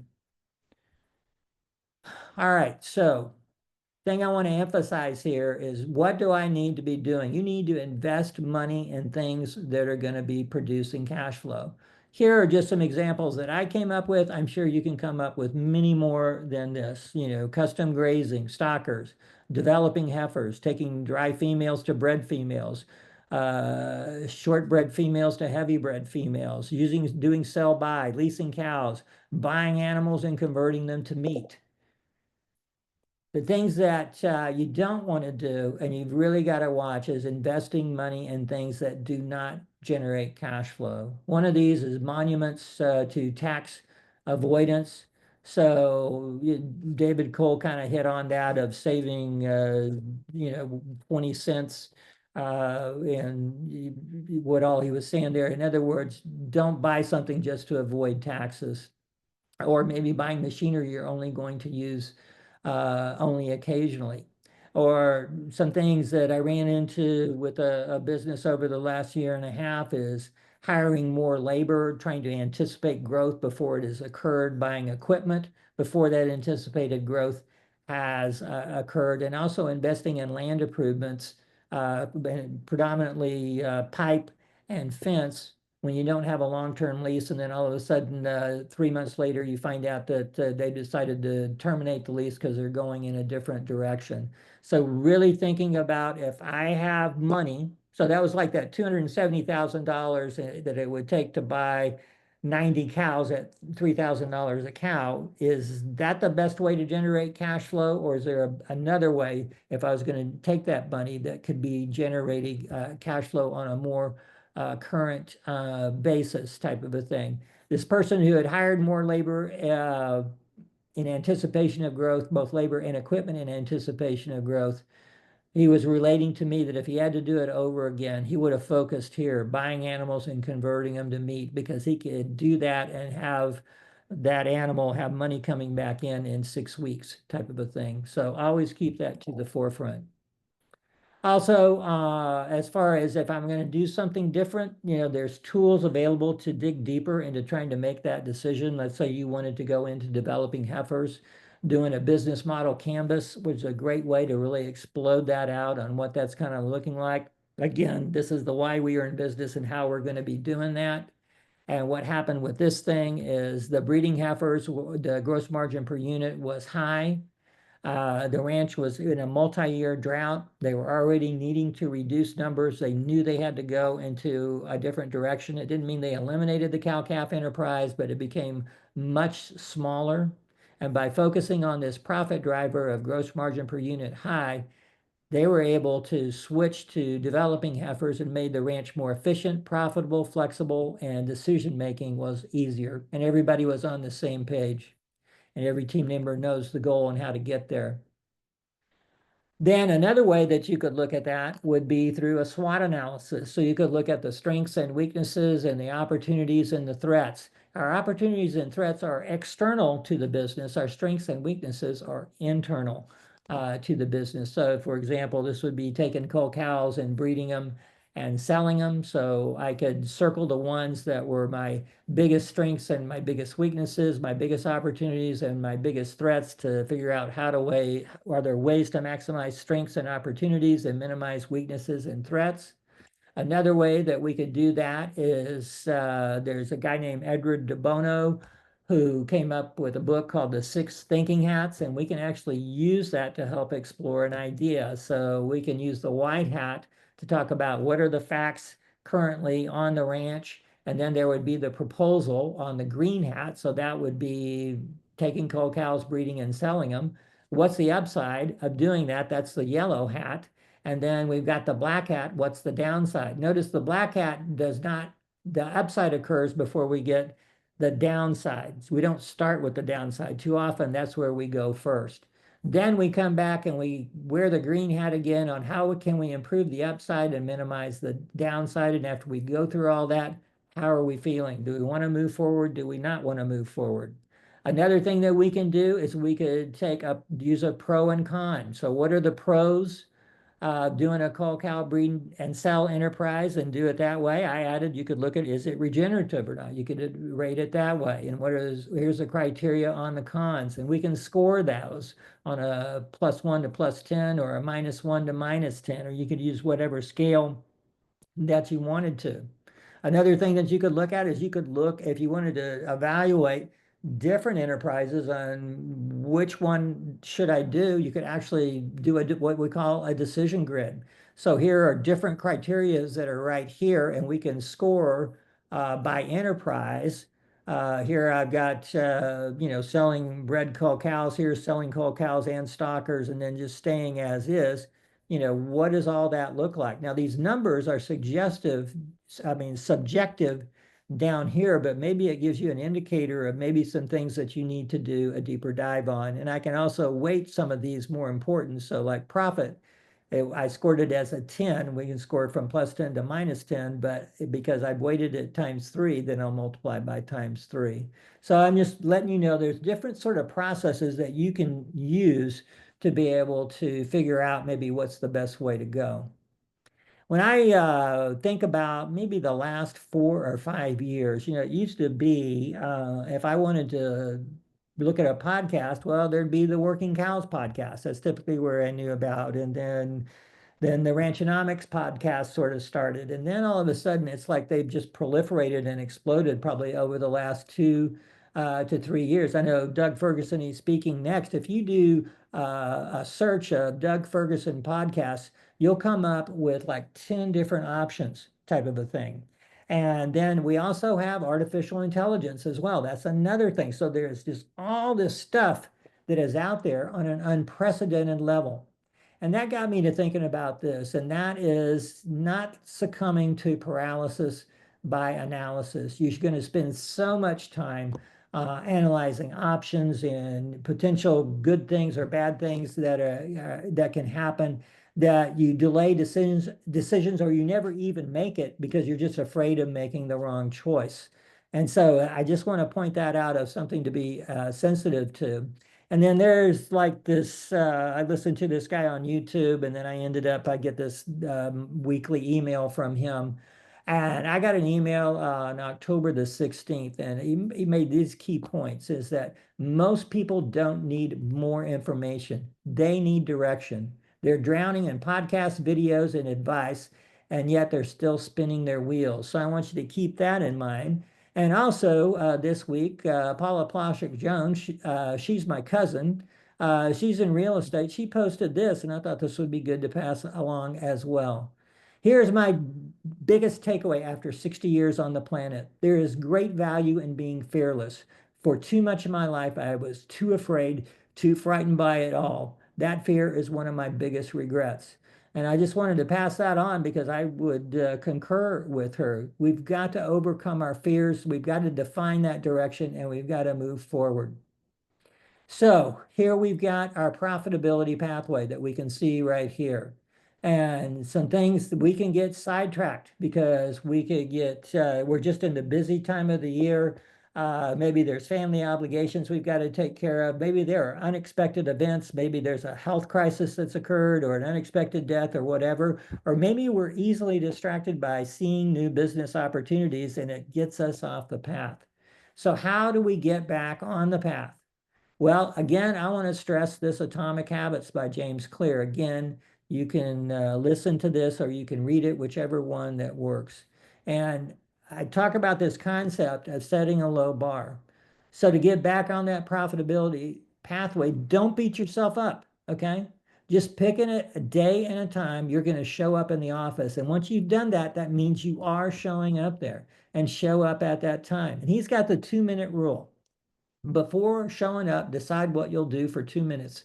Maybe you'll just go in the office, you'll review your cash flow, maybe you'll watch a YouTube video, listen to a quick podcast, or you'll do something else. And then after 2 minutes, you're going to leave there. Now that may sound insane, but the thing is, you're going to keep repeating that process. And you'll keep repeating it until you get to the point that, well, if I've gone to all the trouble to get here, I might as well start doing some stuff. And you begin to develop of showing up at the office and then staying focused and getting things done because you'll determine that you are going to get that stuff done and you're going to keep showing up. Now, let's review. So the first steps on the profitability pathway. We need a change in mindset, which means a change in the paradigm. You pick the paradigm you want. I'm picking, I want to be a profitable business owner. And I'm not going to be one who says I got to do it all. So that whole concept of who, not how, I'll find other people to help me get stuff done. I'm going to have an office and a meeting room, and I'm going to have weekly office hours. I'm going to have a mission statement, and I'm going to be very clear on why I am in business. And I'm also going to have a concurrent vision statement that I'll be revisiting annually or even more than that, as far as in my case, where do I want the business to be in 5 years? And I'm going to have a profit target that is based on what is profit for, okay? And remember this, that if you are in a situation where the business is in crisis, losing lots of money, fix the economics and finance first, but then you're going to have to get right back into here. So we're still on that pathway. We've got to figure out what's the structure of our business.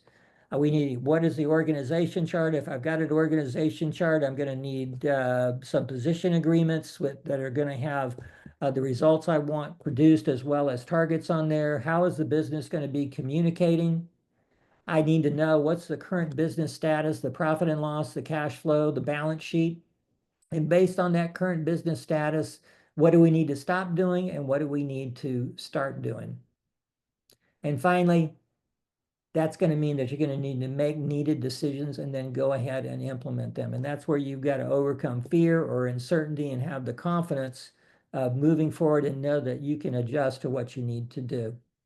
Now, I listened to David Cole, and I know Selena was kind of bringing this up too. And he was, I took a lot of screenshots of his slides just because I'm going to have to listen and marry up what he was talking about with those screenshots to better understand what was going on. But I wanted to pass this on. I did a search, and he mentioned this, that you can find this online. So I searched Management Mindset, David Cole. And there is a website, he talked about this TPAP program through Texas A&M. It's at that website. This is kind of a long thing to do, but if you'll search here, that link will come up. And this is a PDF that is 2 sheets is what it is. And there also is on Ranchonomics, episode 58, David Cole is on there talking about that management mindset. And then also just a reminder that there's a second page here as well, which I think just dovetails on all the stuff we're hearing today. What do we need to continue? What do we need to improve? And what do we need to stop doing? That concludes what I wanted to talk about for today. If you want to call me, you can call me at that number, and there's my email address as well. I'd encourage you to take advantage of the efforts there that Jared and Selena are talking about, and also check out the Ranching for Profit School. There's the website, and there's Mhm. the phone number. So that's it for me. Perfect. Perfect. Good timing, Roger. We appreciate you being on this class today. You bring a wealth of knowledge and experience, and I'd ask this question of others, but I'd love to give your take on it. What do the truly successful ranchers have in common? And the ranching for profit, they call those their benchmark businesses, the ones that are maybe the outliers that are profitable more years than not or every year. What are some of the things they have in common? You covered a lot of them probably in the presentation, right? But anything else that stands out? Yeah, I think one thing is when they saw that new direction, they had the courage to move forward on that new direction. And I think the other thing is that especially through that Executive Link program, which sort of gives you a more formalized advisory board, that other businesses pushing each other really pushes them to look in different directions and get new ideas on what's going on. And also just, I think, always just thinking ahead and looking at what are the new opportunities that are out there, I think would be some consistent things, along with that they've got their economic analysis done. They know where they're sitting as a business. They stay up with their projections. They stay up with updating their projections. And, for example, there was a challenge with some businesses on one board that in August they were getting weekly margin calls. And so huge amounts of money were, Mhm. but still they already knew that even with that money going out, it can tend to seem like the sky is falling, but they knew, looking at the economic analysis, that they were still in good shape. So it helped ground. Yeah. I think the other thing I didn't put in here, but just wanted to mention, because I know David Cole what I seem to think I remember him saying is that don't let your self-worth be tied up into your net worth, for example, on your balance sheet. Yep. Because if you look at the rise in the cattle prices, it wouldn't surprise me that a lot of businesses, their net worth has climbed by maybe 20% or something like that, Oh, yeah.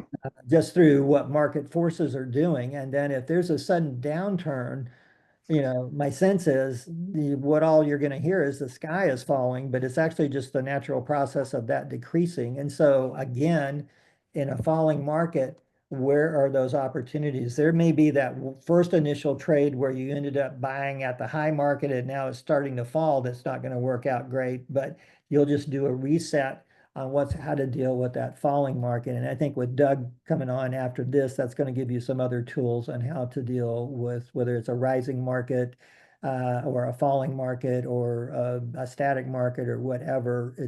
You're just starting to look at it's just what the market is and how do I need to respond to that type of a thing. Yeah. Yeah. Very good. Well, yeah, that's a good segue into what Doug Ferguson is going to be talking about next. But this is kind of a random question. You've seen a lot of businesses and you've seen, behind the scenes because of the nature of the consulting role that you've been in. Do you have an estimate like for at scale ranches, how many of them are utilizing debt as a tool versus how many are self-financed and do not have debt? I guess to simplify that, what percentage of businesses would not have any debt outside debt? Very small percentage. I would Mhm. say, when I was talking about those businesses who've really moved forward, they have used debt strategically to help move their business forward. Mhm. They have done. So they have needed debt as a tool to focus on stuff that's producing cash flow to help them get to a bigger scale type of a thing. Yeah. Yeah. And the key word there is a tool, right? Not a crutch. That's right. That's But right. literally, They're not a literally bailout, but it's just there's a plan to profitability, and I'm going to need some extra money coming in to help me get to there. But I'm going to be able to service that debt and also generate a profit out of that type of a thing. Yeah. Very good.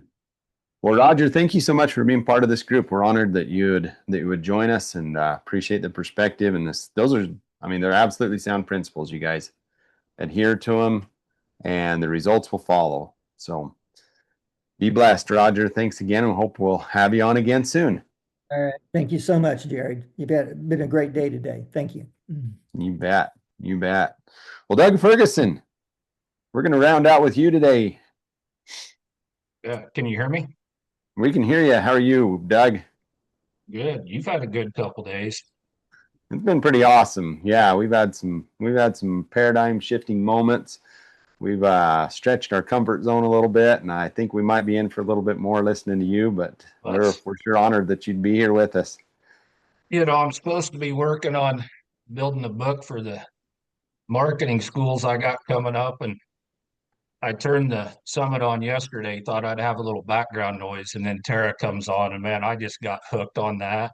Yeah. And so today I'm like, I'm not going to log on.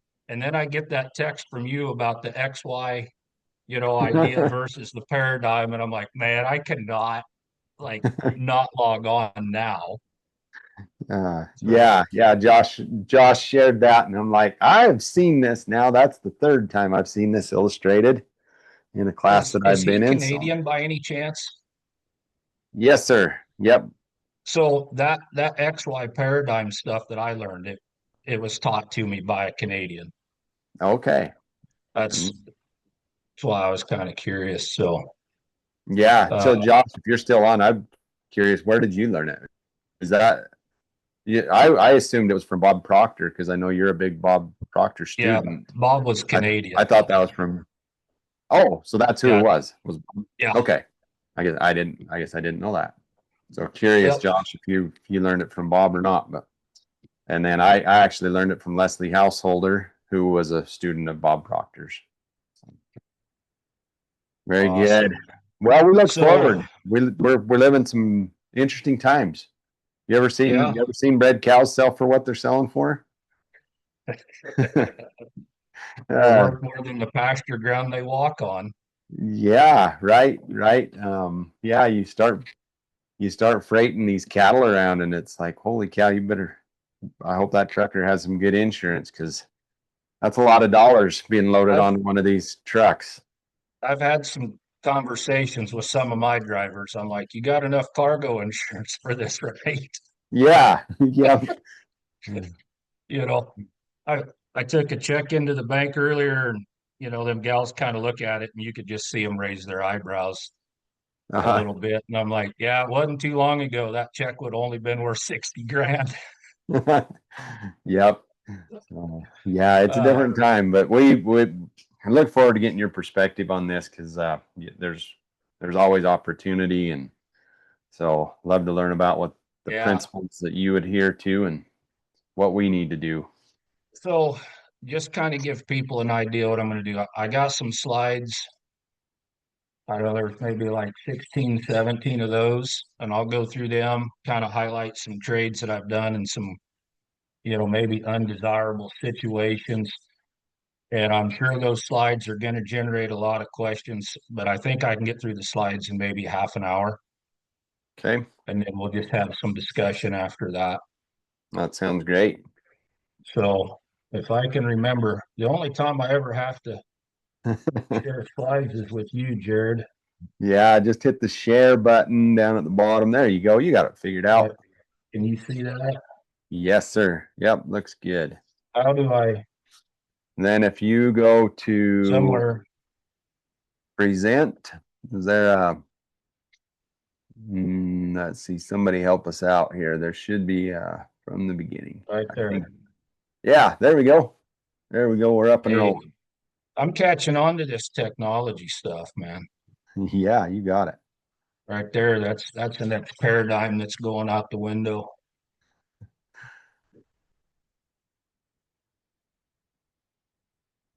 So are you ready, Jared? We got everything? Yeah. Yes, we are ready. Let's roll, Doug.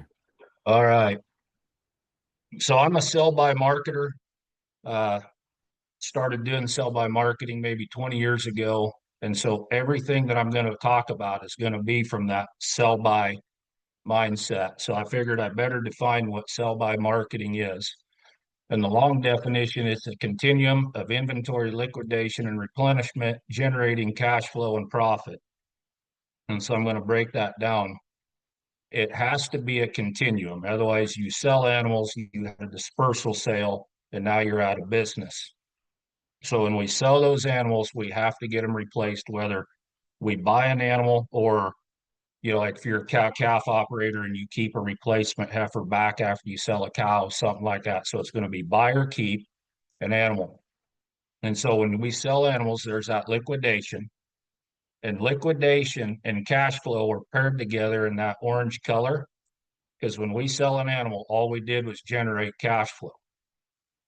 So then when we replace is when we capture our profit. This is what the old timers used to do. When you hear some of them old guys, and there's very few of them, you know, around anymore, but they'd be like, you make your profit on the buy. This is what they were talking about. The shorter definition of sell by marketing, it's a real-time cash flow reckoning. So what that means is we see the price relationships between different classes of cattle or different weights of stockers right now as they exist in the present. And the reckoning means there's an algebraic equation we can do that will show a settlement. And this is what allows us to be self-hedged in the cash market. And I've got some slides that'll kind of illustrate what that means. But to me, market direction doesn't matter. In fact, I actually love market crashes. My memories of years like 2008 and 15 are different than everybody else's, because those relationships widened out so much. The other thing that factors in is when the market's crashing, people start to panic and they will refuse to sell. They'll refuse to buy anything. Well, if they're refusing to buy anything, it makes my job as a buyer a lot easier when my competition just removes themselves from the equation. Before I go too much further into it, I kind of want to go over what I'm starting to call the sell by mindset. You know, now that we've had, I don't know, maybe 1,500 people go through the marketing schools, you know, I'm kind of starting to see some things. And the first one I'm going to start with is commitment. I had an epiphany earlier this week, Jared. You know, been getting some texts from people and they're like, how do you stay disciplined when it looks like this market's going to go to the moon? And you know, that's when it hit me. It's like, if you're committed to doing sell by trades, the discipline will just take care of itself. If you're absolutely committed to generating that cash flow, capturing the profit, the discipline falls right in line with it. So you have to commit to it. Another point that I think kind of falls in with sell by, and this has kind of become a big one with me, is let's focus on raising your income. You know, you've had a lot of mindset material here the last 2 days, and I think it's been pretty well covered that whatever you focus on is what you're going to bring about. But we've been taught as ranchers to cut costs, basically to try to starve a profit into the business. We know the statistics on how well that works now.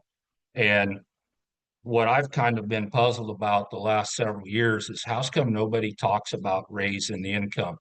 Why isn't anybody spending a whole lot of time talking about cash flow? That's one of the things I love about Mary Jo. Cash flow is king. You know, that's one of her sayings. I feel like there has to be some degree of difficulty for sell by to really settle into people's mind. And that could be a market crash. That could be a high cost of gain type situation. The market that we've been in here presently, you know, it just keeps going up, up, up. It's making a lot of things pretty easy. The next bullet point is compression. This one's probably a little bit more personal to me, but when I learned sell by marketing, we didn't have these little iPhones. You know, we had dial-up internet, still had the old bag phones, or maybe we were on the flip phones at that point, but cell service was really poor. So it wasn't like today you can just grab your cell phone, send a text, call somebody, something like that. So I was in what I called that compression period, where I had to figure a lot of things out on my own. And I think some of that self-study, it really helped me in the long run. And I've seen this one come up a lot. Don't give up on a trade or stop in the middle of one. It is called sell by. And so your exposure to risk is the time between the sell and the buy. And there are some people that will just hit the pause button. They've been told to do that or heard it on a podcast or something, and they stop in the middle of it. And right now, that is financial suicide, because if you stop now, and the price of these feeder calves is going to go up 20, 30 cents, you know, in a week. So don't stop in the middle of a trade. Sell by marketing is nothing but fundamentals. There's no level 2 curriculum to sell by. Any great athlete you ever look at, Michael Jordan, you know, my daughter being a basketball player, and you know, she's interested in Kobe and MJ, and I think it was last weekend we were watching some of the old videos of the playoff games from the 90s, and I was pointing that out to her. I'm like, look, all these great moves that Jordan does all start with fundamentals. There's a jab step, a crossover dribble, you know, things like that. Everything started with the fundamentals. If you're not into the basketball deal, most of us on here are Cowboys. Look at Sage Kimzey, world champion bull rider. Man, he's got the fundamentals of bull riding down pat. And we need to practice. You know, there's several different ways to change a paradigm. It's real easy, you know, to change a paradigm after a tragedy, but we try to avoid that. And so that's repetition, practice, practice, practice. I've done so many cattle squares by hand. I can see the relationships as they exist in real time.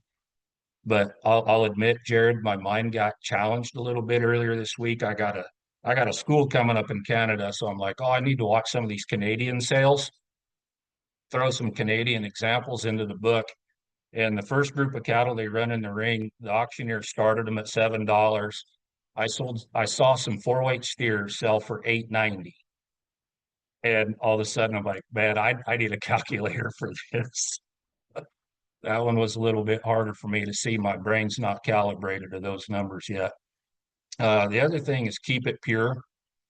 There seems to be a lot of confusion about sell by. There's a lot of myths that are floating around about as it becomes more mainstream. You're going to have more manipulation, more myths, coming along with it. So block out that noise until this stuff really settles in. With sell by marketing, we're going to focus on relationships, not these cookie cutter ideals. So a cookie cutter would be like, I buy 5 weights and sell 8 weights, or we sell cattle, the first week of March. Sell your cows when they're 5 years old. Those are cookie cutters. They don't focus on relationships. Know your cost, and you've covered that quite a bit here the last couple of days. Cost is attached to the animal sold. And the reason that I highlight that is we are so focused and it's so ingrained in us to do projections. With sell by marketing, the projections are now out. We only deal with today. We remember the past, we exist in the present, the future is unknown. So the only thing we can see is today. So, I mentioned on there, go with the flow. Anything that we try to do, the word proactive comes up a lot. If you think you're trying to be proactive, that is a form of fighting the market. If you try to fight this market, you're going to lose most of the time. So just take what the market gives you. Sometimes it'll give you a little bit, sometimes it'll give you a lot, but just take what it's going to give you. A little catchphrase of mine, the mathway is the pathway. That's going to come into the cattle squares. Spoiler alert, I'm not going to show any of those today. It takes up a lot of time, but run the math, double check your math, and then trust it. The next bullet point, we're going to sell overvalued animals. We're going to buy or keep undervalued animals. We do not sell a replacement, or we do not sell an animal until the replacement is already identified. So I'm looking at these markets daily. And, you don't have to look at markets daily. My suggestion is you better know what's going on in your local sale barn every week or every other week, depending on what the sales schedule is where you live. But look at those prices and compare. While I'm on that, something I've been noticing here lately, the sale barns that self-report their markets are throwing a few extra dimes on their prices. So you got to really know what's going on in that sawdust, because they're working very hard to attract consigners. You know, you keep hearing that, cow numbers are at a low. Well, they're feeling it. They're feeling it there at the sale barns. And the other thing about sell by marketing, it enables us to maintain inventory. This is a head per head transaction. So if you sell one animal, replace with one animal. If you sell 3 pot loads and there's 240 head went out on those 3 pot loads, you now need to replace 240 head. The mainstream is crying and wailing and gnashing of teeth right now that they can't maintain inventory because it costs so much money to buy these cattle at these prices. Well, if you sell an overvalued animal and replace with an undervalued animal, it will be very easy to go head per head.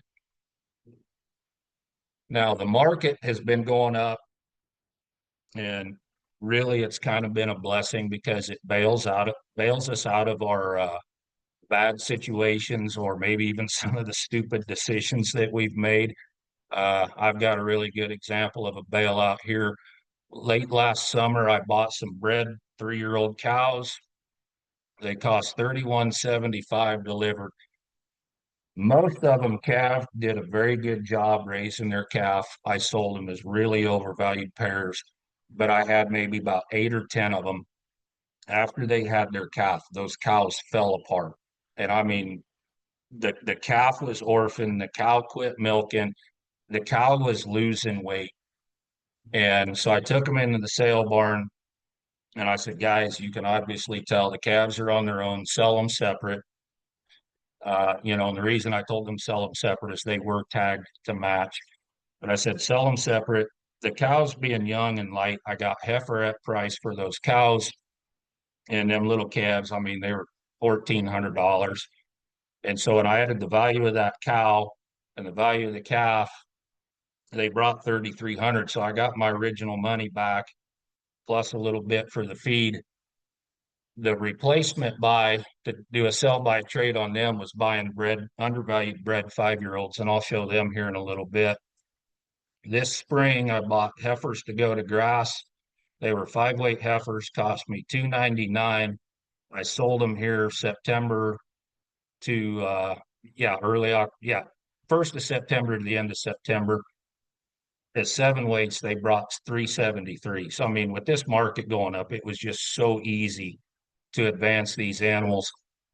And the replacement buy against those coming off grass, and I should probably tell you what they were. Those 5-weight heifers were mixed, so they're like the reds, blacks, shars.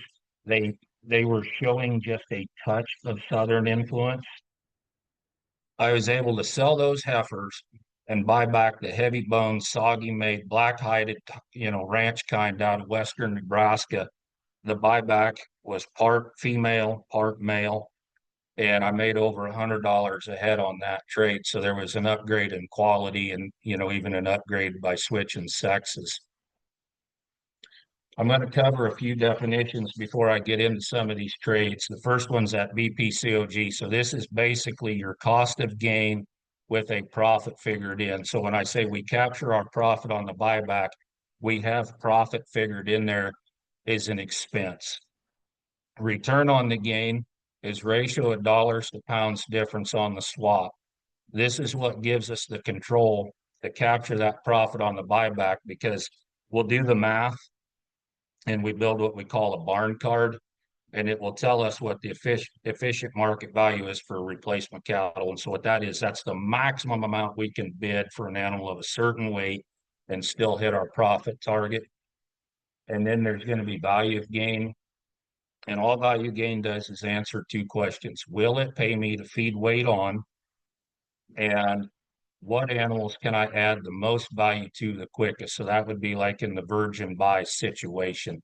We see discounts for balling calves right now. We see discounts for feeder bulls. So if you can buy that balling feeder bull, get a hard wean on him, change him to a steer, there's a lot of forced equity in that trade, and that will show up on the value of gain. Now, what I just described there is also monetary gain by changing that steer. Monetary gain and value gain are two separate things, and I'm almost certain they're two separate things because we have a slang term for that. Now, I have to kind of cover this little cycle over here. This is something that I've been coming up against a lot in the last year and a lot of phone calls. But some people will say to sell animals when the cost of gain gets higher than the value gain, hold on to feeding money. We do not need to keep trying this over and over and over. This has been proven to be financial suicide because, like I said, it opens that window for risk, especially right now with the market going up. And, you know, if you read my Intel blog that's on the Farm Progress websites on Friday, one thing I've kind of repeated in there is that the people that say these things probably ought to go to a sale barn with $500,000 of their own money and try it. They can then have the same conversation that some of their clients have had with their wife and explain why 6 figures just disappeared into thin air. So right here is one of those high cost of gain situations that I found myself in earlier this year. The picture on the right, I'll start with that. My wife dropped my daughter off at the sale barn that day after school so she could catch a ride home with me. My daughter gets in the pickup and she's like, "What kind of trade did you do today, Dad?" And I said, "Well, it must be the impossible one." You know, she knows that I nickname all the trades for the schools now. And she kind of looks at me. I was like, "Yeah, this is the one everybody says can't be done. You know, oh, the value gain was low, the cost of gain was high. You should just sell them and wait." So that's why she's kind of standing there with her hands up. It was too good to not get a picture of her doing that. So now the picture on the left, these were the heifers that I sold. Everything else on the yard left about February, March of this year. And these heifers came in probably October of 24. And I fed them and fed them and fed them. And I mean, Jared, these were boat anchors. I mean, they were not gaining, they did not gain a pound a day. And I mean, I implanted them, I pushed the corn to them, I pushed silage to them. And my break profit cost of gain was over $2, come in at 210. The value of gain trying to get those heifers from 600 pounds to 700 pounds was 158. The thing of it was, you go back to that bullet point on the mindset slide, you do not sell an animal till the replacement's already identified. So I knew there were no replacement buys against these heifers with that cost of gain. So I fed them through March. I fed them through April. Finally, in May, it opened up. I could sell these heifers with this high cost of gain and get them replaced. And part of that buyback, again, was selling heifers and buying bull calves and heifer calves. So now we're going to talk about buying and adding value. I forget what year it was I did this, but the value gain was very low and it was not paying to put weight on cattle that year. So what I was doing is I was buying balling calves, I was buying feeder bulls, and then I'm doing all the work nobody else wants to do. I'm weaning these calves, you know, 2 rounds of shots, lutealizing the heifers, castrating the bulls. You know, I did all kinds of dehorning and stuff like that. And I did this all through the summer. About once a month, I'd go out, gather all the cattle up, get them into a pen, sort them, make my load, sell them, go buy another group. Now in Nebraska, you know, cattle are out the grass, so we don't have a whole lot of calves coming in to sell. So I had to rely on geographical spreads. I was buying cattle out of Tennessee, South Carolina, buying a lot of them out of Joplin, Missouri, because you always got calves moving there. And well, while I was doing this, Jared, I mean, I was processing cattle twice a week just because, you know, these cattle are only here 45 to 60 days. So, you know, we're running them cattle through getting that second round of shots in them. But doing these geographical spreads, and since the cattle were not here very long, they didn't gain much weight. 25% of my cost of gain was just freight. To get them here and to get them to market, 25% of that cost of gain was just freight. But that's how I made my money that year. And the reason I highlight that is if you get an animal on the place, they're front loaded with cost. You got the trucking cost to get them in there. You got vaccine cost, you know, the expense of maybe castrate and things like that. So you're front loaded with cost. So as they gain weight, it should cheapen that cost up. And as they get heavier, the cost of gain should get a little lower. But like I said, since it wasn't paying to put weight on these animals, we had to turn them quick and add value to them in other ways. Now, here's an example of 2020, and I'm going to show you. I got January there, so if you know, we all remember 2020 really well. Things were still normal in January. Then in April, we got into the shutdown. And so we have that government created market crash. And if you look at a feeder cattle chart from 2020, you will see that hard drop. And then it comes back up later in the year. So the trades I did in January looked like this. I would sell 7-weights, and these were all heifers, by the way. But I was selling those 7-weight heifers at 143. I was buying back 5-weight heifers at 151. The return on the gain, again, the ratio of pounds difference, the ratio of dollars to pounds difference on the swap was 122.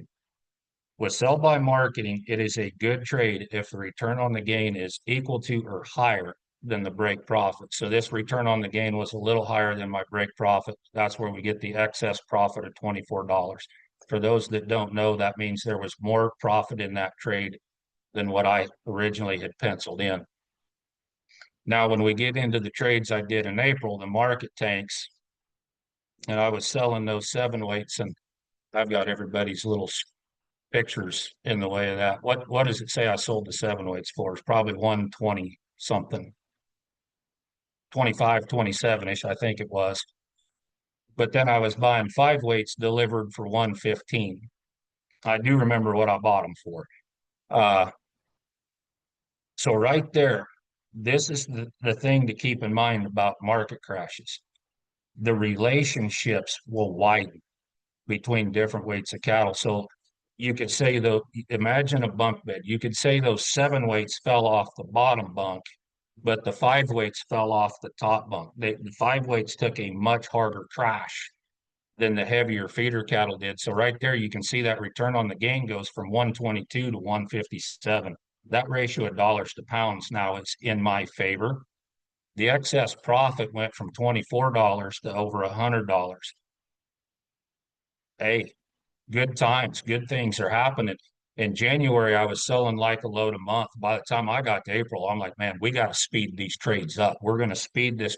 We're going to speed the turnover, and we're going to get, you know, I think I was trying to go every 2 weeks during that. The other thing to keep in mind, and I'm not a big fan of this, like I said, it was a government created market crash, but the government stepped in and gave us that CFAP money. I forget what CFAP stands for today, but people remember that. If you sold cattle in that little time window that the government designated, they gave you money for selling those cattle.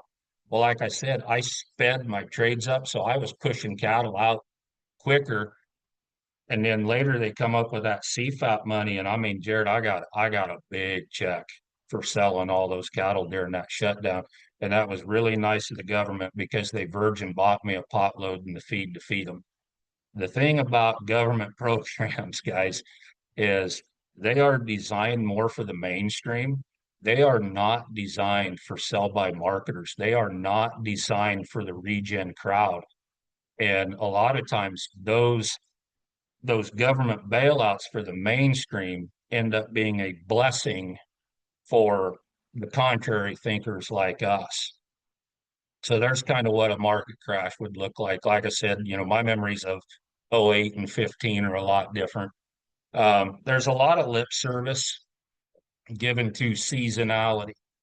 And, you know, I since I write the Intel blog and teach marketing schools, I pay attention to pointless things now because I know everybody else is paying attention to them.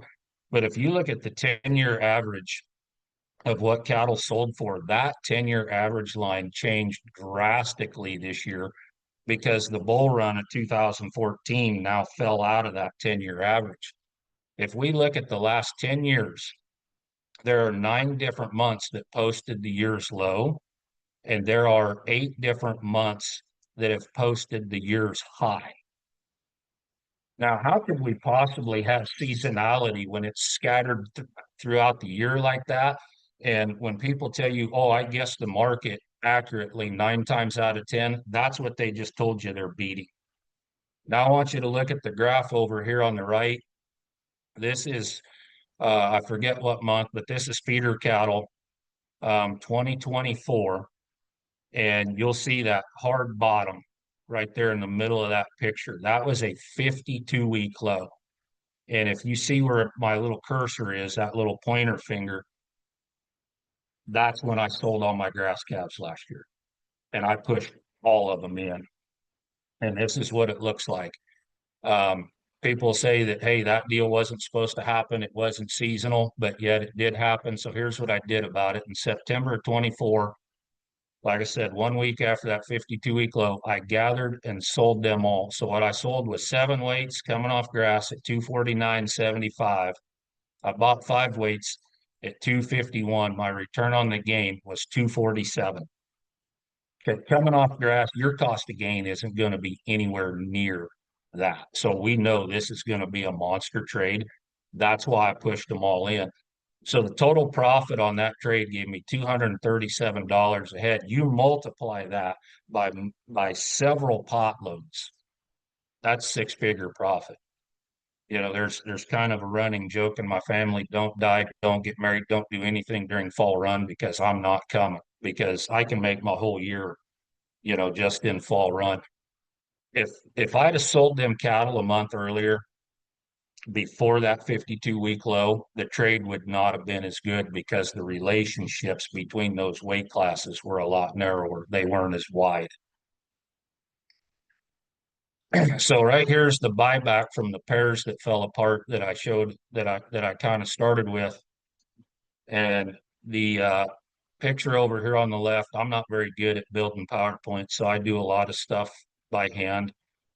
And this was the Beatrice, Nebraska sale, which is my hometown sale barn. It's 15 miles from the place. And right there, there's those 5, 6-year-old cows. You see them right there in the middle. So this is a cow value deviation scale. Those people that talk about selling cows to deflect depreciation, like I said, probably ought to practice out some of their own money, because the cows that they're advising everybody to sell were a horrible sell. Now, as an educator, it irritates me to no end that they keep saying that. To say that and ignore what these female markets have been doing since 2023 is, I'll just call it what it is. It's delusional. And some people get upset at me when I post these deviation scales on Facebook. There was one here the other day: broken mouth pairs outsold everything, or I'm sorry, broken mouth bred cows outsold everything except bred heifers. And people are like, well, that ain't supposed to happen. Ain't supposed to happen. See, that's an old existing paradigm. Thing is, it is happening, and it makes perfectly good sense to sell by a trader. Well, if you want my broken mouth cow that bad, I'll sell her to you, and I'll go buy this undervalued 3 to 5 year. And I've got another slide, one of these coming up here in a moment. But as a cattle buyer, I absolutely love it that everybody else is listening to that and trying to market cows on that cookie cutter idea, because those $2,300 cows right there, those 5, 6-year-old cows, are the ones you're looking at over there on the right. So the joke around our house is that was Amber's Valentine's Day present, because the Beatrice sale was on February 13th. And so those cows, like I said, that's Amber's Valentine's Day present. Now here's the Truth Hurts, Delusion Harms slides that I've been running in my school since about 23. The one on the left, this was, this would have been from Salina, Kansas. I want to say probably sometime last fall. I don't have it written on there. But this is what people typically think the market is supposed to look like. And sometimes it does. Like I said, Salina did this just, last fall. And those are those prices. The one over there on the right, again, it's cut off on my deal, but I'm pretty sure that was from Osceola, Missouri, probably sometime last summer. And there again, those 5-year-olds tanked, and then you can see the older cows out selling them. This goes back to that mindset slide. We just have to go with the flow and take what the market gives you. Now this one here, Jared, this would have been the Mocan Sale Barn, Butler, Missouri. 4th day of October. And right there, you can see how these get pretty wonky. Man, my slide kind of fades out over there on the right, but those, I forget what gestation period is. But the black line, the green line, and pink line are different gestation periods. And when you look at that green line, you know, them 6, 7-year-old cows, I mean, they cleaned up, and then you could see the price really tanked from there. But look at those 3-year-olds. That one really caught me off guard because 3-year-olds have been selling very strong all across the country for the last several years. And the big reason that you're seeing a lot of demand for those 3, 4-year-old cows is, you know, the baby boomers outvote us and they still outspend us. So they don't want to deal with first calf heifer problems. So that baby boomer crowd is plowing really hard into those young 3, 4-year-old cows. Well, if you were at this sale and you were selling those 3-year-old cows, you probably got caught off guard. And so that's why I have on this slide, you have to pivot on the fly, which comes back to the real-time cash flow reckoning. You could see these relationships develop at an auctioneer's pace. And the other thing to keep in mind as a seller, you might have to defend yourself. What if you were selling those 3-year-old pairs and, oh my gosh, now they're really overvalued. Nobody wanted them at this sale. Pass them out. Take them home. Because if we would compare those 3-year-old cows to open replacements, you can see the open replacement heifers where the lines start over there on the left brought almost as many dollars per head as a bred 3-year-old. So, I mean, there just really wasn't a very good buyback against those 3-year-olds. And then here, I use these slides in my schools, and we're going to compare actual values, which is the value there on the left, to the intrinsic value. And you compare those, and then you can see, again, my slide, I got all the little pictures, but there should be some numbers over there in red and green on the right that will show the value differences.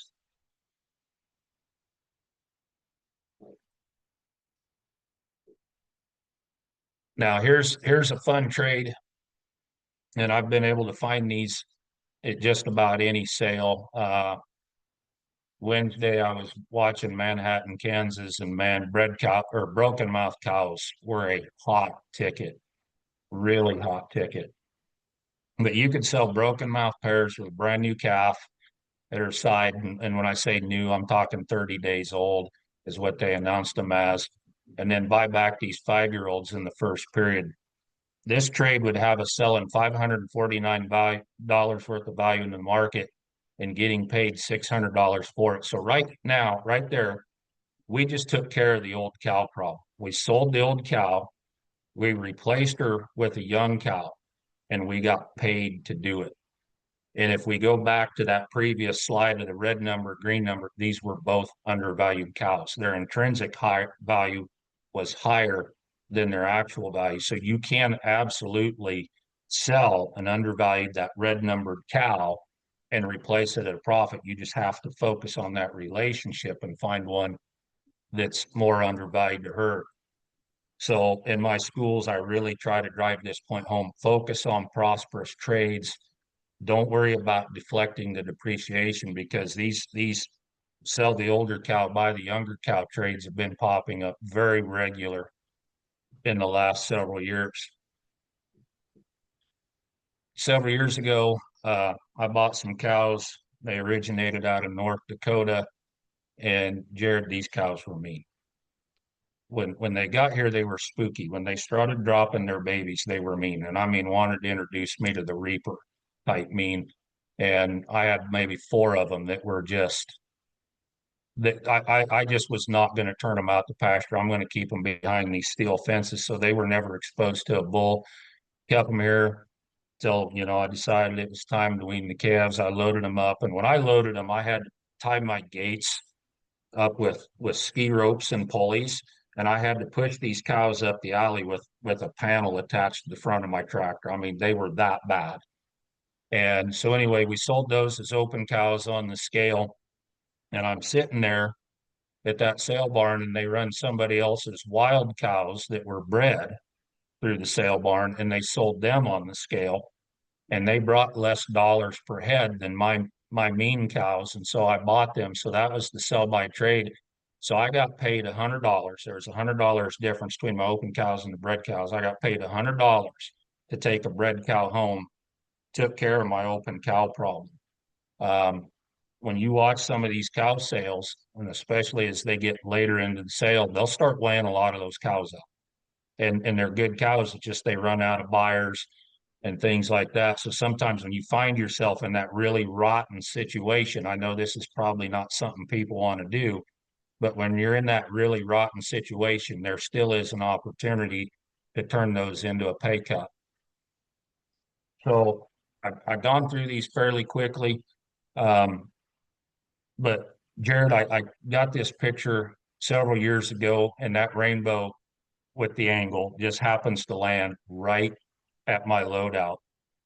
And I'm looking at that picture and I'm like, you know, with sell by marketing, your pot of gold probably looks like your loadout. You just have to know how to utilize the relationship in the markets and what it's given you. And so that was my last slide. I've been getting a lot of phone calls, texts, emails asking about schools in 2026. My wife has got 2 schools confirmed. One is going to be February 10th and 11th in Lincoln, Nebraska. And then we're going to do March 13th and 14th in Bismarck, North Dakota. I think those are on the website now. She's been handling all that. The website is supposed to get an update so that way people will be able to enroll and pay the tuition online with a credit card instead of doing the old snail mail, send me a check thing. But then here's a rundown of more schools we're looking at adding early July in Arkansas, late July, possibly Abilene, Texas, early August, Billings, or well, I should just say Montana because we don't know where it's going to be at. November, Beatrice, Nebraska, December, Lincoln, Nebraska, and who knows, right now we might add some more schools. But with that, Jared, that's where I'm going to stop, and I'm sure we've got questions and discussions, so we'll just go into that now. Yeah. Yep. Sounds good. Well, thank you, Doug. Thank you, Doug. Amazing presentation. Just a super good overview of what sell by marketing is and the practicality of it. So you guys can either throw your questions in the chat. I'll be the moderator. Let's see. Mike, you should be able to unmute now if you want to ask your question. Thank you. So I have 2 questions. One is, going into the sale day, I have an idea of what I want to buy because I've been looking at the market, and I have an idea of what I want to sell. But one of those comes before the other, and I don't really know what's going to happen in that day until I get to the end of the day. I can't really assess how that day turned out until the end of it. And so so there's a little bit of risk there.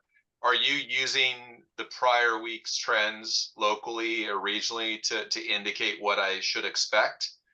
And then the second question is, what type of market dynamic makes it so that adding value by breeding a heifer doesn't make sense and selling it as a bred heifer? Yeah. So the first question, the market isn't going to just go do something real crazy wild right away. So, like in those examples I had up there, selling the 7-weight heifers, we knew consistently the week prior, sales earlier in the week, that kind of deal, that 7-weights were going to be overvalued to those 5-weights. So I already had that replacement identified. Now, you may not always get the price that you're expecting when you sell, but you should have a good idea of what they weigh. And, honestly, we can't guess them as good as we think we can. So I think that's where having a scale really comes in handy. They'll pay for themselves really quick. And, also, having know the market you're selling into. So like an example of that, where I live in southeast Nebraska, if I have green cattle they're going to sell better if I ship them west to sell. If they're fleshy, like they're coming out of the backgrounding pens and they got a little too fat on some corn and some silage, I need to go east with those because I know the guys in Iowa absolutely love those fleshy cattle. So just knowing where those cattle will fit in the market better. But then again, you know, coming back to that point of knowing the market you're selling into and having that replacement already identified. Now, when to breed heifers. You know, a couple years ago, you could buy a bred heifer a heck of a lot cheaper than you could buy or retain a heifer, run her out for 10 months and breed her up yourself. So it made absolutely no sense to be breeding heifers. Let somebody else do that, buy their breds. The other thing about that is if you keep them and breed them yourself, you've got that long production lag in there. When you could buy bred heifers cheaper than you could make one, she's going to drop you a calf in a few months. And so that kind of comes into that time value of money, because then you're going to be able to get that calf to weaning sooner. This market situation that we're in right now, these bred heifers are really good property. You know, I was building the curriculum for the school, and so I'm using sale results from that Butler, Missouri sale in Manhattan, Kansas. And what those bred heifers are selling for compared to open replacements, you know, it absolutely makes sense to breed them now. And with they're heading these replacement heifers off where I live, and so you got 8-weight heifers bringing over $3,200. You know, $4 a pound. I mean, that might sound pretty crazy, but the math is telling us that it works.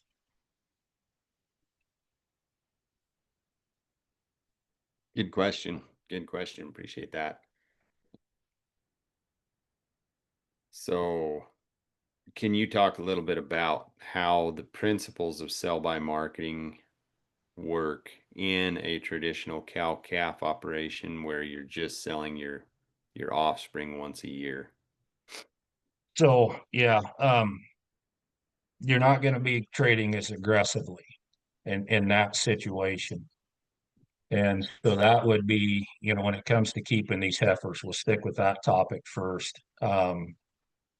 You know, if it's an honest to goodness closed herd, you're not going to be buying outside stock. But like right now, it is absolutely signaling like this would be a good time to keep those heifers back and breed them, because there's going to be there's going to be a lot of appreciation in keeping those heifers and breeding them, even though you may not be turning it into cash flow right away.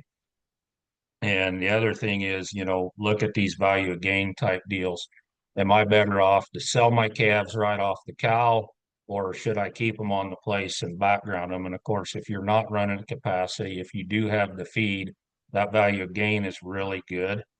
So it's telling us, yeah, let's get these calves weaned, you know, get a couple rounds of shots and put a little weight on them. You know, there are other years where you might be better off. The value of gain isn't real good. You might be better off to just give them a preconditioning shot several weeks before you sell them. And, you know, this market situation we're in right now with these cattle costing what they're costing today, we're starting to see buyers getting a lot fussier. And that was the topic for my blog today. Get those shots in them at the right time. Don't vaccinate them 5-7 days before you sell them. Vaccinate them several weeks before you sell them. We're seeing a lot, you know, and this is probably a farmer thing, just being on the western edge of the Corn Belt where I'm at. We're seeing so many short weaned calves come to town. And, you know, that right there, you're quitting in the middle of the process. And this could kind of tie back to those heifers that I kept and fed for several more months before I sold them in May. You know, there wasn't any activity there.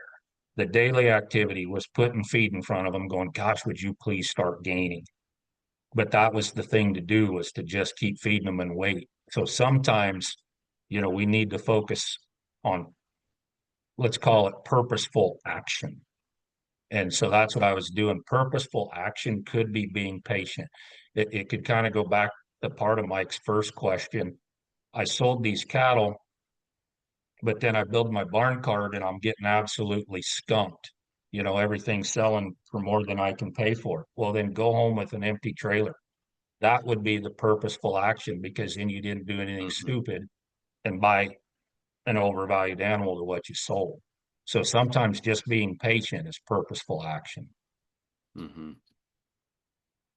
Yeah. And another question I've been getting a lot now, you know, am I scared of these high prices? And I just kind of described, you know, with that COVID trade, that no, I really kind of enjoy market crashes. But let's go back to those bred heifers, since we're kind of talking about those that sold in 2014, early 15. They were really overvalued to every other female at that time. And, you know, they cost $3,500 at that time.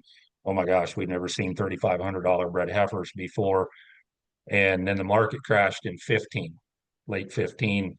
And if you bought those heifers thinking that, hey, I'm going to hang on to these and they've got their whole lives ahead of them to pay for themselves, well, you rode that elevator all the way to the bottom. And then you figure in the, you know, 13 to 19% fallout rate, you didn't have very many of those 10 years later.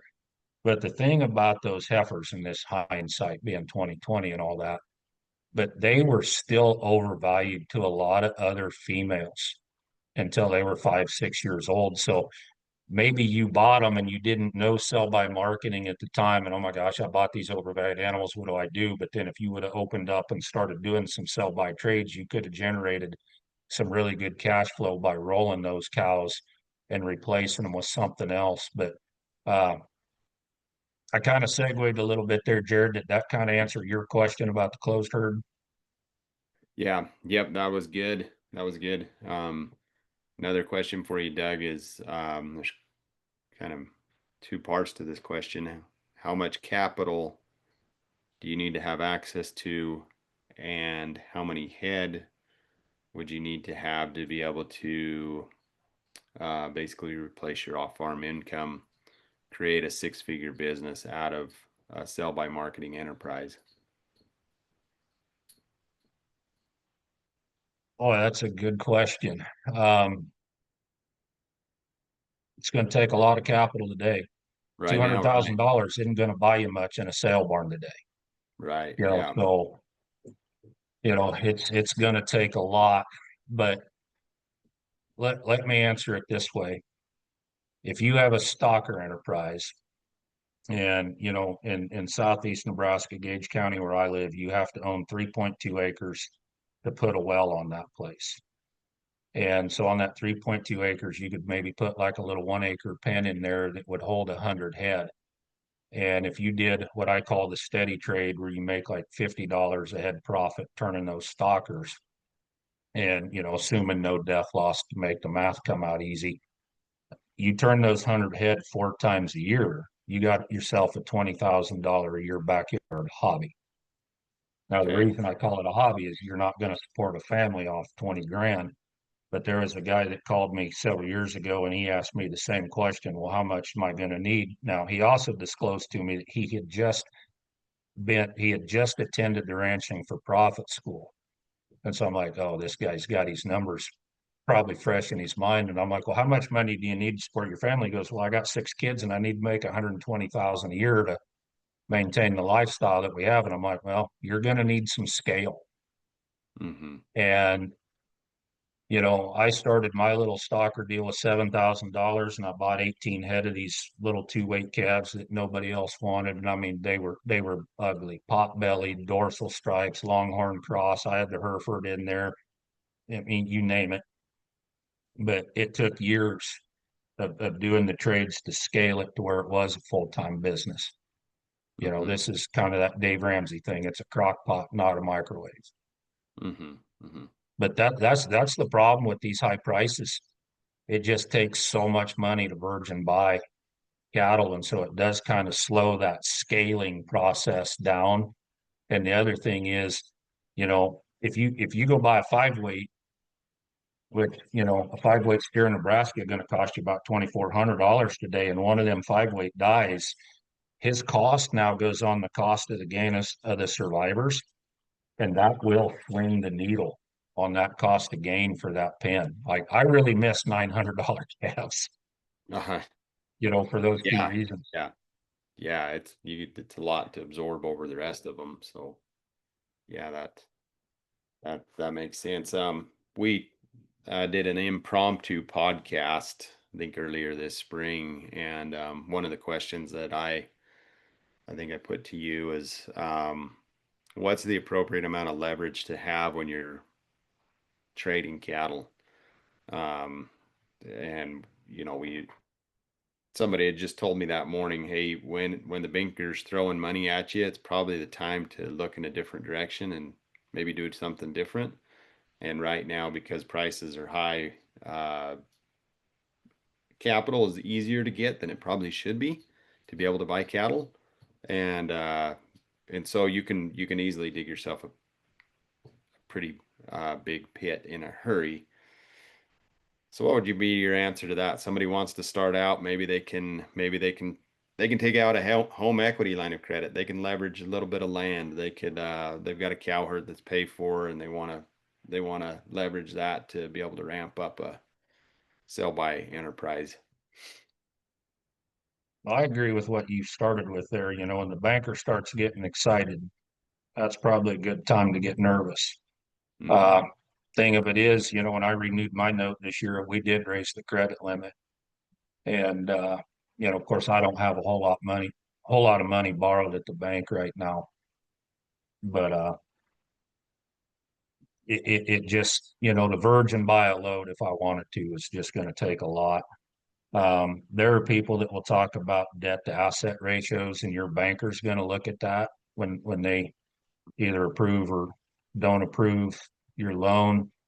My gauge is don't lose sleep over it. If you're losing sleep at night, you know, those, and I'm familiar with them, and I'm sure a lot of people on here, those little demons that just have a way of sneaking into your bedroom and waking you up at 2:30 in the morning.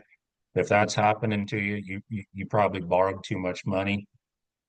You know, the other thing that I'll probably mention is you got to know how to market these cattle.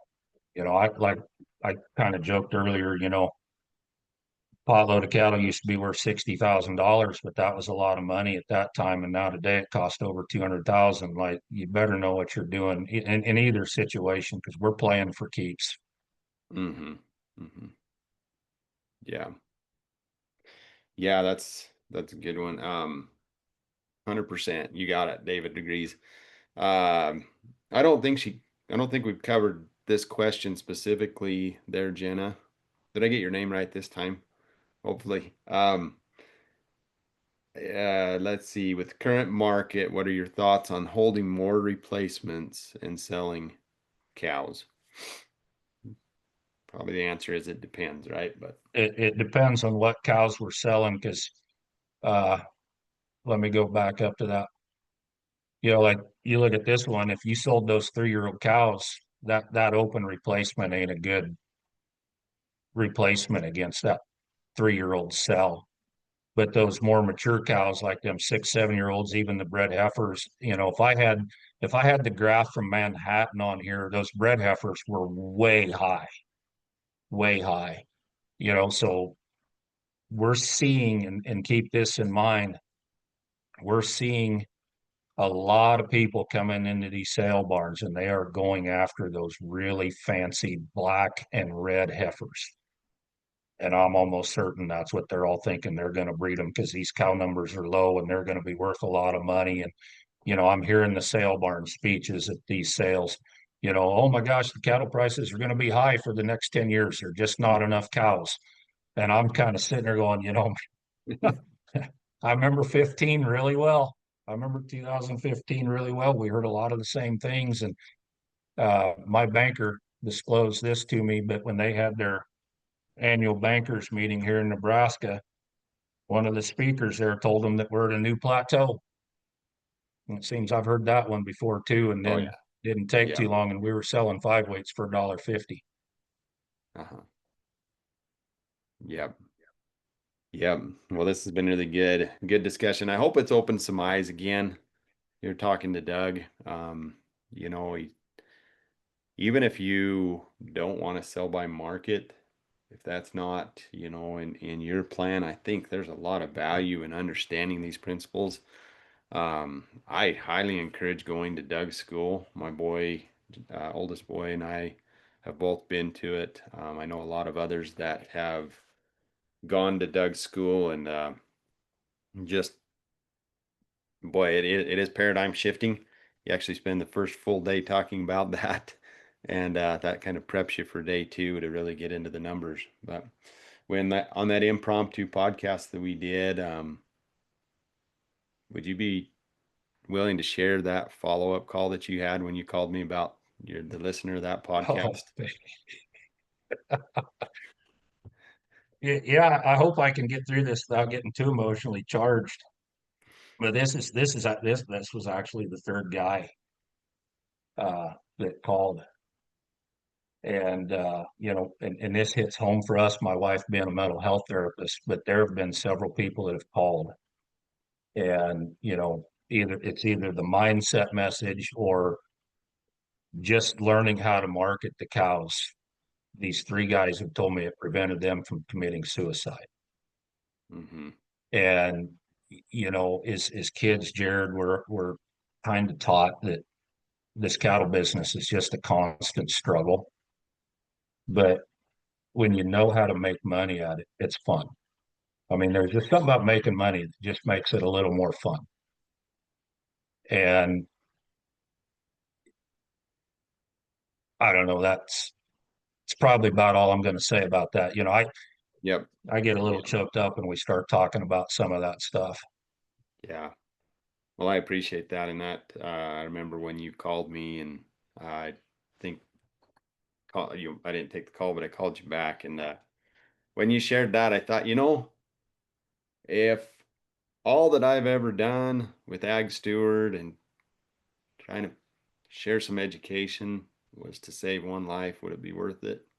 Absolutely. It's absolutely all worth it. And so,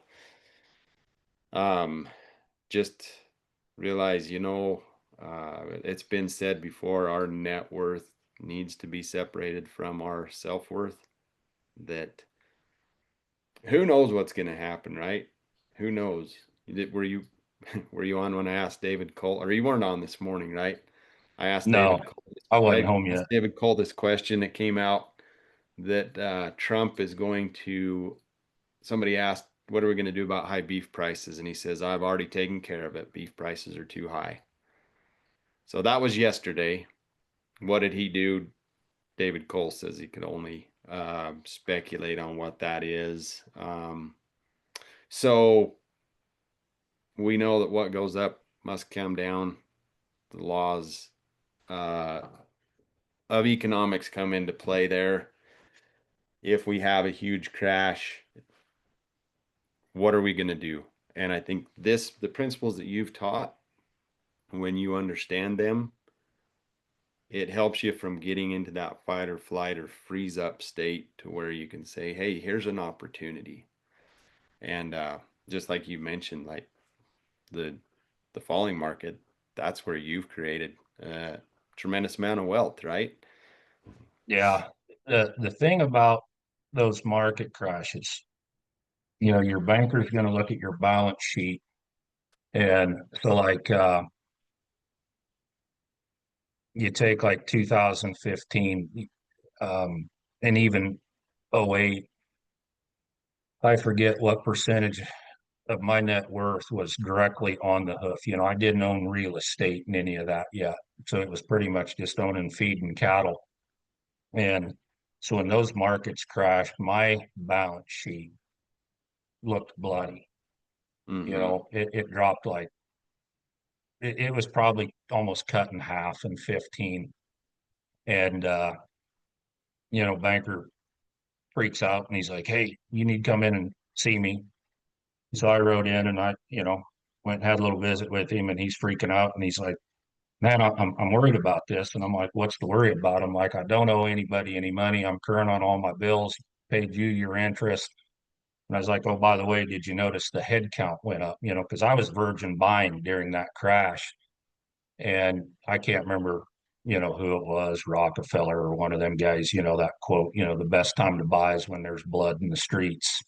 You know, those are really good times to expand. But see, that's the thing about sell by is it generates that cash flow that you can do those kinds of things. So, you know, me being in my 40s, I'm not too concerned about my inventory valuation, you know, because your inventory profit isn't going to be realized until you sell out and sell the last one.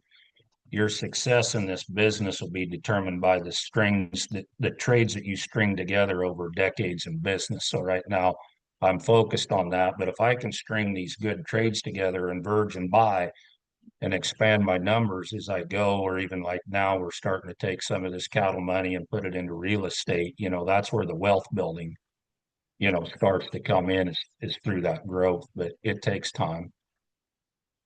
Yep. Yep. Well said, Doug. We really appreciate it.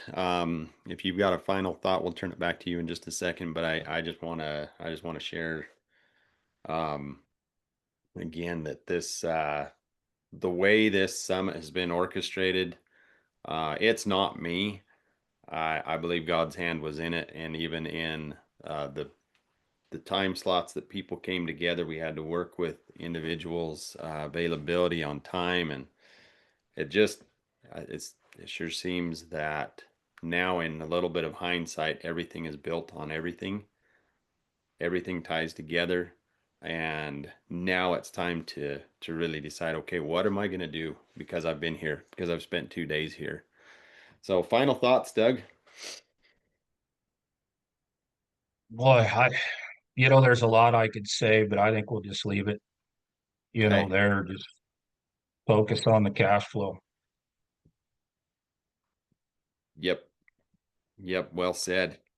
Well, we appreciate it, Doug. Thank you for jumping on here. Thank you for sharing some of your wisdom and experience. And again, for Doug, it's not theory, like he's in it every day, right? So definitely sign up for one of his schools and make the effort to go, even if you've got to travel, which both Justin and I went to Beatrice, and you know, that's you can fly there, you can drive there. It's well worth it. Well worth it. So yeah, thanks. Give him a round of applause. Send him some emojis, however you do that thing on here.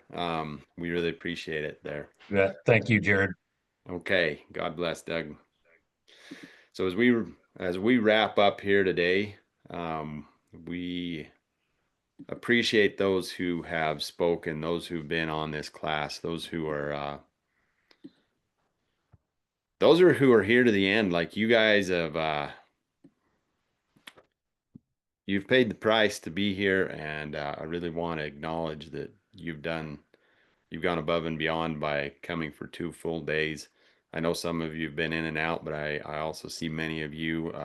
David, again, you kicked us off. You're still here at the very end. And Caesar, you've been on camera most of the time. I want to acknowledge that and thank you for that. We really appreciate that. You're a great example of somebody who's dedicated to learning.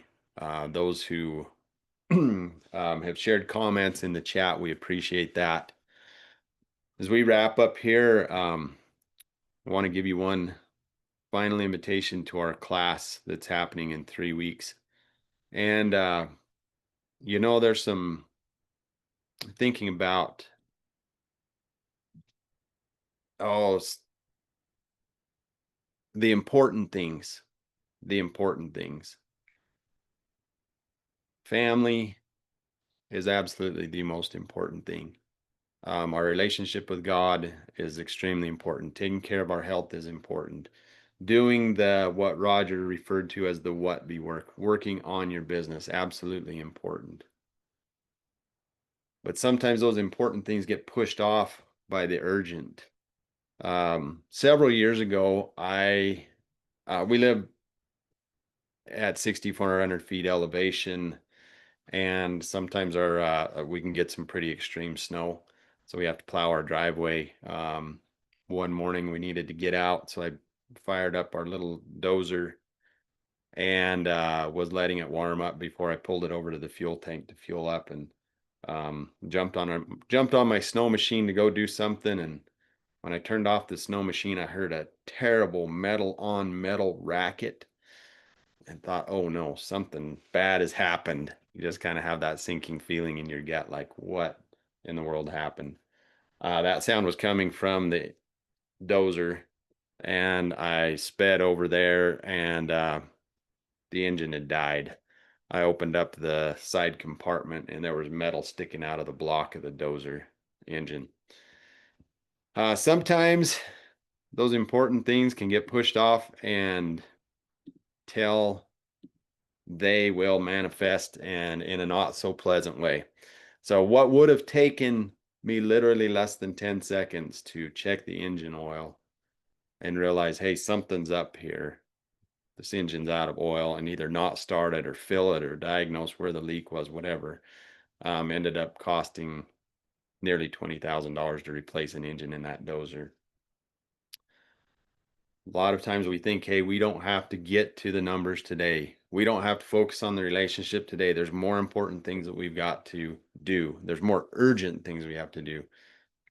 But if we don't take time for the important things, sometimes they can come back, and they can be costly, just as costly as not checking the oil on one of our pieces of equipment.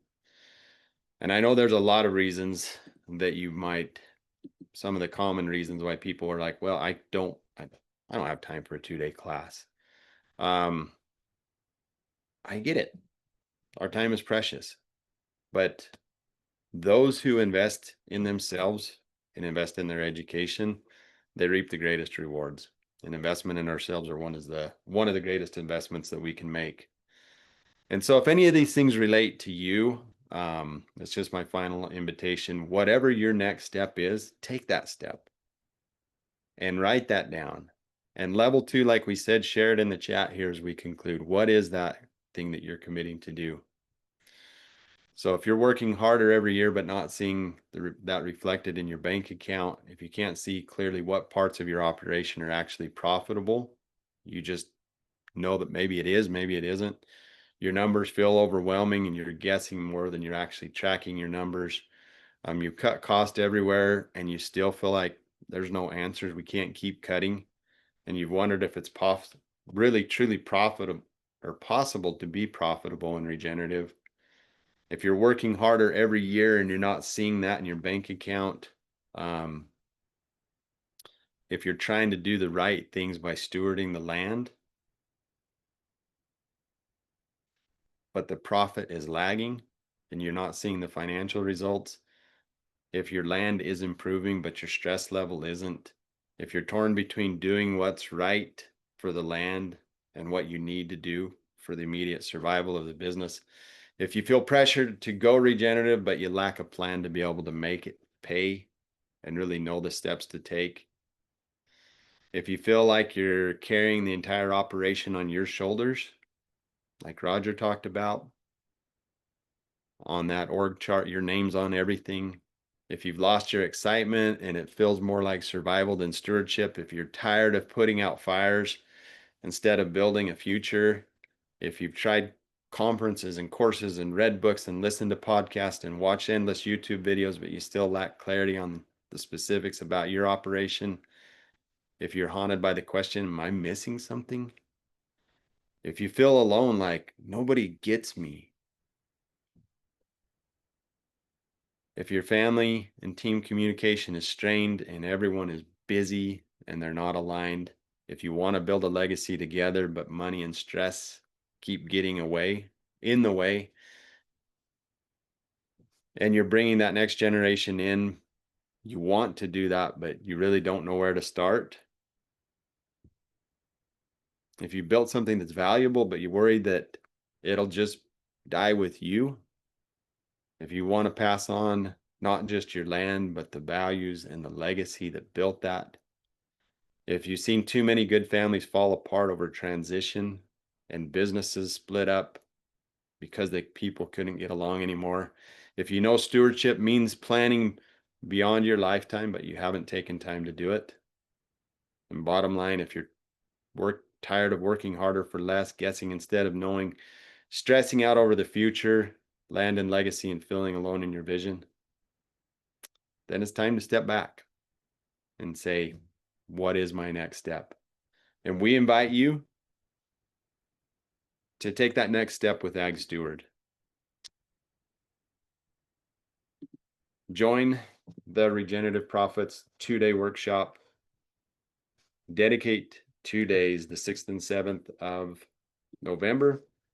Make that investment in yourself. And we hope to see you there. This is an opportunity for you to be able to work on your business, to take that next step towards being regenerative and towards being profitable, to take the things that we've learned here and apply them to your business, and to truly be able to tap into the gifts, talents, abilities, wisdom that God has endowed each of you with. I believe that you are the expert for your ranch and your farm and your operation. And it's our privilege to just walk alongside you and guide you and maybe ask you some challenging questions of, just because that's always been done, is that the way that it continues to need, that you should continue to do that? So with that, that's my invitation to you. Go to the website, sign up. It's $97. Show up to the class, share it with those on your team, make that effort to come. The recordings will be going out. My prayer that we maintain the quality and integrity of those recordings with the couple of hiccups that we had. If all is in order, they'll go out tomorrow morning. If not, it may take us an extra day to be able to get those processed.